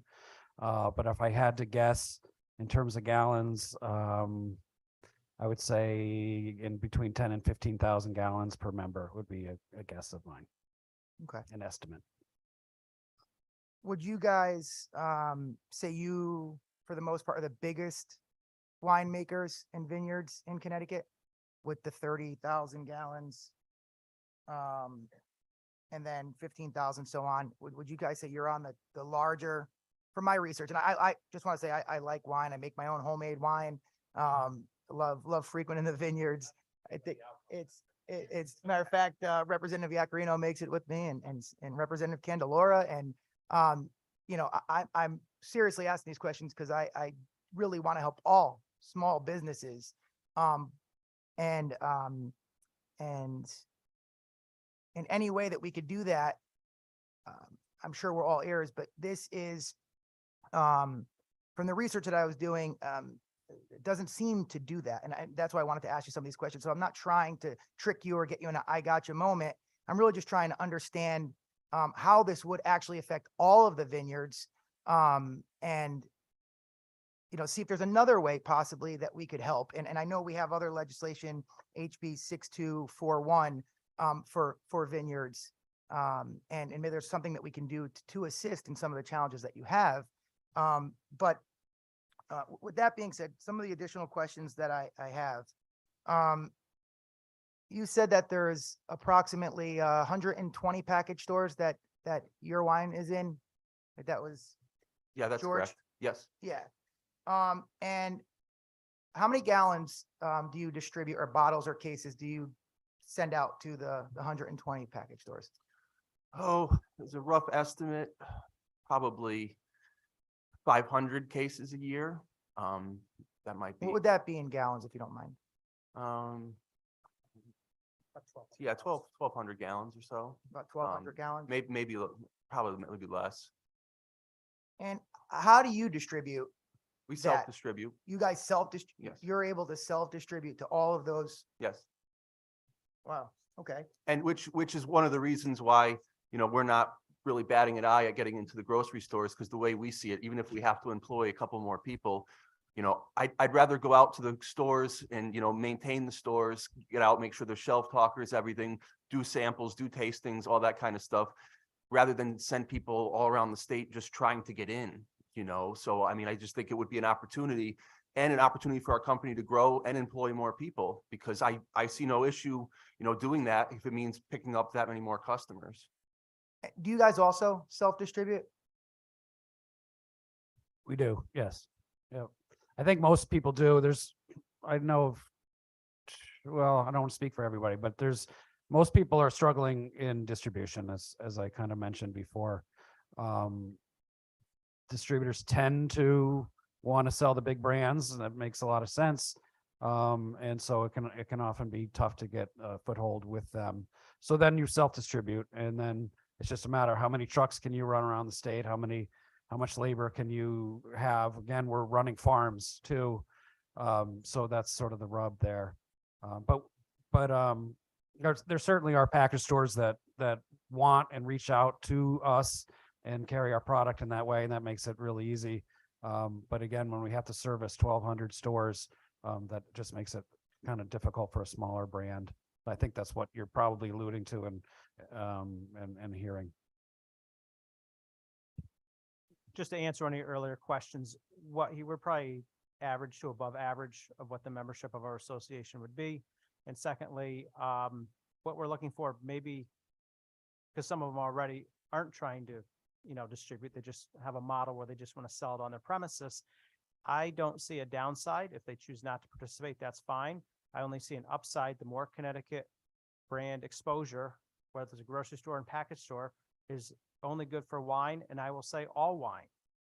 I mean, I think right now what we have seen happening is because only beer and malt beverages that can be with fruit-like flavors, but anything made from fruit can't be put in there, but yet things to make look like fruit can show up on a grocery store shelf. What I see, what happened, the lack of in the Connecticut marketplace, the lack of wine that's out there being exposed to young people who are shopping there, you are making lifelong decisions of what alcoholic product they may choose to start purchasing because of the convenience of where it's located. And I think you could make an easy case over the long-term trajectory if you keep this in place, that you will see wine decline as younger generations are not able to access it. How young we talking here? 21 to 30, All right. the Gen Z and millennial generations. I don't know if any of you are aware, there's a very interesting report that just came out by the Silicon Bank. It's on the West Coast, and it's kind of dire for the wine industry. Do you know where the largest growth, largest wine marketplace is that they're seeing in the wine industry? 70 to 80-year-olds. That's the only growth area. Young consumers are not buying. So I love the passion in this room about wine, but I can tell you where the whole industry is headed. If you want to look at a real big picture of it, the wine industry should be concerned about getting, if they're going to choose a beverage of alcohol, will it be wine or will there be an alternative choice being made? I think that maybe is a fair and accurate assessment that maybe the consumption of wine may be down. And that could be contribute to a lot of different things. There are so many different types of alcohol out there. But when I frequent the vineyards, and it's not that frequent, there are a diverse age range, and it is a lot of younger people that like to go there and enjoy the scenery and drink the wine. And I see that. So as far as it being in a grocery store, being able to get people to be familiar with your brand, I understand the point made. I just think that you guys do a great job of appealing to a wide demographic, and included that is that population from what I see when I go to the vineyards. What does your average bottle of wine go for, if you guys could just let me know? We're probably in the $25 to $35 bottle range. And that's a problem that study pointed out, is the accessibility of pricing of wines. Maybe we've had to compress our margin a little bit, but I feel like our lowest, where we start is in the I would say mid to upper teens, and we go on up to the 40s, depending on, what the product, what type of grapes and how difficult those grapes are to grow, to go into it. So we try very hard to a wide economic demographic, to purchase our wine and make it accessible to as many demographic groups as possible. Yeah, we're in the mid to high teens, anywhere up to mid 30s, but in terms of what we'd be looking for in the grocery stores, probably mid teens to mid 20s. And just to reflect on one thing Jamie was talking about, the Wine Institute did just recently publish a study that said 70% of all millennials buy their wine in grocery stores. So as we see it, it's a decline. There's a lot of millennials not drinking. We're seeing a lot of, differences. Now we find, 70% of millennials are looking for that convenience. And we find it to be, especially an issue for us because we're located in Goshen, Connecticut. I don't know how many people have been to Goshen or go up, to Northwest Connecticut that often. But our customers, I would say 80% of our customers, if you go there on a Saturday or Sunday, are traveling at least 30, 40 minutes, if not more. So they come out and we really appreciate it. But then you look at things like gas prices, it's really hard. So we figured, the easier it is to bring the wine or the product to them, the better it's going to be for us. Our average priced wine is about $25. And is there a difference when you guys sell on premise compared to the package stores? So it'd be less on premise, I'm assuming? Correct.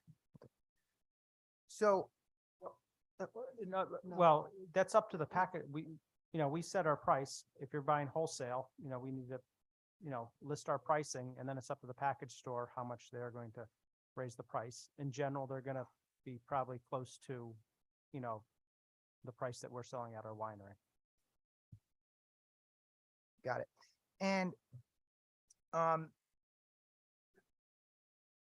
when you factor in the amount of money, and I understand what goes into it, it's expensive to do business in Connecticut, and that's why the cost is what it is. And I get that. It's my understanding that an average bottle of wine at a package store is approximately, $15 to $20, and I'm trying to figure out, there's a few more statistics there, but that's an easy way to assume that about $15 to $20 the average bottle of wine. And I have a feeling that at the grocery stores, it's going to be rather comparable. That the wines that would be in there are going to be coming from California and all the other vineyards that you see in the package stores right now. And with that being said, what would make it any more enticing for someone to purchase the wine at the grocery store compared to the 120 package stores that you're already in right now? What would be that difference to entice them to purchase that? It's going to be in the same row or shelves with many other vineyards, not only in Connecticut. Well, I mean, I think a lot of it is the convenience factor. I mean, 120 stores might sound like a lot, but when you spread it out through the state, it's really not. And we have, we have a lot of customers that, just come to us and complain and still say, we'd love to have your wine closer to us and, stores more nearby. So we just figure the more stores we're in, the better opportunity we would have, to get out to our customers, it'd be easier.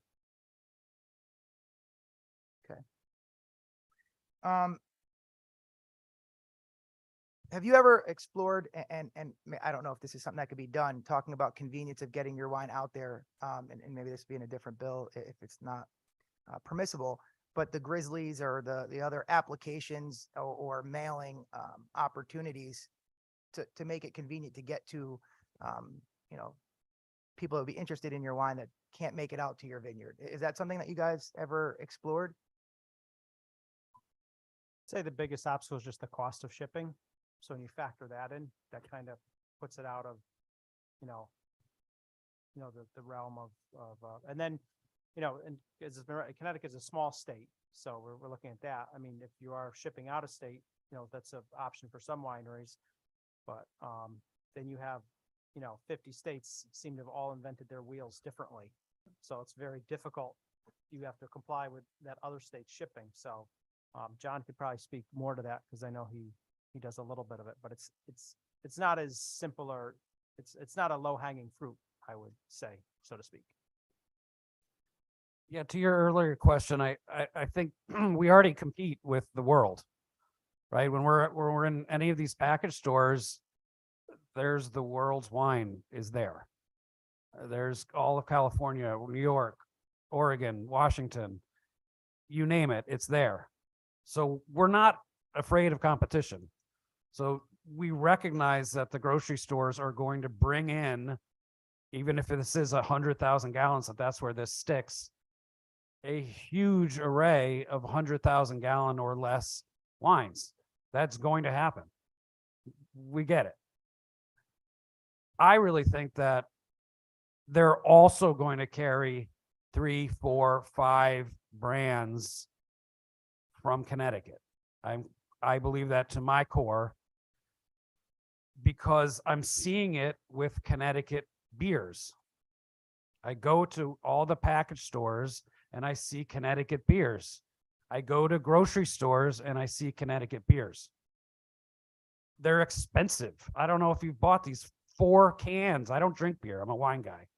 I'm blown away how expensive it is. People are buying it left and right. So a $25 bottle might seem, I heard some gasps around here. Well, sure, the average bottle's 10 or 15 bucks. That's not the marketplace we're going for. We think that we can compete at $20, $25 a bottle. And I know that grocery stores want to support local. We see it all over the place, whether it's lettuce, juices, whatever marketplace, whatever products you're talking about. I just think there's a huge volume of product that possibly could come and be sold in grocery stores. And if we can grab a sliver of that as Connecticut farm wineries, that's going to help us and it's going to help the farmland. And that's one of the main reasons that I'm so passionate about this issue. Thank you. And to go off of what John's saying, we're very much the same way. We're not afraid of competition at all. We feel like our wine stands up with, wines around the world, wines around the country. And I think it is the factor of local that makes a big, a big difference. We see the people that come out to our vineyards, our wineries, and they do that. They enjoy our wine because one of the things we love is, we take people on tours, we let them see exactly where the wine's coming from. They could see our vineyards, they could see our production facilities, and that people really like that. They say, I like to know where, I can see where it's coming from. You know, it's not just some, large corporation. And, I think having the wine in the grocery stores and having it visible will also help bring people out to our wineries, because they pick up that bottle and say, hey, let's take a trip out to this place. It could help us on more than one front. But like John said, we're really not afraid of the competition, because that's what we deal with on an everyday basis, and we're pretty confident we'll, try to represent ourselves as best as possible in the grocery stores, just like we do anywhere we're trying to sell the wine. So yeah, I mean, I think, we're definitely open to it. Excellent. And thank you for answering those questions. I just have a couple more and I'll wrap up, and just want to again make sure I'm understanding everything and really digesting all of your concerns. You guys are farmers, most of you guys, so you guys have some understanding of grocery stores and the business that they do, correct? Anybody have any other background with grocery stores, or getting a product, another product, maybe a non-alcoholic product, into a grocery store, so that you can sell vegetables or anything else, or any knowledge about grocery stores? No one? It's a little dated, but I said, as a 16-year-old kid, I walked to my local grocery store and started selling lettuce to them for 50 cents a head. They seemed pretty open to it. Granted, I won't tell you how many years ago that was, but it was working back then. I'd buy lettuce at 50 cents a head too. I'm sorry, were you going to say something? No, but I just wanted to say, I have talked with a lot of independent supermarket owners, Geisler's, a lot of the people who are represented today. I've actually had conversations with them where they have, really embraced the idea of local wine. Got it. And I think grocery stores are great. And I'm not saying anything disingenuous about grocery stores or their intentions here. But I have friends that own Fox and Park Soda in New Haven, staple here in the New Haven area in Connecticut. And they try to expand. And because no one's familiar with it, it takes a while to catch on. But sometimes they don't get the ability to get that, because if it doesn't sell, it's off the shelf. Shelf space is outrageously expensive in the grocery stores. And again, with no disrespect to how great your wine is, you're competing with 80% of the vineyards out there. This is 100,000 gallons. That's just about 75, 80% of the vineyards that are out there, if that's what I heard from Mr. Cafaro. I just don't think this is the way that we're going to support our small vineyards and our small businesses, specifically the vineyards. I see this to be detrimental, and I could be wrong, but it's something that I'm concerned about. I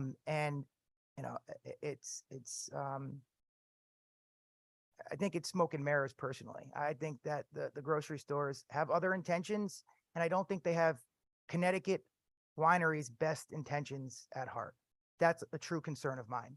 And while trying to help you and to do this for Connecticut vineyards, we are going to hurt a lot of small businesses in that process. I am all ears, no pun intended, that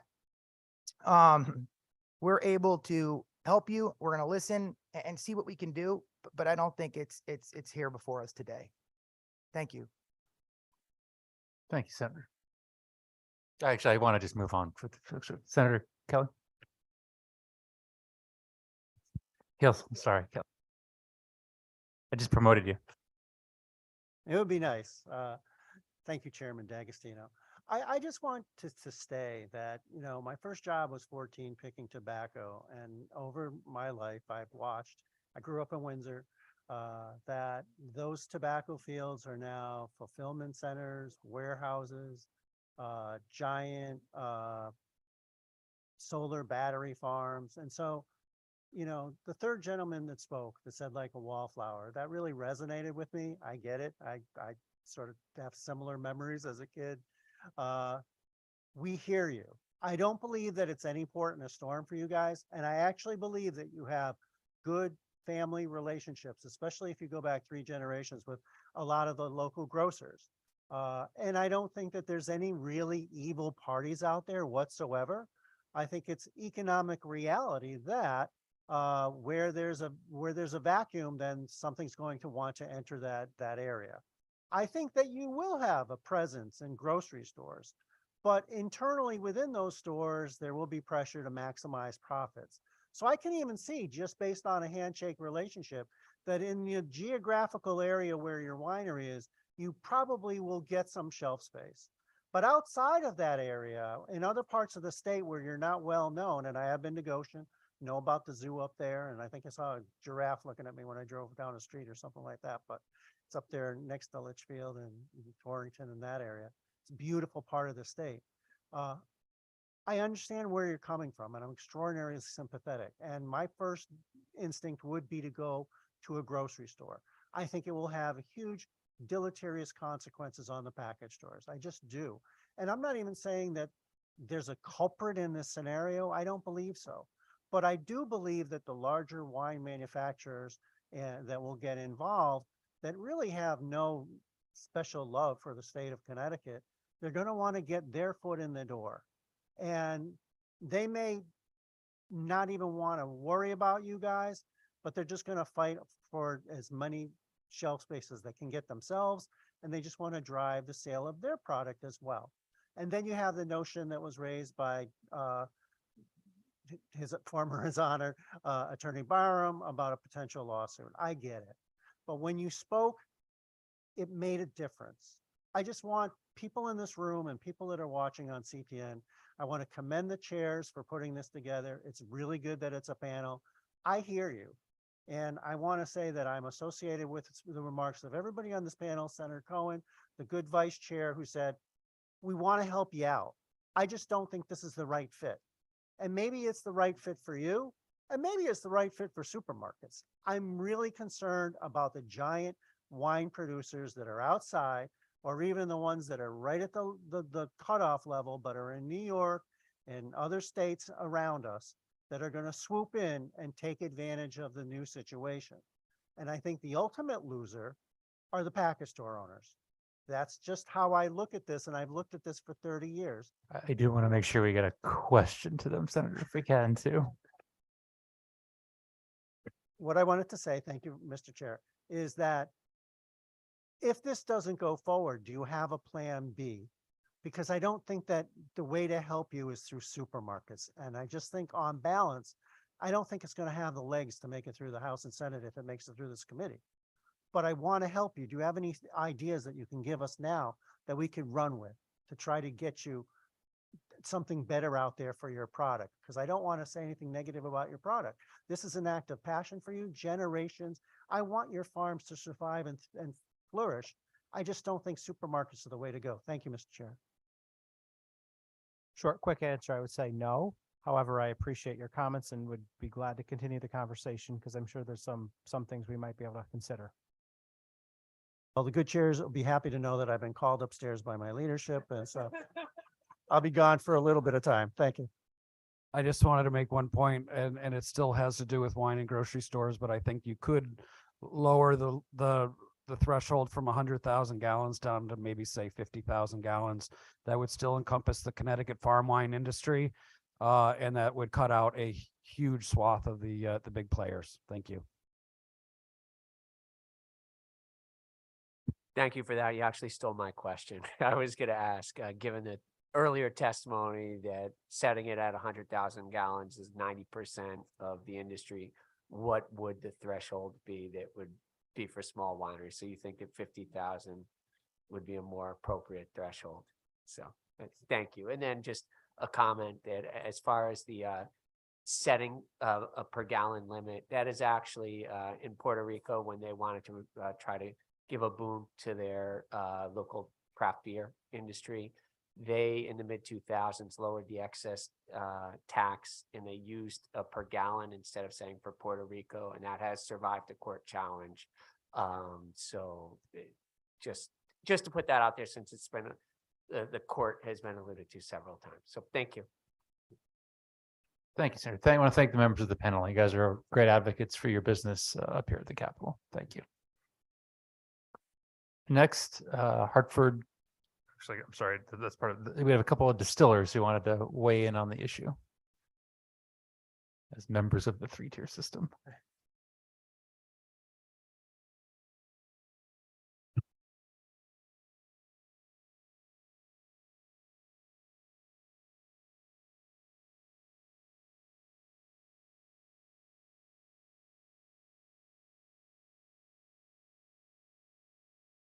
Go ahead. Thank you.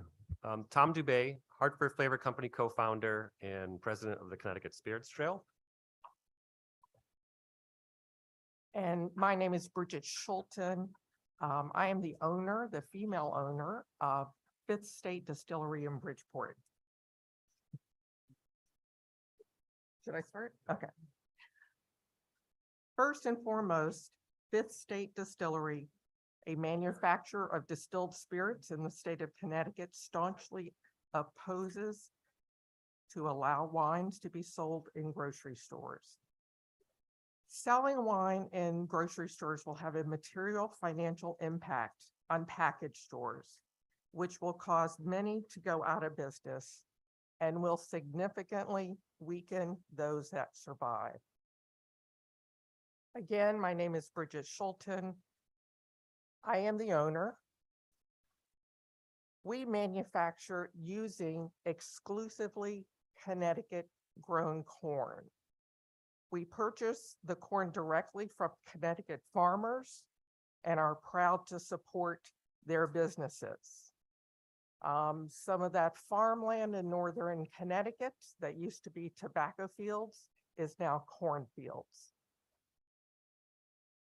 We have been in business for 7 years. We have 7 employees and our business is growing after being devastated by COVID. We self-distribute our products throughout the state. I sell my spirits at the distillery, at bars and restaurants, and through package stores. If package stores were to close, this would dramatically impact my distribution network and a high percentage of my sales. Furthermore, this would serve as a barrier to entry for prospective distillers and winemakers when considering which state to start a new business. Locally owned package stores have done a great job of selling our products and many other Connecticut-made products. These products need knowledgeable salespeople, a small environment, and hand selling to fulfill any meaningful sales expectations. Their efforts in supporting locally made products, including favorable shelf placements, displays, promotions, through tastings and other nonprofit events, would be gone under this proposal. Taking any sales away from package stores would displace overall sales and many stores would close. The alcohol ecosystem in place in the state of Connecticut works very well in that it provides a tremendous selection to customers and it encourages new businesses to choose Connecticut, but it's extremely fragile. While other states do allow wines to be sold in grocery stores, residents of those states have a small fraction of the products we have available in Connecticut, and even fewer, if any, locally produced alcohol products. So in summary, HSB 5981 would direct customers and sales away from our beloved package stores. And these family businesses will close along with the other supporting businesses who count on them. And my business would be one of them. Again, we oppose HB 5918. Thank you.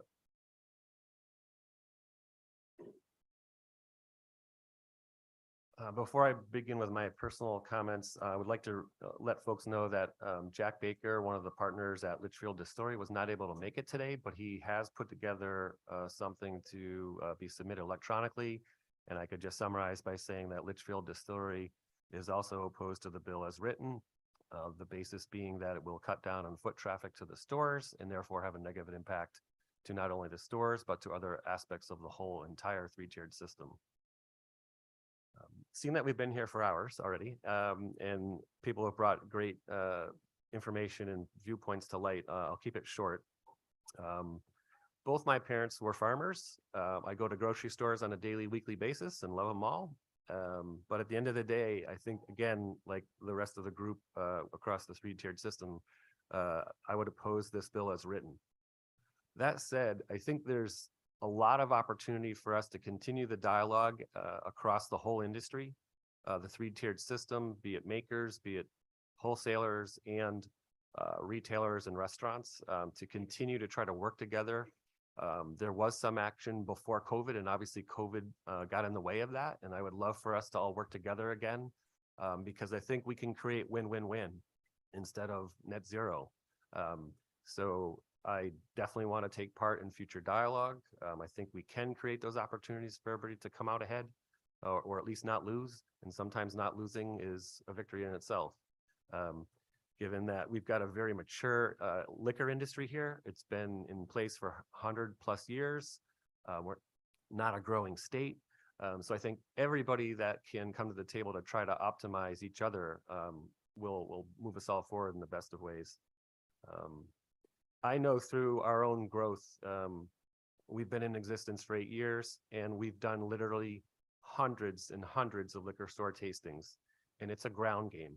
You have to get liquid to lips. You have to work it. And we've done hundreds of other public events where you're tasting the general public to things, and it's never ending. And I think whether you're Coca-Cola or Jack Daniels or whomever, they get it too. You just never can stop. You can't take your foot off the gas in terms of marketing and getting liquid to lips and being in front of customers and growing your brand. So we're all about that as well. And I'd take any questions or just, again, offer up to help in any way we can. Any questions from committee members? Please. Thank you, Mr. Chair. I just wanted to welcome you, Bridget, and just congratulate you on the success of Fifth State Distillery over on Asylum Street. Yes. I know you guys had a lot of trouble with the renewal of your liquor license and all of that perpetuated by someone, our good friend. But thank you for being here. Thank you for your testimony, and make sure you tell Rob Marcus says hi. Thank you so much. Thank you very much. Thank you both very much. Next is the Indian American Package Store Association.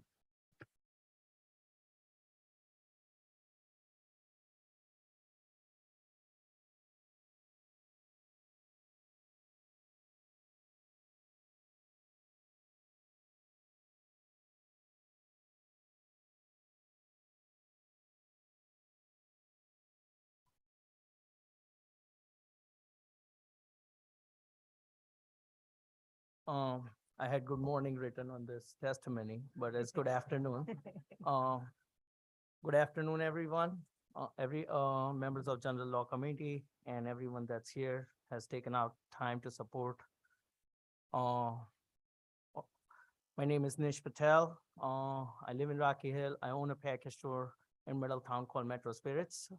I'm a proud member of Indian Package Store Association that formed about a year ago, and we proudly have 300 members that own package stores across the state. I had an opportunity to work in a package store in 2004, 1 year after I immigrated to United States. The job was physically demanding, a lot of hours, but it proved to be very rewarding. I developed relationship with customers, delivery drivers, wholesalers, regional reps of the suppliers, all of which may not have any face value, but I assure you those relationships helped me grow my confidence in Connecticut. The economic opportunity in owning a package store captivated me, but it was clear that I had to learn a lot about the industry. I spent every day learning about the products and how they arrived in the market space. I adjusted the store offerings around the customers' interest and bringing in products they asked, promoting adjacent brands in effort to entice them into new labels. I made it a mission to understand the complex finances of the business with balancing cost, growing revenue, and managing staff. It took me 70, 80 hours a week for 10 years to be able to get enough money to buy my first store, Metro Spirits. Those 10 years of hard work, commitment, and sacrifice made it possible for me to achieve the American dream. I'm just one of the 100 or maybe even 1,000 of Connecticut business owners with the same story. As I look back with the 20 years of my experience in the industry, I can say for certain that Connecticut has a unique proposition for everyone in the industry, and most importantly, for the customer. The customer wins in Connecticut because of the selection and the number of retail outlets that we have in Connecticut. We have 65,000 different items at consistently low pricing and more than 1,200 package stores. The large selection, the Connecticut wine consumer wins with their hard-earned dollar with every single purchase. Selecting the brands they enjoy and the local business that they want to support. To gain that support, we retailers have to work really hard in this industry, competitive industry.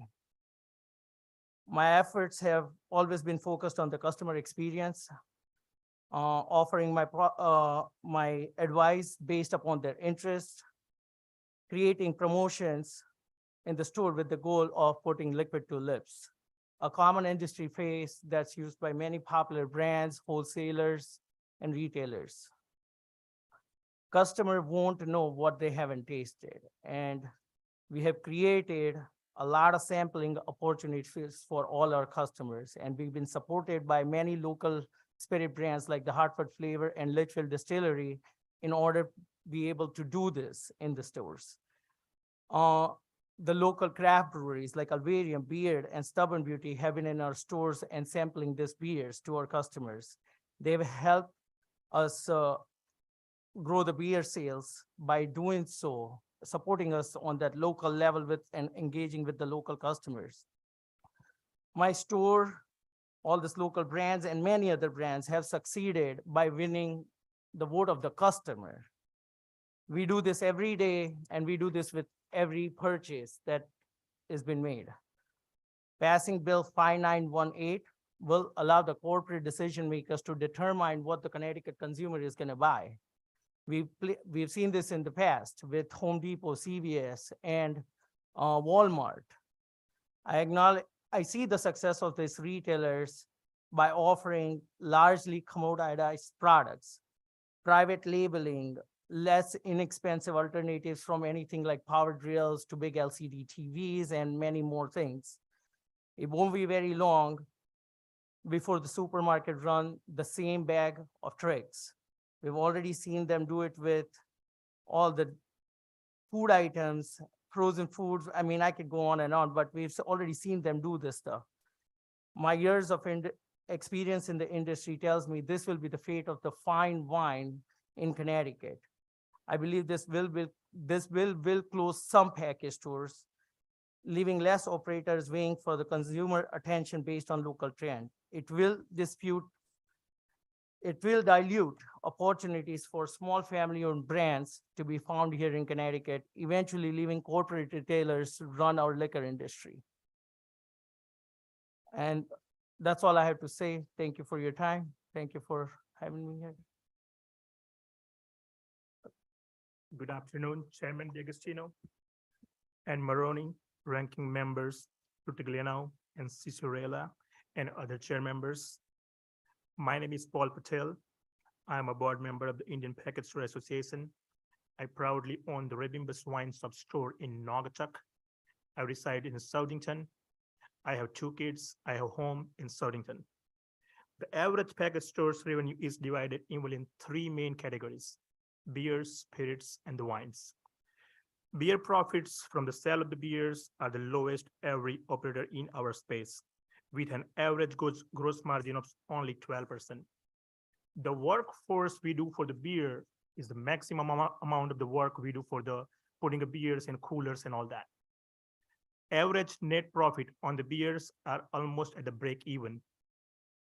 The spirit sales generate an average gross margin of 19%. It will left us 6% of the net profit in the spirits. Wine sales are average, making us 25% of the gross profit, which are the backbone of our stores, which left us net profit of 12% of the wine sales. Based on our collective experience, a package store sales are evenly split across 3 categories. That's why we can say the package store operators can expect to see 50% of the yearly gross profit derived from the wine, despite representing just 33% of their revenue. There can be no misunderstanding that profitability of the wine products in our store is a lifeblood to our operations. At 50% of our gross margin, it provides the working capital required to invest additional inventory, new products, creating the pathways to the new supply chain systems. It helps us to generate the better payroll systems. It gives us the better flexibilities to work with our employees. It gives us actually some evenings off, some days off to stay home with the family. Remove the wine's profitability, and we are left with the very little cost to cover with invest in the growth and let alone to survive. There are average 1,200 package stores in Connecticut are mainly active as a tenant leasing space in commercial real estate establishment. Small business leasing is dramatically different than the nationally supermarkets chain operators. Most landlords require personal guarantee tied to the small business owners, assets, and many more things. Popular among them are the liens on our homes as a remedy to unresolved lease payments. Losing wine sales, our ability to meet this obligation is diminished, thereby placing us at risk of default. Each of the state 1,200 package store is a member of local town and state economy. We pay property tax on fixtures, fittings. Our employee contributes payroll taxes, business income taxes, personal income taxes from owners also flow through the state economy. Stripping us wine sales eliminate our contributions. As the food sales fellow people say it like that, what is the main concern for the main profitable product? They said banana. I'm saying it's wine. In addition to House Bill 5918 threatens our ability to continue serving our local communities, a small business, we are tied to the neighborhoods in which we operate. We also do the churches, school, youth sport leagues, fire departments are just a handful of organizations we provide a charitable support to. Losing wine sales will undoubtedly hinder our financial contribution, which help ensure the longevity and the success of these organizations. I have a few examples. Last few weeks before, one of my customers, his wife passed away. Nobody knows. I was get the first call. So we make those relations. We are a part of community. A majority of Indian package store owners moved to Connecticut for business related reasons. I moved in Connecticut 2006 for paying bills. I started working in the package stores. I graduated from UB. I'm a master's mechanical engineer. I choose this business because I learned. I invest my time. I invest my life. And this is why I'm here. We invest in Connecticut because of understand of the rules, wanted to play by them. We started families here actively pursuing the American dream. Adopt this bill will wipe out of all this, we work for it. Putting us back to the financial hardship we have worked so hard come out of. House Bill 5918 will signal the families such as mine, do not invest in the Connecticut. We made this home. I respectfully urge your rejection of House Bill of 5918. Thank you.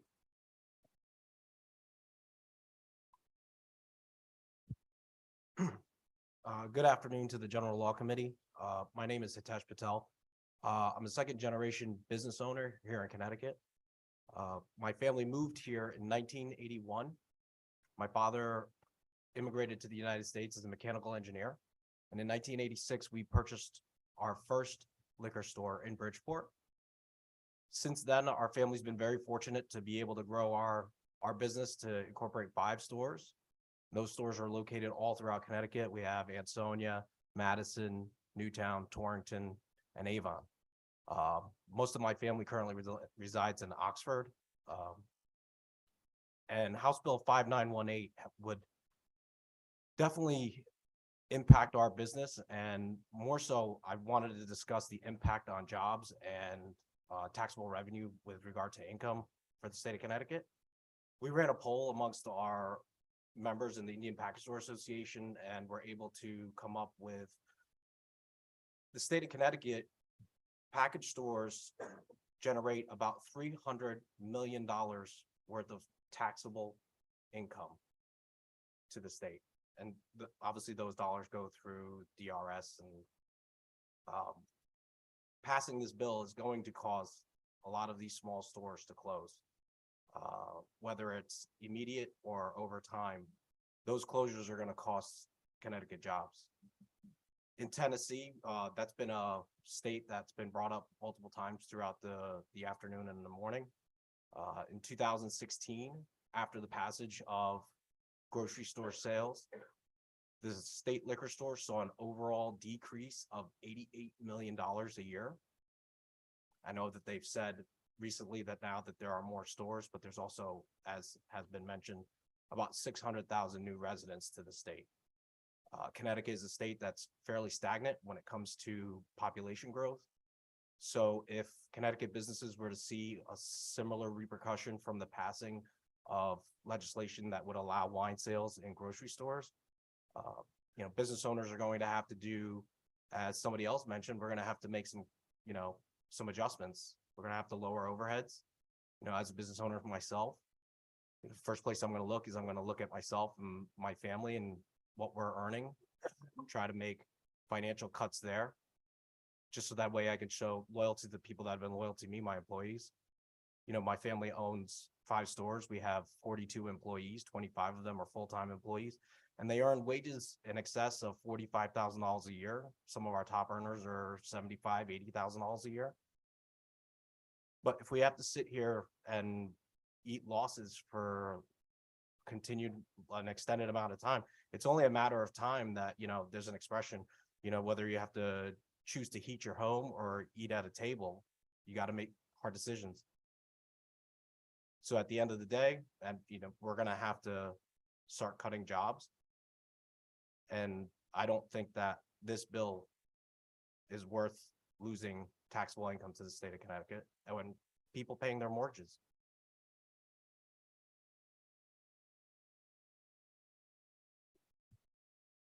Do you want to just introduce yourself? I'm going to have you come back for a rebuttal point, but just introduce yourself to the committee members. My name is Girish Patel. I'm the director of the Indian American Package Store Association. I'm also this guy's brother, and so I'm also a second generation store owner. Thank you. Questions from committee members? Senator Cohen. Thank you, Mr. Chair, and thank you all for being here, especially Mr. Patel, who have a package store in the district. I was just curious, do you carry wines in your store right now that are Connecticut Farm Winery wines? We definitely do, across all 5 of my family's locations for sure. And I know that across a lot of the association's member stores, we champion Connecticut-made products for sure. We typically find that there's a certain amount of regionality that comes along with that. So a brand that's closer to the store that's operating tends to resonate more with local consumers, but we for sure champion Connecticut-made product across all of our stores. Thank you for that. And it's not lost on me that you could make this argument in grocery stores as well. But as a patron of your store, I know that you have a larger footprint, at least in Madison. I haven't been to your other stores. And would it be true that in some of the smaller stores, it might be harder to carry some of the smaller producers' products that maybe don't sell as well because there isn't enough shelf space for them? No, I don't think so. I say this is that, a stat that I had heard earlier, supermarkets are about 50,000 square feet and they carry about 50, 60,000 items. That's a product per square foot. I know that the average package store is probably somewhere to the tune of 2,500 square feet, and a lot of those stores will carry more than one product per square foot. So I would say that we're doing a really good job of trying to stock a healthy mix of brands that consumers are coming in and asking for, and those we feel like are adjacent to their interests and worthy of their promotion. Okay, And thank then you. at the same time, those who help assist us getting those products into the consumer's hand, right? So we're a forum for all producers to showcase their wares. And of course, we want to learn about those wares so we can help promote them to our customers. Okay, I appreciate that. Thank you. Obviously, this is a conundrum for many of us on the committee because we're talking about small business. I'm a small business owner myself. I appreciate small business, appreciate our package stores tremendously. There's many in the 8 towns that I represent. I also appreciate our Connecticut farms and Connecticut farm wineries. We heard today a little bit about the threshold, the 100,000 gallon threshold. Is there any threshold that would be amenable to the Package Store Association to be sold in grocery stores? 0. Okay, thank you for that. Thank you, Mr. Chair. Thank you, Senator. Thank you, Mr. Chair. I guess my question would be to follow up on Senator Cohen's question. How many Connecticut wines and various SKUs does your store currently sell? So speaking strictly on my 5 stores, I would say that we carry Jones, Sunset Meadows, we carry Hopkins, we carry Sharp Hill. We have carried Jonathan Edwards wines in the past. I would say that we are easily carrying 5 to 6 different Connecticut-made brands across my 5 locations.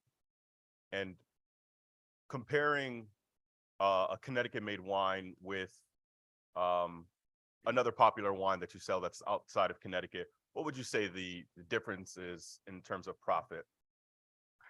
The profit margins are generally a little bit better with smaller brands. So, Paul had mentioned earlier, 25% is what we tend to look for on major national items that sell. Usually the churn rate on those items is much higher, and therefore the reward for stocking them is a little bit lower. With more esoteric labels, we're able to achieve closer to 27, 28, sometimes 33%. So we look to be between that 25 and 33% more than we would with a more locally made product. So we have every interest in, more than we would with a nationally made product. So therefore we have every interest in promoting it and selling it because it'd be a greater profit center for us. Great. And if I walked into any one of your 5 stores and I wanted to find a Connecticut made wine, where would I find that? Mixed in with the wines that are similar, or do you specifically highlight that these are Connecticut made, or are they just in with the Merlots and the Cabernet? So the way we market, and again, I can only speak to my 5 stores, but I feel like there's general consensus across the Indian American Package Store Association. I wouldn't think that this doesn't hold true for stores in general.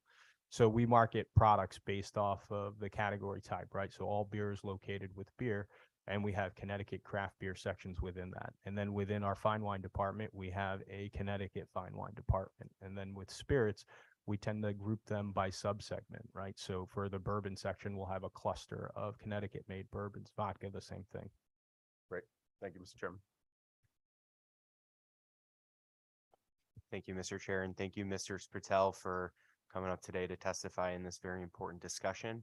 Obviously, the tenor of this morning and afternoon has been small business throughout Connecticut, and so I think we heard a lot of in the previous panel was some difficulty between small businesses as far as facilitating sales from these small independently owned family wineries and these small independently owned family package stores. And so I just had a couple of questions to the 4 of you as to what process do you undergo when a Connecticut owned winery comes to your store and says, hey, I want to sell this product. How do you evaluate which wines to take on and which ones to not take on? I know that distance, proximity to the liquor stores was discussed previously, but are there any other factors that are considered when you're deciding which wines to take on and which not to? That's a very good question. So generally speaking, our association likes to champion anything that's bearing the stamp Connecticut, right? So we're going to say if it's made here, if it's a new brand, if it's an established brand that we haven't tried to help promote in our stores, we're going to accept them. We're going to say, come on in, put your products on our shelves.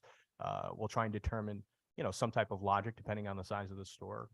Senator Cohen was saying earlier, my Madison store is pretty large. We have a lot of shelf space across our stores. Not every store benefits from that type of real estate. So they're going to make the decision on whether they want to carry 3 out of the top 5 sellers. I may decide, what are your top 5 revenue driving products, and can I have those 5 in my store? But then, of course, that relationship can evolve, right? And it's no different, or it's not dissimilar to what we do with other producers of other products. We'll find a winery from California comes in and they'll want us to carry, 15 of the 15 products they make, and it's just simply not viable. We'll ask them to kind of help determine what makes the most sense for us, what best represents your identity in the marketplace, and we want to help promote that. And if we find growth, we find growth.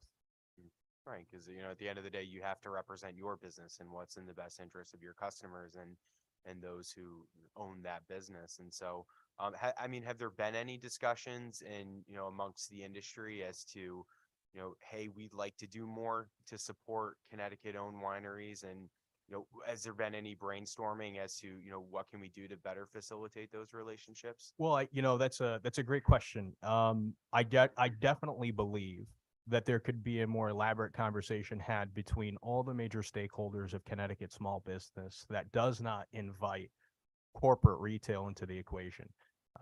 I'd prefer that if, small businesses support one another, that we all get ahead. Mr. Dubai from Hartford Flavor Company made a great point. This is a stagnant state. We don't see the tremendous growth that we see in other markets like Tennessee in terms of a population. What we want to be able to do is say that we're all supporting one another as much as we possibly can. So I welcome conversations with the CT Farm Association to show them the blueprint to success that we see, right? So just in our association, we have 300 plus stores, but there's 1,200 stores out there, 1,200 owners, 1,200 operators. These are people that have spent 10, 15, 20 years. Some people, in the 4th generation. I myself, I'm in my 2nd generation.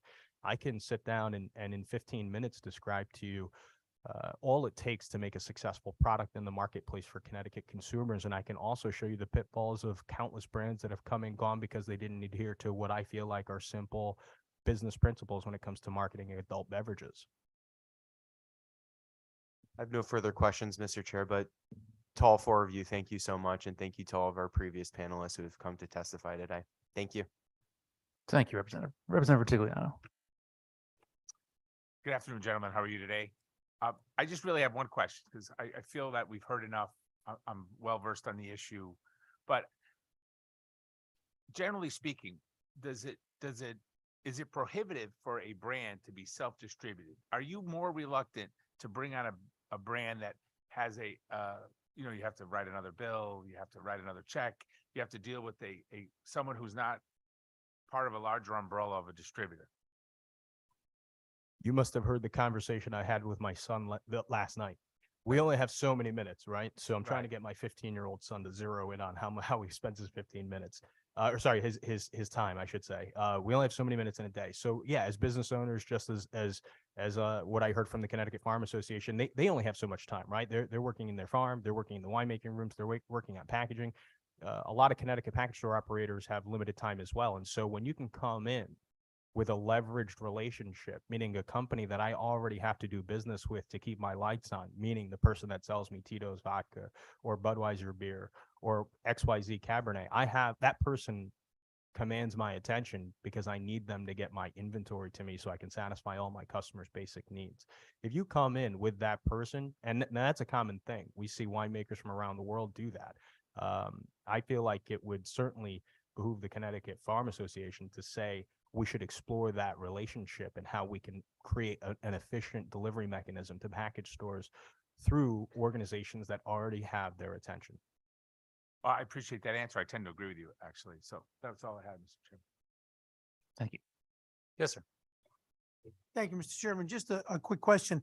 I represent the towns of Waterbury and Middlebury. I spoke with people from the Connecticut Food Association as well as private package store owners, Sanjeev Gupta, who has stores, and they were telling me that they work upwards of 96 hours a week. My question to you is, your workforce is so heavily reliant on family members. He has 3 stores, it's all family members, and his 2 sons went through medical school, but would this impact on not selling the wines impact your ability to even get help now without using family members? For sure. It's challenging just to get people to work. It seems like what we used to pay, our expenses for payroll have gone up just like everybody's have, right? And so losing our most profitable product certainly does not help us achieve that. Thank you, Representative Pizzuto. Other questions from committee members? All right, thank you, guys. Gee, why don't you stay up there? So y'all are doing great. Been a long day so far. Everybody's doing terrific. What I want to do now is just sort of put a bookend on the panel discussion. I want to bring up Wayne Pesci from the Supermarket Association. And G, I want you to stay up there, just sort of have a brief sort of replies to reply for 5-10 minutes, just follow-up questions from committee members, points that have been heard for summarizing. Why don't you just stay up there? Wayne, you can have plenty of space between the two of you, so you don't go at each other's throats.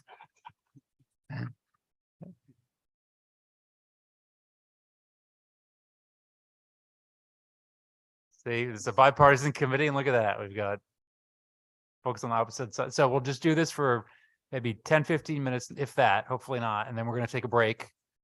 And during that break, I'm going to encourage those of you who signed up to testify to think about how the points have been made by your very capable representatives, and maybe really think about whether or not you've got anything new to add to the committee members that they haven't already heard.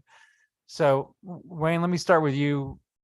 We started with the supermarkets. I want to just give you a chance for a rebuttal and ask a couple of follow-up questions, but some of the things that you heard today that you can address, and then G, I want you to just address what he speaks to in terms of follow-up points. Yeah, there you go. First, I'd like to address the chairs and the committee and say thank you so much for bringing this issue out into a public hearing. I think from our perspective, we respect all of the testimony from all of the folks who came here today because they're so passionate about these issues, as am I, from my perspective, as it relates to the grocer's ability to sell wine in grocery stores. Couple things I would like to clarify. The gentleman from the Teamsters had mentioned that there were jobs at risk there because we would send product to central distribution centers. We would probably not, certainly wouldn't happen that way. And I actually spoke to him just to clarify that and let him know that I wanted to clarify that point, that the Teamsters jobs were not at risk over this. And I think his understanding of how we might want to have product delivered to our stores versus how it would be was a little bit jumbled. So I did pull him aside. I would also like to say that I strongly disagree with several of the folks who have already spoken here regarding how consumers shop. Now, I've been in the retail business. I'm ex-Coca-Cola executive, represent grocery stores today. And I can tell you that consumers shop differently for different reasons. And if I could, I would just like to take 2 examples for you as to what I mean by that. Survey after survey that we do, because we survey our customers, right? We want to know what they're thinking. We want to know what they want. They talk about their key message that we hear is they want choice and convenience. And so what does choice and convenience mean, right? So what does that mean? It means different things to different people. For example, though, there's Mary Carter who reached out for us, and Mary's 88 years old. She's a senior citizen who lives in an independent living community. She still enjoys a glass of wine when she has company over to her home. She no longer drives, so she has to order all of her groceries through Instacart. And she says that she feels it would be great if she could be able to get wine in the grocery store, because that would involve paying once and tipping only once for her because she's on a limited budget. Again, you know, that's not every consumer is the same, and that's her particular experience. And just an example, there's retired Lieutenant Colonel Beverly Smith, who has lived in other states, and she's a former military officer, and she can't understand why she has to go, her husband can go to the store and purchase beer, and at the exact same and during the exact same trip, she can't purchase wine for her dinner party. And again, unsolicited true stories from consumers who reach out and tell us why they would like to have these products in our stores. So I just think that there's a consumer aspect to this. We've talked about small business. We beat small business over the head. We've got a lot of small businesses too. And I would make one very important comment to all of you.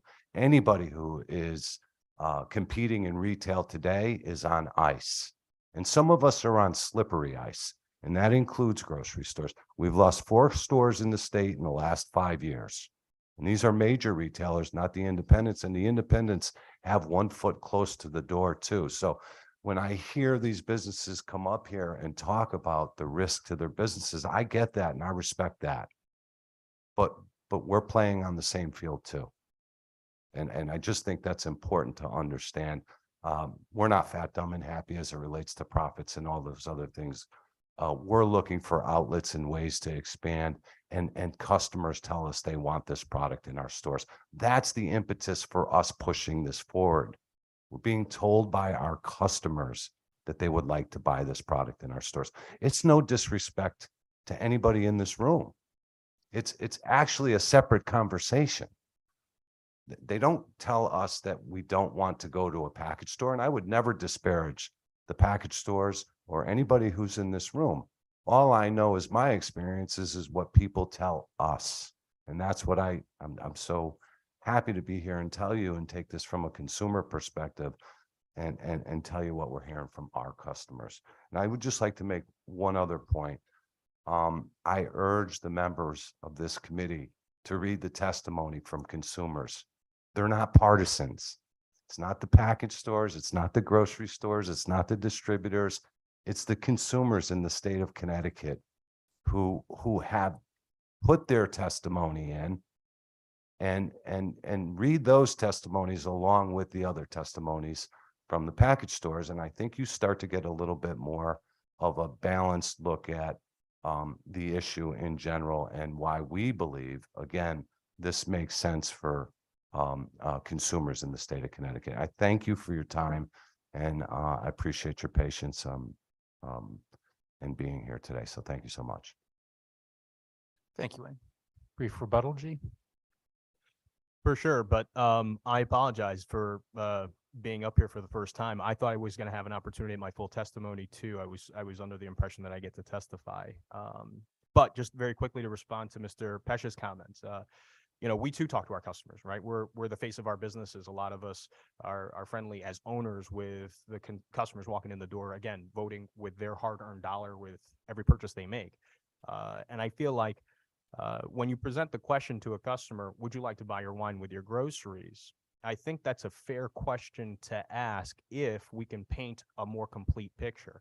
I think when you offer that question, looking to understand what your customer wants without painting the full impact of what could happen or what could stand to happen or what we can see is within a scope of possibility, I think it's a tough question for a consumer to answer under the quick circumstance, under the ever-growing pressure of their daily lives, being halted for whatever it is that they're doing, presented with this quick one-off question that they're not very educated on the full depth of what that impact might be. Connecticut consumers are very smart. That's why Connecticut has such a great reputation. I think if we actually engage our customers and tell them what the full impact is, I would say that there'd be an overwhelming majority of consumers that would say they don't want this, that they don't want to see it pass, that they don't agree with this legislation. I would just say this, we made a real attempt to get data, right? So again, there are only so many places that you can go. And I know Representative Ritigliano early on had mentioned, his concern about that data. But again, it was the only place that we could go because we wanted to understand, we truly want to understand the impact, right? Because again, from our perspective, this is not about putting folks out of business. This is about trying to understand the impact to the market if that were to happen. Yeah, I think you're right. Nobody knows what's going to happen. I think there's this scenario where everybody's going out of business, and then there's this other scenario where nobody's getting hurt, and somewhere in between is probably the truth. So that I would say, if I had asked my customers whether they want to pay taxes anymore, I would guarantee you an overwhelming majority of them would say no. But when there are no bridges, schools, or roads left, they probably say to themselves, I'm not happy with the result. With that said, I would like to offer my final testimony. I introduced myself. My name is Girish Patel. I am a certified sommelier. I've been in this business for over 20 years of adult beverage retail. I currently serve as the director of operations for my family's 5 stores. And as my brother had said earlier, my family immigrated here back in 1981 with the hopes of achieving the American dream. And in 1986, my father bought his first small package store. And from there, we've been able to grow. And my story, as it sounds unique maybe to some of you sitting on this committee, I assure you it's not. There's hundreds, if not into the thousands, of families like me in Connecticut that have looked towards the package store industry as a viable one that's going to reward them for their hard work. We are families that exist in the communities that you live. We operate on the main streets in which you preside over. This is to us a very important issue because we genuinely believe it will not only hurt package stores. This House Bill 5918 will also end up being detrimental to the Connecticut wine consumer. Currently, Connecticut wine consumers enjoy a robust combination of selection, convenience, transparent pricing, and service, all as a result of the decades-long environment regulated by the Department of Consumer Protection. Our framework of regulatory oversight has resulted in the growth of a strong independent retail tier with over 1,200 stores and over 1,000 operators. Make no mistake, the regulatory structure in which we operate doesn't protect us nor guarantee our success. Our ability to operate and thrive is wholly dependent on our service to our customers. Our strength comes from the healthy competition amongst other package store licensees and our embrace of being one of the few remaining businesses on those main streets. We thrive on creating environments driven by customer engagement and offering the greatest range of products possible. We are connected to the communities in which we operate. We shape our offerings to entice customers with brands they trust and those that our experience determines are worth their exploration. Our success lies in providing a diverse assortment of national, regional, and local brands. While one of the aims of this legislation appears to be the expanded distribution of farm winery-produced wines and ciders, the bill's collateral damage to package stores businesses will only shrink their reach. Package stores are local, small businesses. We champion the products of others who wear the same entrepreneurial badge. That's why it's so troubling to see our partner local wineries being used like a Trojan horse for the supermarkets to take over wine sales. Respectfully, no one should be under the illusion that supermarkets will be content to offer local products for the long term. In fact, Mr. Pesh downstairs admitted that he wants more than just local. Again, it won't be long before they're stocking a lot more and maybe even loading up supermarkets with private label brands, which offer them windfall margins over locally sourced products and are shoving those locally Connecticut-made wines aside to bring in categories like Prosecco and New Zealand Sauvignon Blanc. Connecticut's liquor laws have resulted in a customer-focused marketplace, which offers over 65,000 products for a very small population of just 3.5 million residents. It is the independent retailer who has helped create this open market for the Connecticut wine consumer with real brands made by real people. Simply put, our small businesses are supporting other small businesses from down the street to around the world. In stark contrast, states whose supermarkets have a chokehold on wine sales, like Florida, offer less than 30,000 products as a result of corporate retail controlling the market. I feel for the wine customers in Florida, that's for sure. The lack of independent competitors has resulted in a marketplace with less consumer choice and both selection and retail outlets. Now let's talk convenience. Connecticut customers, without question. I don't want to, I have a question for Wayne, just based on what your testimony just was there. It's just helpful. So Wayne, that's a fair criticism I think we've heard throughout the day, which is, and it's born of our own limits as a legislature. We can't compel you to carry Connecticut wines. So what can you tell us, and maybe, and look, I don't think you can, I don't think we can, because we can't compel you. I think she's making a good point. There's really no way to ensure that you're going to carry that. I'm interested in the response to that criticism that we've heard several times today from the supermarkets. Is there an intersection of market forces that leads to, like what we heard with beer, carrying Connecticut beer? What are the guarantees we'll have? I use that word loosely with respect to Connecticut wines being carried. I think the farmers hit the nail on the head. We buy local. We buy $100 million worth of local products a year from Connecticut businesses, farmers, dairies, eggs, you name it. We're in the local game. It helps us differentiate ourselves, and there's certainly a place on store shelves for Connecticut wines in our stores. I would just, like I said, I have respect for everybody who's making comments here, but every once in a while when I hear something, I just need to, talking about not having a protected market. If I could sell bacon and no one else could sell bacon, I wouldn't want them to sell bacon either. So again, we want in on the wine game because we know that wine is a product that our customers want. If I had something that was a protected product that somebody else wanted to sell, I would be trying to keep that product as close as I could as well. So I kind of understand that idea, and I understand the idea of the margin concerns that Mr. Patel has as well. So Yeah, and look, I think we all as committee members get this just for both. It's good to have you both up here because I think you're seeing both. These are businessmen who are representing industries that obviously have, one wants a piece of this business, one's got the piece of the business. We as a committee try to balance all those interests, and we're not ingenues. We know that there's an economic interest behind every piece of testimony we've heard today. What I find compelling from both of you is that you're both consumer focused. You want people into your stores and you're giving them choice and product, and I think it was a very powerful point to say, just because we give you this unique ability only to sell these products doesn't guarantee your success. And from your perspective, Wayne, also saying, hey, we've got consumers asking for this as well. And it's unfortunate that consumer focus that you both have and the consumer focus that this committee has, everything's kind of running headlong together. And I don't know if we'll be able to come up to a solution, but I really appreciate the discussion that you both bring to the table from that consumer perspective that you both have.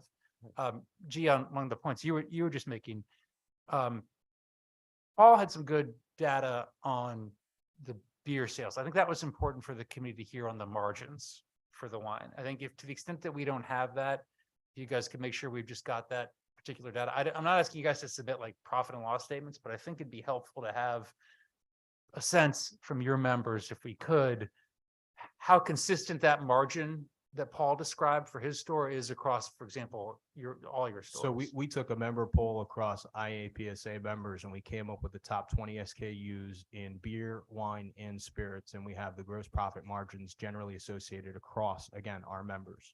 So we're happy to provide that information. Yeah, that'd be useful. And I don't want to diverge too much into beer, but beer is kind of an interesting analogy. So questions for both of you on that. It's helpful as it informs this discussion, because obviously beer is sold in supermarkets. So Wayne, I don't know if there's a way to get data on, the state may have it, but you may just have it more readily available in terms of beer sales in supermarkets. And by the way, if you can tell me why that exists in the law, because none of us can figure it out where the initial have no exemption idea. came from. No, we've been digging on that as well. Yeah, There's no information. we're researching it further. But the point is those sales exist. Right. But gee, I think your point and the point we've heard from industry participants is it is apples to oranges. It's not the same impact as if you do beer. That's why I asked for that particular data. We break even on beer at best. Break even on beer. At best.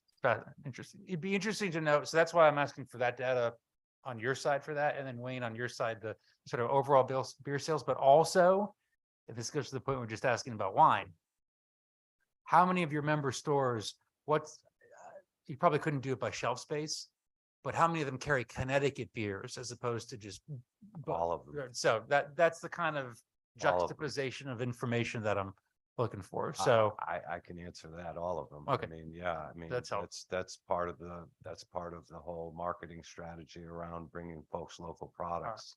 all right, 2:27. I'll give you 2 minutes to finish your remarks and then 1 minute for you to follow up. All right, going back to convenience.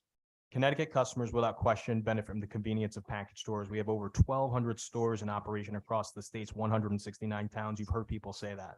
That's why this legislation as it's drafted appears to be a solution in search of a problem. I contest it's far easier to obtain a bottle of wine than it is a dozen eggs. Moreover, from where we sit, supermarkets who just suggest that Connecticut customers lack convenient options for wine purchasing happen to be the biggest beneficiaries of the solution they propose. Even more concerning is the distance stipulation of 1,000 feet between the proposed supermarket permit and the package store permits. This language acknowledges the convenience of package stores and their proximity to supermarkets. However, I believe this language lays the groundwork to prevent future opportunities for package store operators to open in new markets. It also encumbers an operator's ability to renew leases with landlords who will undoubtedly feel pressure from supermarket anchor tenants looking for them to deny such extensions, allowing for the slow dismantle of our industry while making room for wine in supermarket aisles. Most towns already restrict where package stores can operate. The language of this bill, combined with local ordinances, creates a prohibitive environment for package stores and their future viability. It stifles the free enterprise of our already regulated industry. In addition, the opportunities this bill grants supermarkets access to 100,000 gallons or less. To be clear, this question has come up several times. Our research tells us this is over 97% of the wine brands in existence. To add context, in my 5 stores that I operate, we carry approximately 5,000 wine selections, and I estimate 4,800 of them would be available to a supermarket. Some proponents of this legislation have asserted in the media that their true intent is to provide greater profits to its supermarket operators while describing our industry as protected, another misleading description of the true nature of package stores. Our industry at all tiers is heavily regulated, one, because the products that we sell change human behavior. As a result, our operators are required to fill comprehensive licensing requirements and background checks. Our permitting process is appropriately rigorous to ensure the overall safety of the public and hold our permittees accountable. After meeting these requirements, the Department of Consumer Protection will only issue a final package store permit after applicants have been inspected to show an investment into store build-out, fixtures, fittings, checkout counters, point-of-sale systems, cooler, and exterior signage. It should be noted, the application for a package store permit has never excluded a supermarket operator from applying for such a license. Several have successfully adhered to the process and have been issued permits as evidenced by Stu Leonard's, BJ's, Costco, Caroluzzi's, each of which. If you could focus on something we haven't heard. My closing argument. It is my belief House Bill 5918 allows supermarket operators the ability to circumvent the requirements laid forth and adhered to by traditional retailers of wine. It rewrites the rules in favor of large corporate retail interests under the false pretext of consumer inconvenience and industry protectionism. If passed, it reallocates the most profitable product in adult beverages away from small business and puts it squarely in the hands of large corporations. The biggest loser among us, the Connecticut wine customer. 30 seconds or less. The Connecticut wine consumer is not the biggest loser in grocery stores being allowed to sell wine in our stores. That's a very good argument, but I'm not so sure about that last point. I would say this, we've done our best to get you data. Where's the data from the other side? I challenge folks. This is a very passionate issue. The sky is falling. People are going out of business. And I just don't believe that's true, not based on the numbers and the data and the work that we've done behind the scenes to try and figure that out as to what does happen to the market. Intuitively, I think Fred Karsten said it best. This idea that it's a zero-sum game is not true. And the market can consume, would allow and expand enough for the sale of wine in grocery stores, and everybody can survive and compete in the market. Thank you. I think we're good. I think we're good. Go ahead. Their economic theory is literally built on the fact that people will overconsume alcohol if there's more of it available. I think that's wholesale false. Okay, look, that's exactly the kind of back and forth I wanted. Like they're shaking hands. Cats and dogs living together. Yeah, but a beer. All right, so we're gonna take a 10-minute break. You all have done fantastic work. I really just the professionalism, the information, great job by everybody. Really, it's a testament to the professionals in this industry. 10 minutes. We're gonna call legislators who wanted to sign up and testify, but I'm gonna urge everyone who signed up to please talk to your representatives, the people who did a great job today, a fantastic job. And a lawyer I respected who trained me told me, when you're ahead, shut up. So think about whether or not you really have to say anything, given the great arguments that have been made today by your representatives.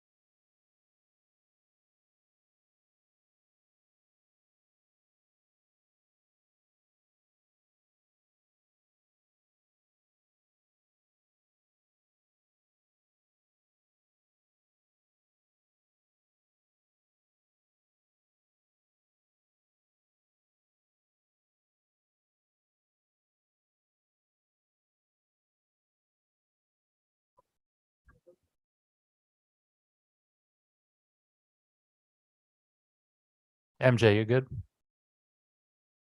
You folks, you got a revised list? Okay, great. We will bring the public hearing of the General Law Committee back to regular order and go on to our speaker list. We'll go now to the more traditional format of legislators and any constituents that they have, and then members of the public. But given the lengthy discussions we had, the in-depth discussions we have, I'm going to be rather militant about the 3-minute limit and would strongly encourage the speakers to please focus their comments maybe on some issues that or items or perspectives that the committee has not heard already this morning and this afternoon. So with that, Representative D'Amico.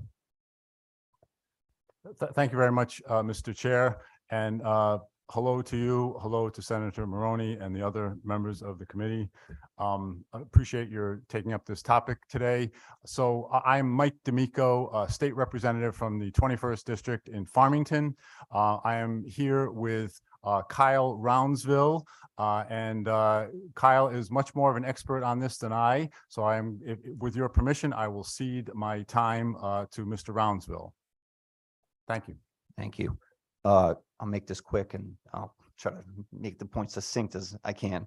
I'm testifying against House Bill 5918, the act authorizing grocery stores to sell small winery wines. My name is Kyle Roundsville, third generation principal of M&R Liquors in Farmington and 5 other locations around the Hartford County area. I know you have heard many of these points already, but passing House Bill 5918 will have a disastrous effect on Connecticut's small business focused liquor stores. I just want to reinforce that grocery stores can stock thousands of different items while liquor stores are restricted to only 3: beer, wine, and liquor. We cannot include additional products to make up for the potential loss of wine sales. Allowing wine to be sold in grocery stores will not increase wine consumption. There will not be an overall increase in wine sales across the state as seen in Sunday sales, and sales tax revenue will not increase. It'll just take sales from liquor stores and move it to grocery stores. Based on the testimony of the proponents of this bill earlier, if passed, this bill would generate more sales tax revenue and would be a zero-sum game. Unfortunately, we cannot reverse course on this bill once passed if it turns out to be ultimately false. Just like grocery stores, we also support local Connecticut products. We've been supporting Connecticut wine, spirits, and beers for decades. We highlight these items in our stores and have dedicated sections showing the wide array of local products. Our staff is knowledgeable about the Connecticut products and advocate for them. There's no lack of Connecticut wine representation in our stores. Connecticut package stores have long been the avenue for local manufacturers to showcase and sell their products. If you look at some of the most successful breweries, wineries, and distilleries in the state, they all got their start by package stores being knowledgeable on their products and selling them to consumers. We are always welcoming new products from Connecticut and manufacturers and will continue to do so. We're the last small business on Main Street and want to help other small businesses in the state. In summary, if House Bill 5918 passes, package stores will go out of business, employees will lose jobs, and the Connecticut consumer will not be better off. Thank you. Thank you. Questions from committee members? Representative D'Amico, thank you very much for bringing your constituent up. Appreciate it. I appreciate your hospitality as always, Mr. Chair. Thank you.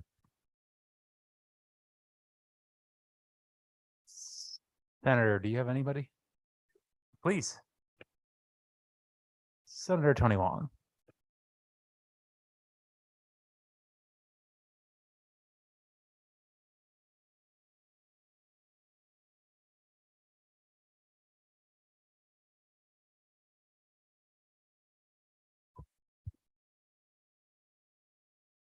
Good afternoon, distinguished members of the General Law Committee. I am State Senator Tony Wong, representing 28th District. I'm here in support of my local package stores and focusing on their commitment to the community. I know the chair had mentioned a different perspective. What we're going to offer here in this testimony, I will defer the rest of my time, respecting the time that you shared, with organizations that have been integral part of the community. Their philanthropy, their part of the community is essential to what we're talking about in the balance of what we're talking in this bill. So I will defer to Patrick Monteleone of Harry's Wine, and Mr. Harsha Bethy of Beverage King. Take it away. Thank you very much for your time and indulgence. Good afternoon, gentlemen, ladies and gentlemen of general law. Appreciate you giving us a few minutes to talk. We are going to try to offer a different perspective as requested. And in this case, it is charity work that we do in our towns. Because we live and work in our towns, we can see what it is around us that needs help. And in our town, we happen to be a store that is an anchor store and one of 15 in our town that works very hard on charity work. There's not a charity that doesn't make their way through our store throughout the course of the year, and we are regularly donating baskets and bottles and things like that. But one of the needs that I saw in our town was help with our hungry and homeless. We took the rare bourbons that were allocated throughout the course of a year and started a new effort. This was about 8 years ago to raise money to help to support Operation Hope of Fairfield, a great charity that takes and uses the money within our town to help our most challenged people. Last year through that, we were able to raise this past year $65,000 for Operation Hope of Fairfield. At the end, when Carla Miklos came to pick up that check from us, she said, "This represents an outreach person in our town. This represents somebody that I can add to my team so that we can help our town more." A few years ago, Harsha reached out to me and was inspired by this promotion that we were doing and asked me for advice. So Harsha is a competition of mine. He's down the road, about 10 miles down the road from us. But we belong to the same sort of communities. And what he was looking to do was to do something similar, to find a way to give back to his town. I'm going to let Harsha tell you about his own promotion called Blankets for Bourbon. Good afternoon, members of the General Law Committee. My name is Harsha Bethy.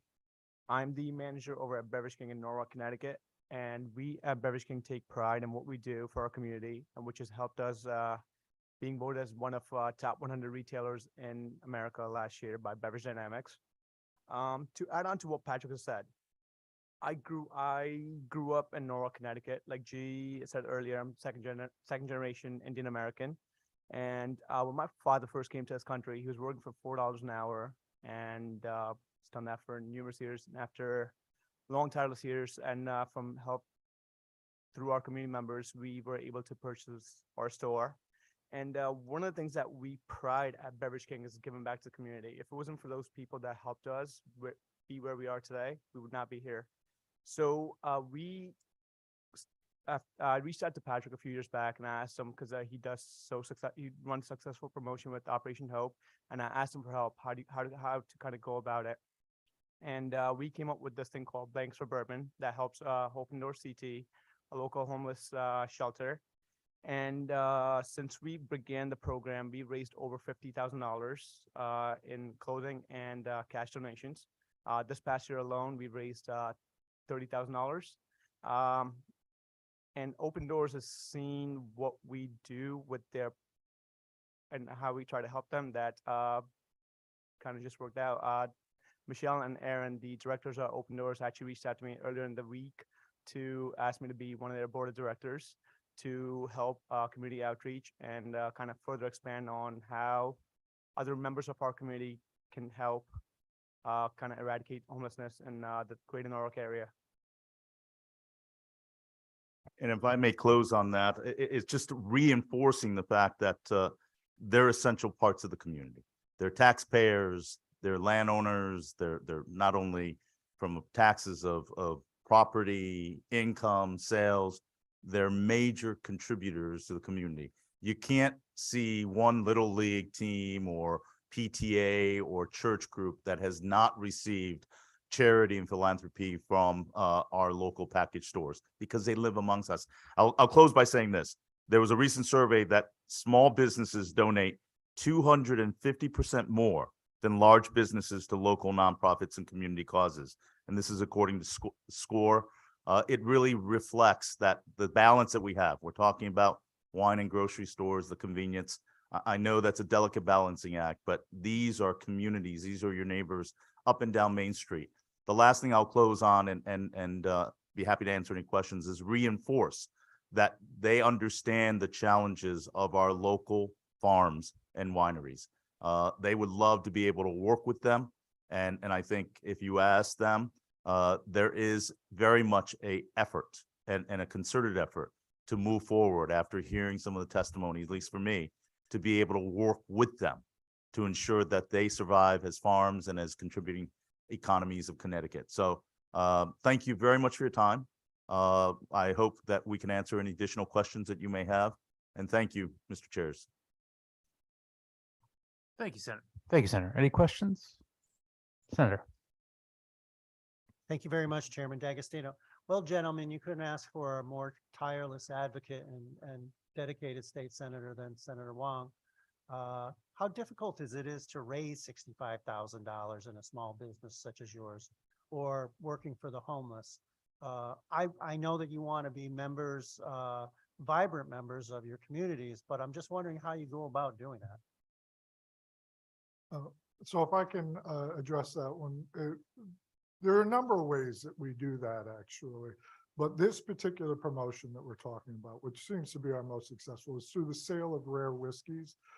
Rare whiskeys have a retail value, and then they have what they call a secondary market value, something that they buy it from me and then they go out and they sell it to somebody else for many times what they paid me for it. We saw this trend about a decade ago, and I didn't want to be one of those stores that way overcharges for our rare whiskeys. And so what we did was pretty simple. We took the retail price, the manufacturer's suggested retail price, and went somewhere between that price and secondary market value. And then our customer buys it at retail from us with the agreement that the stated price is what they'll be paying overall for that. So that's just a check that they write directly to Operation Hope and leave with me. And since we're talking about not rare whiskeys, but wine and supermarkets, is it both your positions that being small businesses and package store owners and operators, that you have more interaction with local charities, Boy Scouts, Girl Scouts, Little League, all those things, homeless, Project Hope for Fairfield, as opposed to, and again, the people that testified earlier today from Geisler's and other supermarket chains and such as that, they're community spirited as well. And I certainly don't want to disparage their community motivation. I know point blank, Geisler's is really a great corporate citizen. But do you feel that the wine in the supermarkets, which is the central issue that we're debating today, would undermine your ability to raise charitable funds and might be a threat to your ability to actually stay in business? One of the very good fortunes that we have right now is that we are a healthy community, right? The small businesses that make up the Connecticut Package Store group are healthy. We're doing well. We're, as one of the testifiers said earlier, this is a solution in search of a problem. We're fortunate, we're healthy, so that when our local community comes in, and there's a lot of them, there's a lot of charities that come in on a monthly basis, we see multiples. We don't see one every few months or that kind of a thing. When you're talking about the schools or the churches or the golf outings that are raising money, lots and lots of different people come in and ask us for donations, and we're able to do that, and we're happy to do that. This is our community. This is where we live and work, and we want it to be healthy. I look around into the community and I look for weaknesses and ways to help. When we were in 2020, when all of the restaurants started to suffer, they all got closed. I could only do curbside. I saw that as a problem. I saw it as an opportunity to give back. We were doing very, very well at that time. Because people didn't have a whole lot else to do but to drink. They weren't working, they weren't socializing. They weren't able to go out to restaurants. And so the money really got good for us. We were doing really well. And so I wanted to use some of that money to give back. So every day we chose a different restaurant in town and bought 50. So I really do want to Yeah, 50. stick to the I'm sorry. issue at hand. We can, maybe you guys can have a separate conversation Okay. offline. I'm but- sorry. I yeah. thought I was answering. the I question. think it was buried in there somewhere. So I got your answer. I know that you provide charitable services through your generosity as a small local. We won't be business. able to do that if we don't have the money. That's the answer I was looking for. And I'll add to that, that these are local, family-owned businesses. And they're up and down Main Street. They understand the need. And they're closely connected with the very essence of what our community is about. And we're talking about economies of scales and challenges in this dialogue, and I understand that. And convenience for the consumer, as the good chair has cited often. But is it a balance that's worth tipping to undermine our local businesses, local contributors and philanthropists? The bottom line is, it's a difficult decision.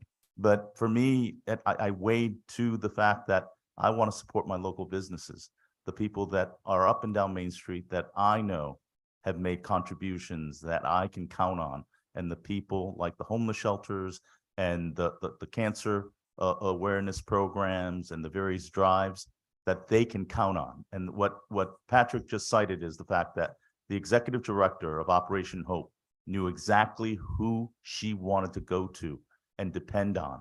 And what resulted in that yield was $65,000 of donation from the community through this innovation. And number two, 2021, 50,000. So you're looking at $115,000 that was given free and clear to a local nonprofit that would not have been able to serve a community in need. So to me, that's the bottom line for me. Thank you very much. Thank you very much, Mr. Chair. Thank you all. Appreciate it. Thank you. Yeah, do we have any further legislators at the moment? If any show up, let me know and I'll let you run the rest of the schedule, MJ. Thank you, Mr. Chair. Up next, we're gonna have Nicholas Conti and his son, Nicholas Conti Jr.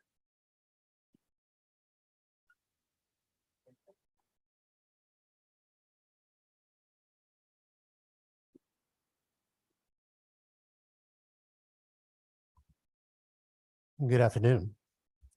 I am going to do my best to weed through these notes, as there is a lot of information that I've removed. So in the spirit of trying my best not to reiterate too much information.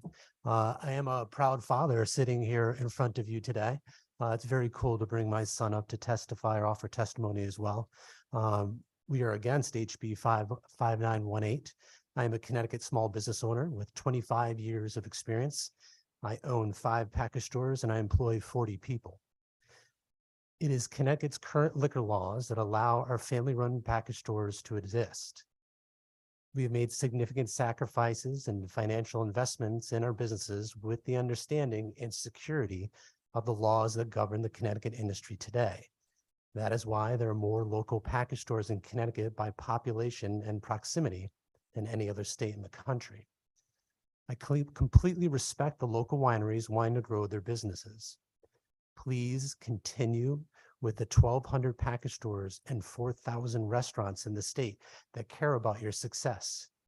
Please list your wines, your available wines, in the Connecticut Beverage Journal and online with Provi, the 2 product Bibles that all package stores and restaurants use to order from. Send a salesperson to our stores. Call us, send an email from time to time offering your products for purchase. Sincerely, we would love to hear from you. Sharp Hill Winery, Litchfield Distillery, and countless Connecticut breweries have worked with us and with our support have thrived and grown beyond Connecticut. It's worth mentioning Sharp Hill, the largest by volume and most successful winery in the state, opposes this bill. I'll make this last point again. I know it's been reiterated many times. There is nothing now, nor has there ever been anything preventing grocery stores from selling wine. Open a package store. It is certainly not simple and fair for them to exploit our local wineries for their own interest or to try to change the rules at the expense of 1,200 Connecticut small businesses. The bill unfairly hurts Connecticut small businesses to the benefit that could already, for the benefit of those that could already join the marketplace, but choose not to. Tell the grocery stores, if you want wine, invest in the state, invest in your businesses, and open a package store. I did have some information that I didn't plan on sharing where it comes to Connecticut beers in the grocery stores as well in my own stores, and I'll take a quick second to do that.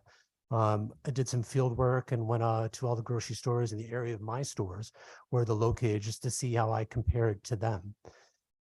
I could tell you that in a couple ShopRites that I visited, out of the 124 SKUs of beer they carried, they had one Connecticut beer. In Stop and Shop, I visited a few.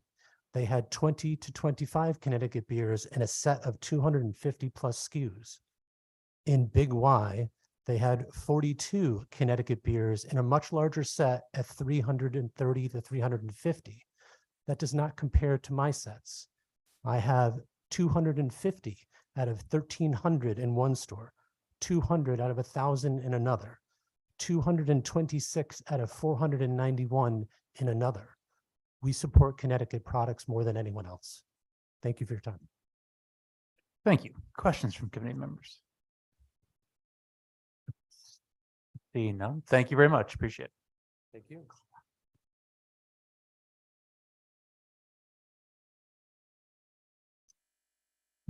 Honorable members of the General Law Committee. Hi, my name is. Hi. Is that on? Okay.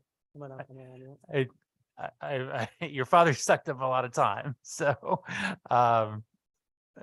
go ahead, but keep it brief, please. Again, honorable members of the General Law Committee. Hi, my name is Nick Conti Jr. I'm going to try to keep this as brief and simple as possible. I'm here to give you a more youthful perspective. No offense to my dad. I started helping my dad when I was around 10 years old. Every Sunday, I would go to the store, face the shelves, and ride my scooter in the aisles. I specifically remember looking at all the different bottles and thinking that I wanted to learn more about the business. I'm about 20 years old now, and I think that I've learned a lot. Some of what I've learned would be that our stores are capable of offering customers personalized recommendations, tasting events, and help from a knowledgeable staff. Many liquor stores like my father's and Harry's and Harsh's support local charities and events through fundraisers and donations and play an important role in their communities. By supporting small businesses and local liquor stores, customers can help to maintain the viability of the wine industry as a whole. If grocery stores start selling wine, it would lead to a decrease in business for liquor stores. I know we've heard that all day today. A potential 25% decrease or more, to be exact. I understand the convenience of grocery stores selling wine. I understand a consumer's point toward it. And I know that there was a Mr. Persh, I think he spoke before. He urged you guys to read other testimonies from customers. I'm going to urge you to listen to this. Is that convenience worth thousands of jobs lost in our state? That's all. Thank you. Well done. Thank you. Questions from committee members? Yes, ma'am. I just want to commend Nicholas for coming up to testify. It's always great to see young people engaging in the legislative process, and just your voice is important and you do make a difference. So please do stay engaged. We love seeing young people here. Thank you. That's right. Make me the mean guy. That's fine, Kara. Remember my own caucus. Thank you both very much. Appreciate it. Next up, we're going to have Doug Rankin.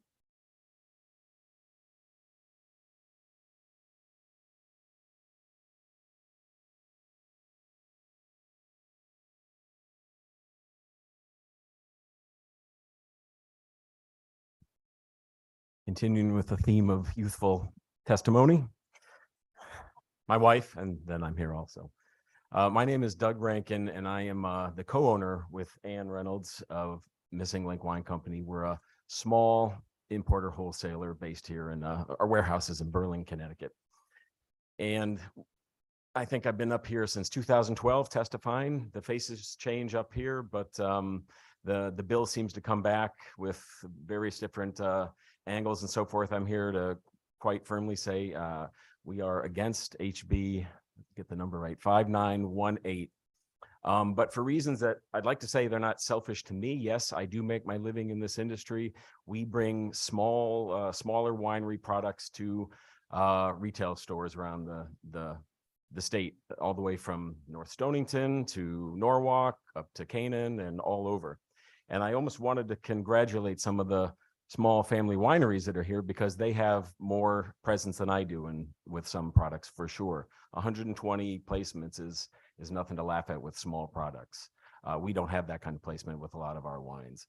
And it made me sad to know that they're up here trying to use this legislation to try to get more business. I'm very empathetic. We've been members of NOFA, the Northeast Organic Farm Association, for years and gone to all those conferences and are very sympathetic to the plights of wineries in Connecticut. And we want the best for them. I've never been approached by them. We're a small wholesaler who represents small wineries. And I get calls from Spain, from Serbia, California, Oregon, you name it. People are reaching out saying, will you represent our wines in Connecticut? I've never once been approached by a Connecticut winery. I represent wineries from Maine or will soon, Vermont, and New York. So it's, you have to get out there and advocate for your business. And I hope a solution is found because it would be wonderful to support them around the state. Why don't you go to them? You know who they are. I mean, I'm just curious, is it, I don't know enough about the business from your perspective. Is it a one-way street? So in some ways it is because I already have a full portfolio of people that I represent. And so being as busy, my windshield is quite, full. I get approached probably 95% of the time by people that want to be represented. They know the big distributors. And also I would never get anywhere with the grocery stores. As soon as that would have happened, they're not interested in a employer like us. I think there's 8 of us in our company right now, and we represent brands that would not interest grocery stores by and large. And so we would, and companies like us would, slowly fade from the scene if a landslide change like this was made. But right now the ecosystem works, and I talk to wholesalers from all over the country who are in different markets, and they love Connecticut. I'm talking about the small, medium-sized ones, because they can actually get a voice here and they can get in and they're heard by the retailers. And not everyone here buys my wines, but enough do that we can make a living and keep things interesting. Connecticut has one of the most dynamic marketplaces in the country. And this is what every wholesaler tells me. We're able to represent variety and various levels of niches and all the way up to the very common brands that other states don't have. It would be a real shame to disrupt that when, as Mr. Cafaro said, it ain't broken right now. Finding a home for the local wineries and helping them out, you have my attention, but changing the laws now, that'll have a ripple effect that we can't unwind. Even after all the faces on this committee change, we'll still be here or we won't. Thank you. You heard some of the comments earlier about the small, we've been struggling with that gallonage limit. So just while we've got you up here, and I debated not to ask this because I know your perspective, obviously, but I'd hope you'd be honest with me. Because we're getting different sets of information on the gallonage limit. On the one hand, we're hearing, 100,000 is 90% of the wines in the world, but we tied that to a requirement to say that you had to be an independent winemaker. You couldn't be tied with somebody else. And so therefore the gallonage limit, if we set it to like 50,000, for example, and you can't be affiliated with another manufacturer, your perspective on what that landscape looks like as somebody who actually deals with small wineries. So I think it's about 42,000 cases of a 12-pack, 750 ml cases, I think is what that gallonage equates to, if I did my math right. Ann's usually much better at the math than I am. And most of the winery, I don't think there's a single winery that we represent that makes more than maybe 8,000 or 10,000 cases. But to answer So again, not at all in favor of this approach to helping the wineries. So I don't know if I can give you an answer to what that equates to, but that would encompass most of the wineries that I think it's already been mentioned, other than the Gallows and the very large manufacturers who are dying to get into the state and displace our wines. That'll happen. Thank you. Other questions? All right. Thank you. Good different perspective. Thank you. Yeah. Up next, we're gonna have Ryan Broderick.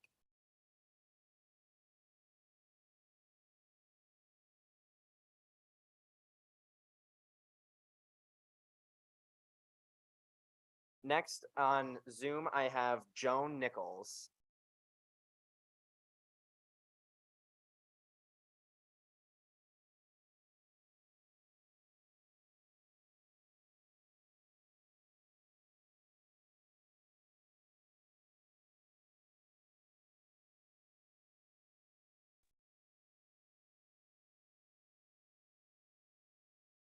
Joan, are you there? Good afternoon, everyone. My name is Joan Nichols. I'm the Executive Director for Connecticut Farm Bureau Association, and I'm here today to speak in support of House Bill 5918. For the sake of time, I will summarize my comments. Many of them were shared by our previous speakers from our farm wineries, and I have submitted written testimony. So Chairman Maroney and D'Agostino, Vice Chairs Fonfero and Brown, and members of the General Law Committee, Connecticut Farm Bureau Association strongly urges your support of House Bill 5918, which provides an opportunity to expand a Connecticut-grown product into the marketplace. Connecticut farmers, like many other businesses, and they are small businesses like many of the other businesses we've heard of today, rely on a diversity of markets. Consumers seek out fresh local farm products. In addition, small wineries and cideries should equitably enjoy the same market opportunity currently afforded the craft beer industry. The state of Connecticut has invested millions of dollars in farmland preservation, yet we continue to lose farmland at an alarming rate. I provided you a link to the American Farmland Trust Farms Under Threat link, and 43% of the reason that we lose farms is due to farm viability. And that's what is making farms profitable and viable. And so our farmers need a diversity of marketplace. So HB 5918 would have a direct and positive impact on our Connecticut farm family wineries and cideries, and we urge the passage of this bill. I'd just like to share a last comment that earlier in the week, it was a different bill. We heard that under HB 6548, there was an interest in allowing craft breweries and distilleries to do tastings at farmers markets. We support our breweries and distilleries, especially when they procure from local farms and produce their own product. Sure, we all want space in the market, Yeah, but we got your testimony on that last yeah, time. I so we can understand stick that, with but this. we're all looking bill. at parity in the marketplace for our wineries that the beer industry already has. So thank you. Thank you. Questions? Thank you very much. Okay, thank you for your time. Bye-bye.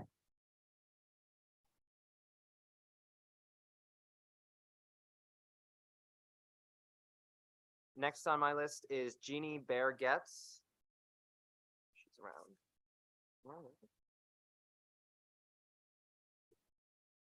Next, oh, Janine, sorry. Next is Molly Devaney. She in person? Down in here. Oh, right. Oh, wait. Sorry, Jeannie is on right here. Janine.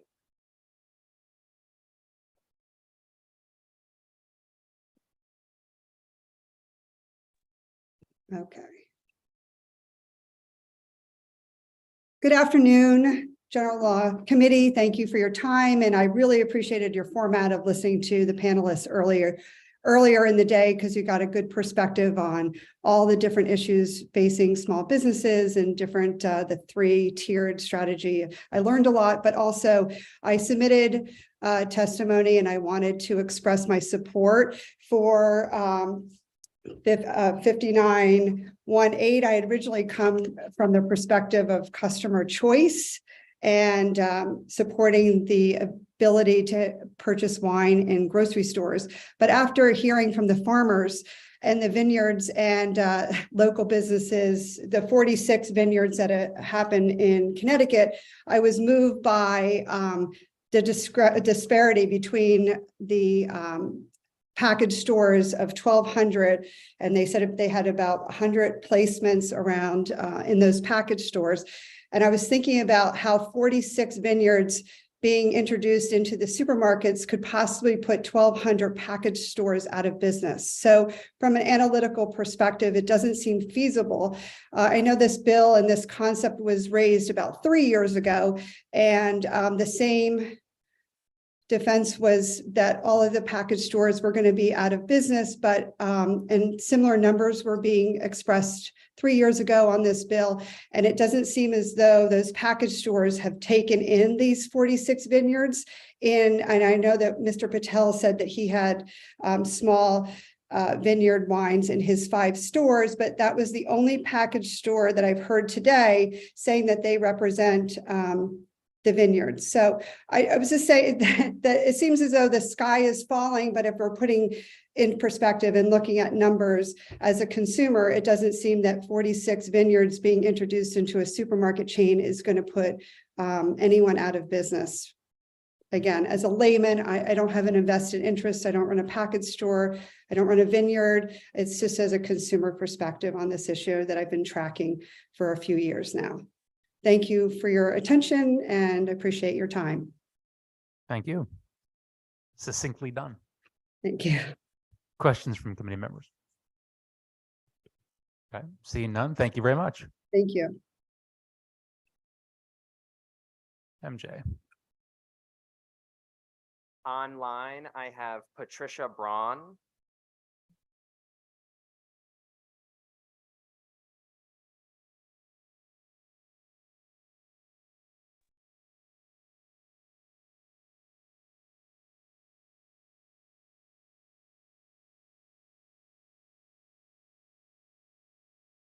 Patricia?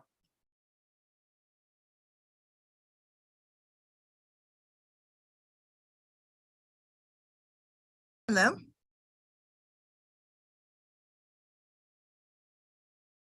Hi, Patricia, can you hear us? Hi, yes, now I can. Great, go ahead. Hi, Patricia Brown. I'm joining you today on behalf of the bill. I am opposed to the bill. I come to you as a consumer and as someone who also works for a liquor store owner. I understand the plight of the small wine business. However, having an event coming up and trying to get small local wineries to join us in the event to help promote their products and sell their products has been very difficult for them. They did not get back to us when the United Way women reached out to them. And so I think that there are other alternatives and ways that they need to think about marketing their products and getting them out to consumers. I don't think this bill is their answer to the problem at large with them. We sell local wineries here in our store as well, so I can go downstairs and pick one up anytime I like. Not all of them are here, but there are several of the bigger ones like Preem and Sharp Hill.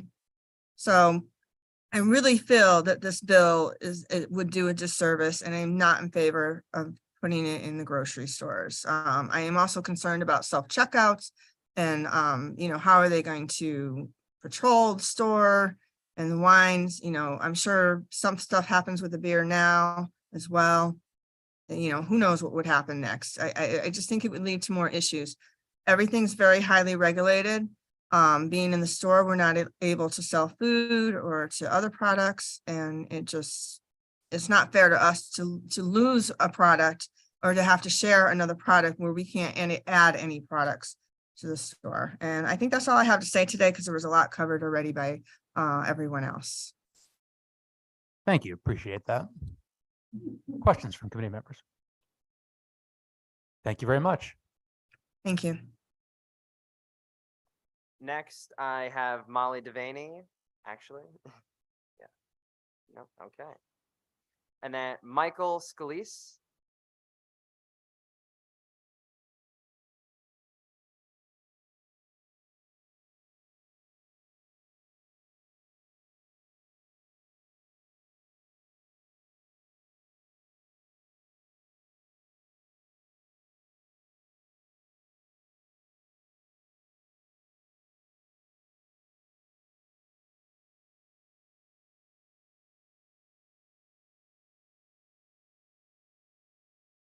Wine.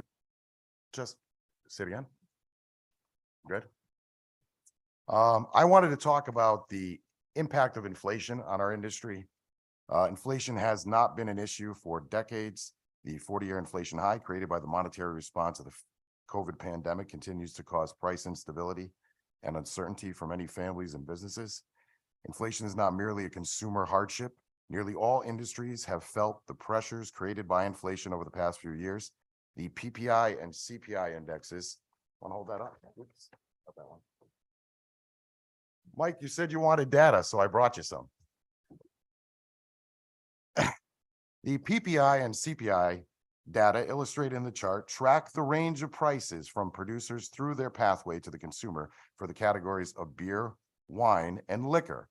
Although recent data supports inflation has begun to subside in some sectors, the broad effects and pressures are still unclear, and the future impact is not fully realized. As producer price indexes rise, Connecticut's retailers have experienced their cost to carry and retained inventory levels much higher due to the transitory narrative conveyed by the Federal Reserve. And everybody should remember that in the early stages, inflation was going away. Many producers, wholesalers, and retailers chose to hold back on price increases with expectations that they would soon subside. After the transitory narrative was set aside, the pressure to increase prices rose considerably for all tiers of the industry. As producers and wholesale pricing became more unstable, retailers could no longer absorb the pricing pressures from suppliers. These tensions continue to exist to this day. This apparent imbalance of price instability illustrated between the CPI and PPI indexes can continue. Tie it all together for me.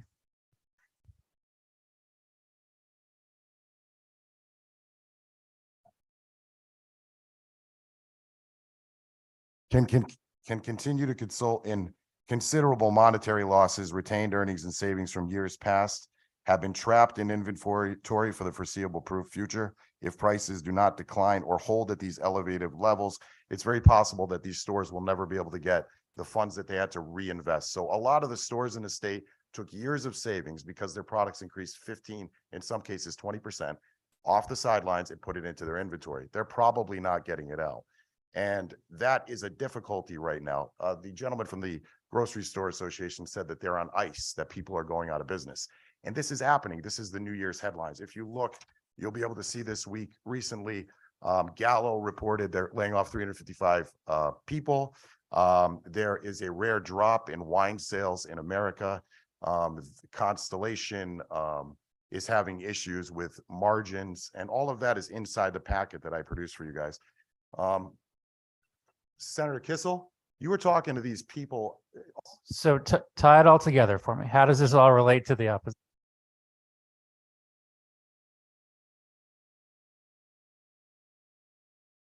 Everyone out here today was great, but you shouldn't care at all about small business, but you should care what they do. So this is a national chain store's reinvestment into your local community. This is what independent businesses recirculate. For every dollar, you have to spend 3.7 times more money in a commercially owned store to keep that money in your community. You've heard it here all day today. This is actually the loss I estimate for every dollar chain in a chain store, about 38%. And this data is available in your packets. You did say you wanted more information, Mike. So there is an entire packet for you in here about how this works, the local recirculation of revenue. The study given by the grocery stores did not do anything on the local recirculation of revenue for small businesses. It was simply data to create sales based on mostly Ontario, which I think has 14 million people. I have never heard the entire time that I've been in this industry, someone go in and say, I wish I could get wine in a grocery store. And the wineries in the state, we carry great Connecticut wines, but when you're a new and evolving business and competing with wineries, the oldest business in the world is Antinori Winery. It's 600 years old. If you're competing against the whole world, you need to step it up and work. So if there's 50 of them, I hope they have the same success as the Connecticut breweries did, because they stepped it up and worked. And we can't even carry other state beers anymore. Christ, all they do is buy Connecticut beer. It's incredible. So this is quantifiable. You can actually look at the data. What they're saying is real. I raised $15,000 for Ukraine last month. It's everywhere, and you can calculate it. You can look at it. I also wanted to add too that according to the Federal Reserve, the savings rate of Americans is below 1960. Credit cards just hit an all-time high, and interest rates. I think we got it. Questions from committee members? Well, no, but No. Hey. Right? Right? Okay. All right. Questions from committee members? Yeah, and we've got it. And we're going to make sure the committee has it. Okay. No questions. All right. Thank you for putting it all together. It's always appreciated.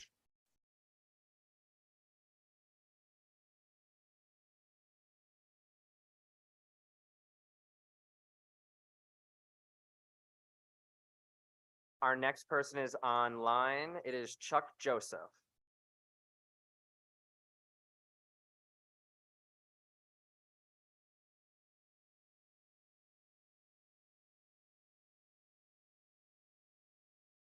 Chuck, are you there? I am. Can you hear me? Yes. Good afternoon. My name is Chuck Joseph, President and COO of the ShopRite of Canton, which I own and operate along with my dad. I want to express my gratitude and excitement at the raising of this bill and today's public hearing. At ShopRite of Canton, everything begins with our purpose: to care deeply about people, helping them to eat well and be happy. We serve nearly 20,000 customers per week from communities across the Farmington Valley and provide career opportunities for 148 associates. We also believe in supporting the community through volunteerism, financial support, and product donations, including over 25,000 meals donated to FoodShare in 2022. More and more, our customers are looking for convenience, which we know means the ability to purchase all the items they need quickly and easily at an affordable price. This was evident during the COVID-19 pandemic, when our associates worked courageously to adapt to the quickly changing needs of our customers, especially the need for convenience.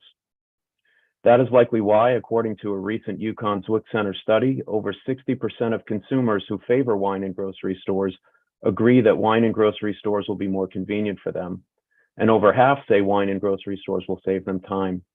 These are just some of the reasons that 82% of Connecticut voters support the sale of wine in grocery stores. As a consumer of wine myself and a loyal patron of some outstanding package stores, I was relieved to learn that package stores are unlikely to be negatively impacted by the sale of wine in grocery stores. In Tennessee, the number of package stores has increased since wine was introduced at grocery stores. Similarly, the UConn data suggests that wine sales are likely to grow across all channels due to increased marketing in our state.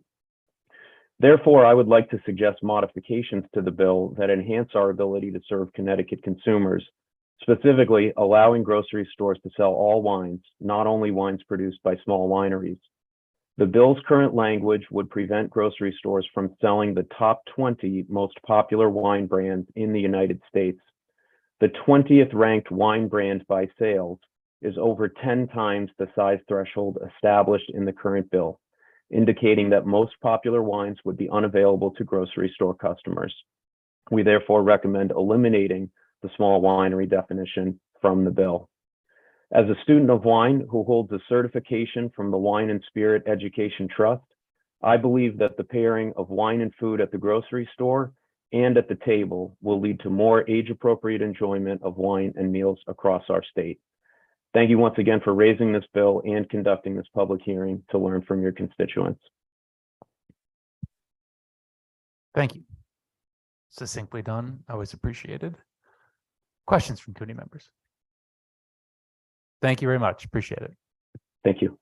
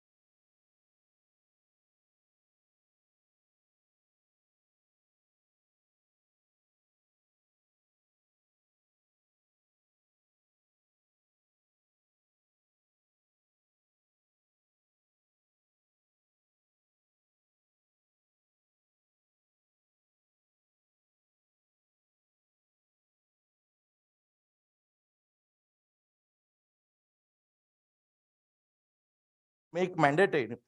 Package store gets renewed certification in alcohol safety. Every package store owners and employee must have certification classes renewed every 3 years. It will create a new job. If the theoretical loss of life doesn't convince you, perhaps the very real loss of jobs will. 5,000 jobs, not just in package store, but for distributor as well, many of which are small and family owned. Quite frankly, the livelihood of entire family is it at your stake. Just because 42 states have crushed mainstream entrepreneurship doesn't mean we have to. Too many Connecticut families are counting on you for their future. I have lived in this great country for quite a while, just long enough to remember when our town had trusted local pharmacy, butchers, florists, and so on.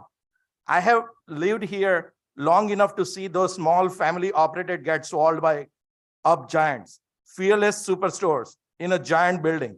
Are you ready to see your local wine shop to get swallowed up too? For what? To satisfy faraway executives and shareholders who couldn't even name 5 towns in your tiny state? Please stand behind Connecticut small business and vote no. Also, I heard there are so many local wineries are having issue to get into the wine store. I do carry almost 5 wines in my package store. It's not that problem. There are lots of other unseen problems that we need to create the bridge for them to get connected with the package store. I think we just need to take out the whole grocery store out of this equation and just make the wineries, local wineries, just sit down with us or create some kind of platform that they can actually make these things happen. Local winery is not a problem. The problem is supermarket who want the big piece of cake, which I don't think so we need to give them. This is good. I mean, this is something I really don't want to waste time. I think we all did great job. But here testimony, I want to just put some fact out there that we are ready to work with local farmers and local wineries. If they are doing fantastic job, we always like to welcome them. Thank you for that. That's a great point to end on. I appreciate that. Questions from committee members? Thank you very much. Thank you so much. Thank you, guys.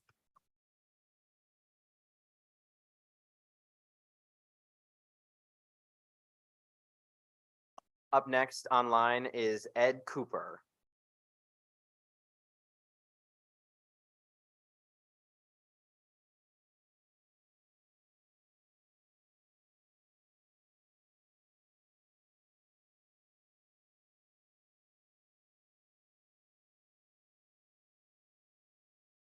Ed, are you there?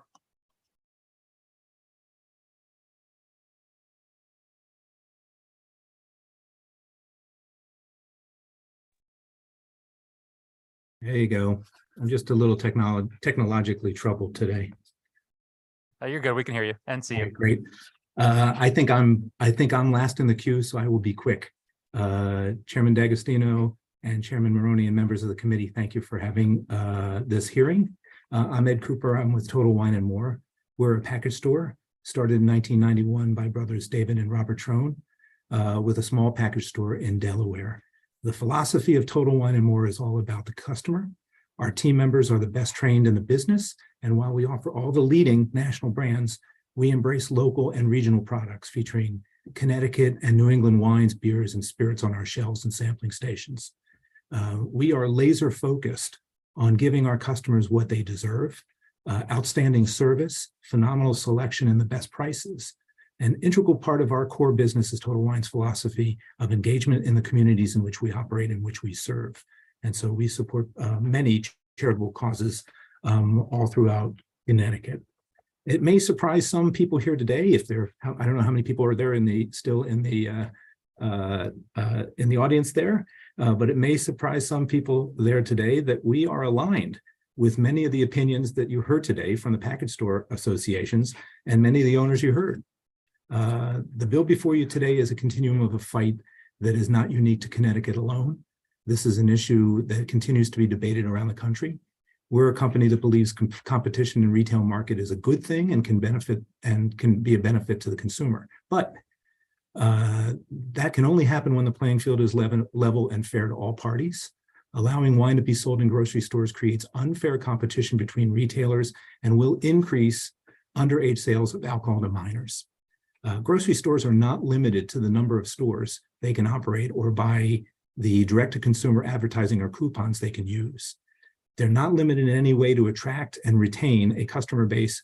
In addition to wine, they're allowed to sell thousands of products from produce, meat, fish, canned goods, prep food, beer, etc. Connecticut's package stores, on the other hand, are allowed to sell wine, beer, and spirits. The ability to create loyalty awards and customer coupons and other marketing that is allowed for every other brick and mortar and online retailer in Connecticut is not allowed for us. Package stores operate in a highly regulated environment where the proprietors and employees are trained to spot underage and intoxicated consumers. Our stores take the prevention of underage drinking very seriously. We offer incentives to our team members to prevent underage sales. This same level of scrutiny is not present in the supermarkets and grocers, where many of the cashiers are under 21, some as young as 15 years old, and are not trained, nor are they mature enough to confront an underage or intoxicated purchaser of alcoholic beverages. There's even less supervision in a supermarket self-checkout line. At Total Wine and More, wine is what we specialize. It's in our name. It's who we are. We want our customers to come to our stores and have an experience and learn about the wines they're purchasing. I know this proposed bill is an attempt to help small wineries. I'm sorry to say that will not happen in the competitive world of grocery stores, where shelf location is at a premium and location goes to the highest bidder. At Total Wine and More, we're proud to offer the largest selection of Connecticut wines of any package store in the country. We have end caps in stores dedicated to Connecticut wines, beers, and spirits. As a national retailer, we know the importance of building and maintaining these local relationships. This will not happen in grocery stores. As I mentioned before, we are a company that believes in competition. We know it is good for the consumer. If the legislature is intent on modernizing Connecticut's alcohol system by allowing wine in grocery stores, we're all for that, but it should simultaneously consider issues such as package stores' ability to issue retailer-backed coupons, expansion of products that package stores are not permitted to carry, and, dare I say it, eliminate the minimum bottle pricing system and allow all retailers to sell alcohol beverages based on their true and actual costs. Thank you very much for your time. I noticed how you snuck that in there, Ed. Yeah, I encourage everybody to, we'll strike it from the record so I can avoid another brouhaha. Thank you very much for the comments. You're welcome. Questions from committee members? Thank you very much. Appreciate you joining us remotely. Thanks, Sharon.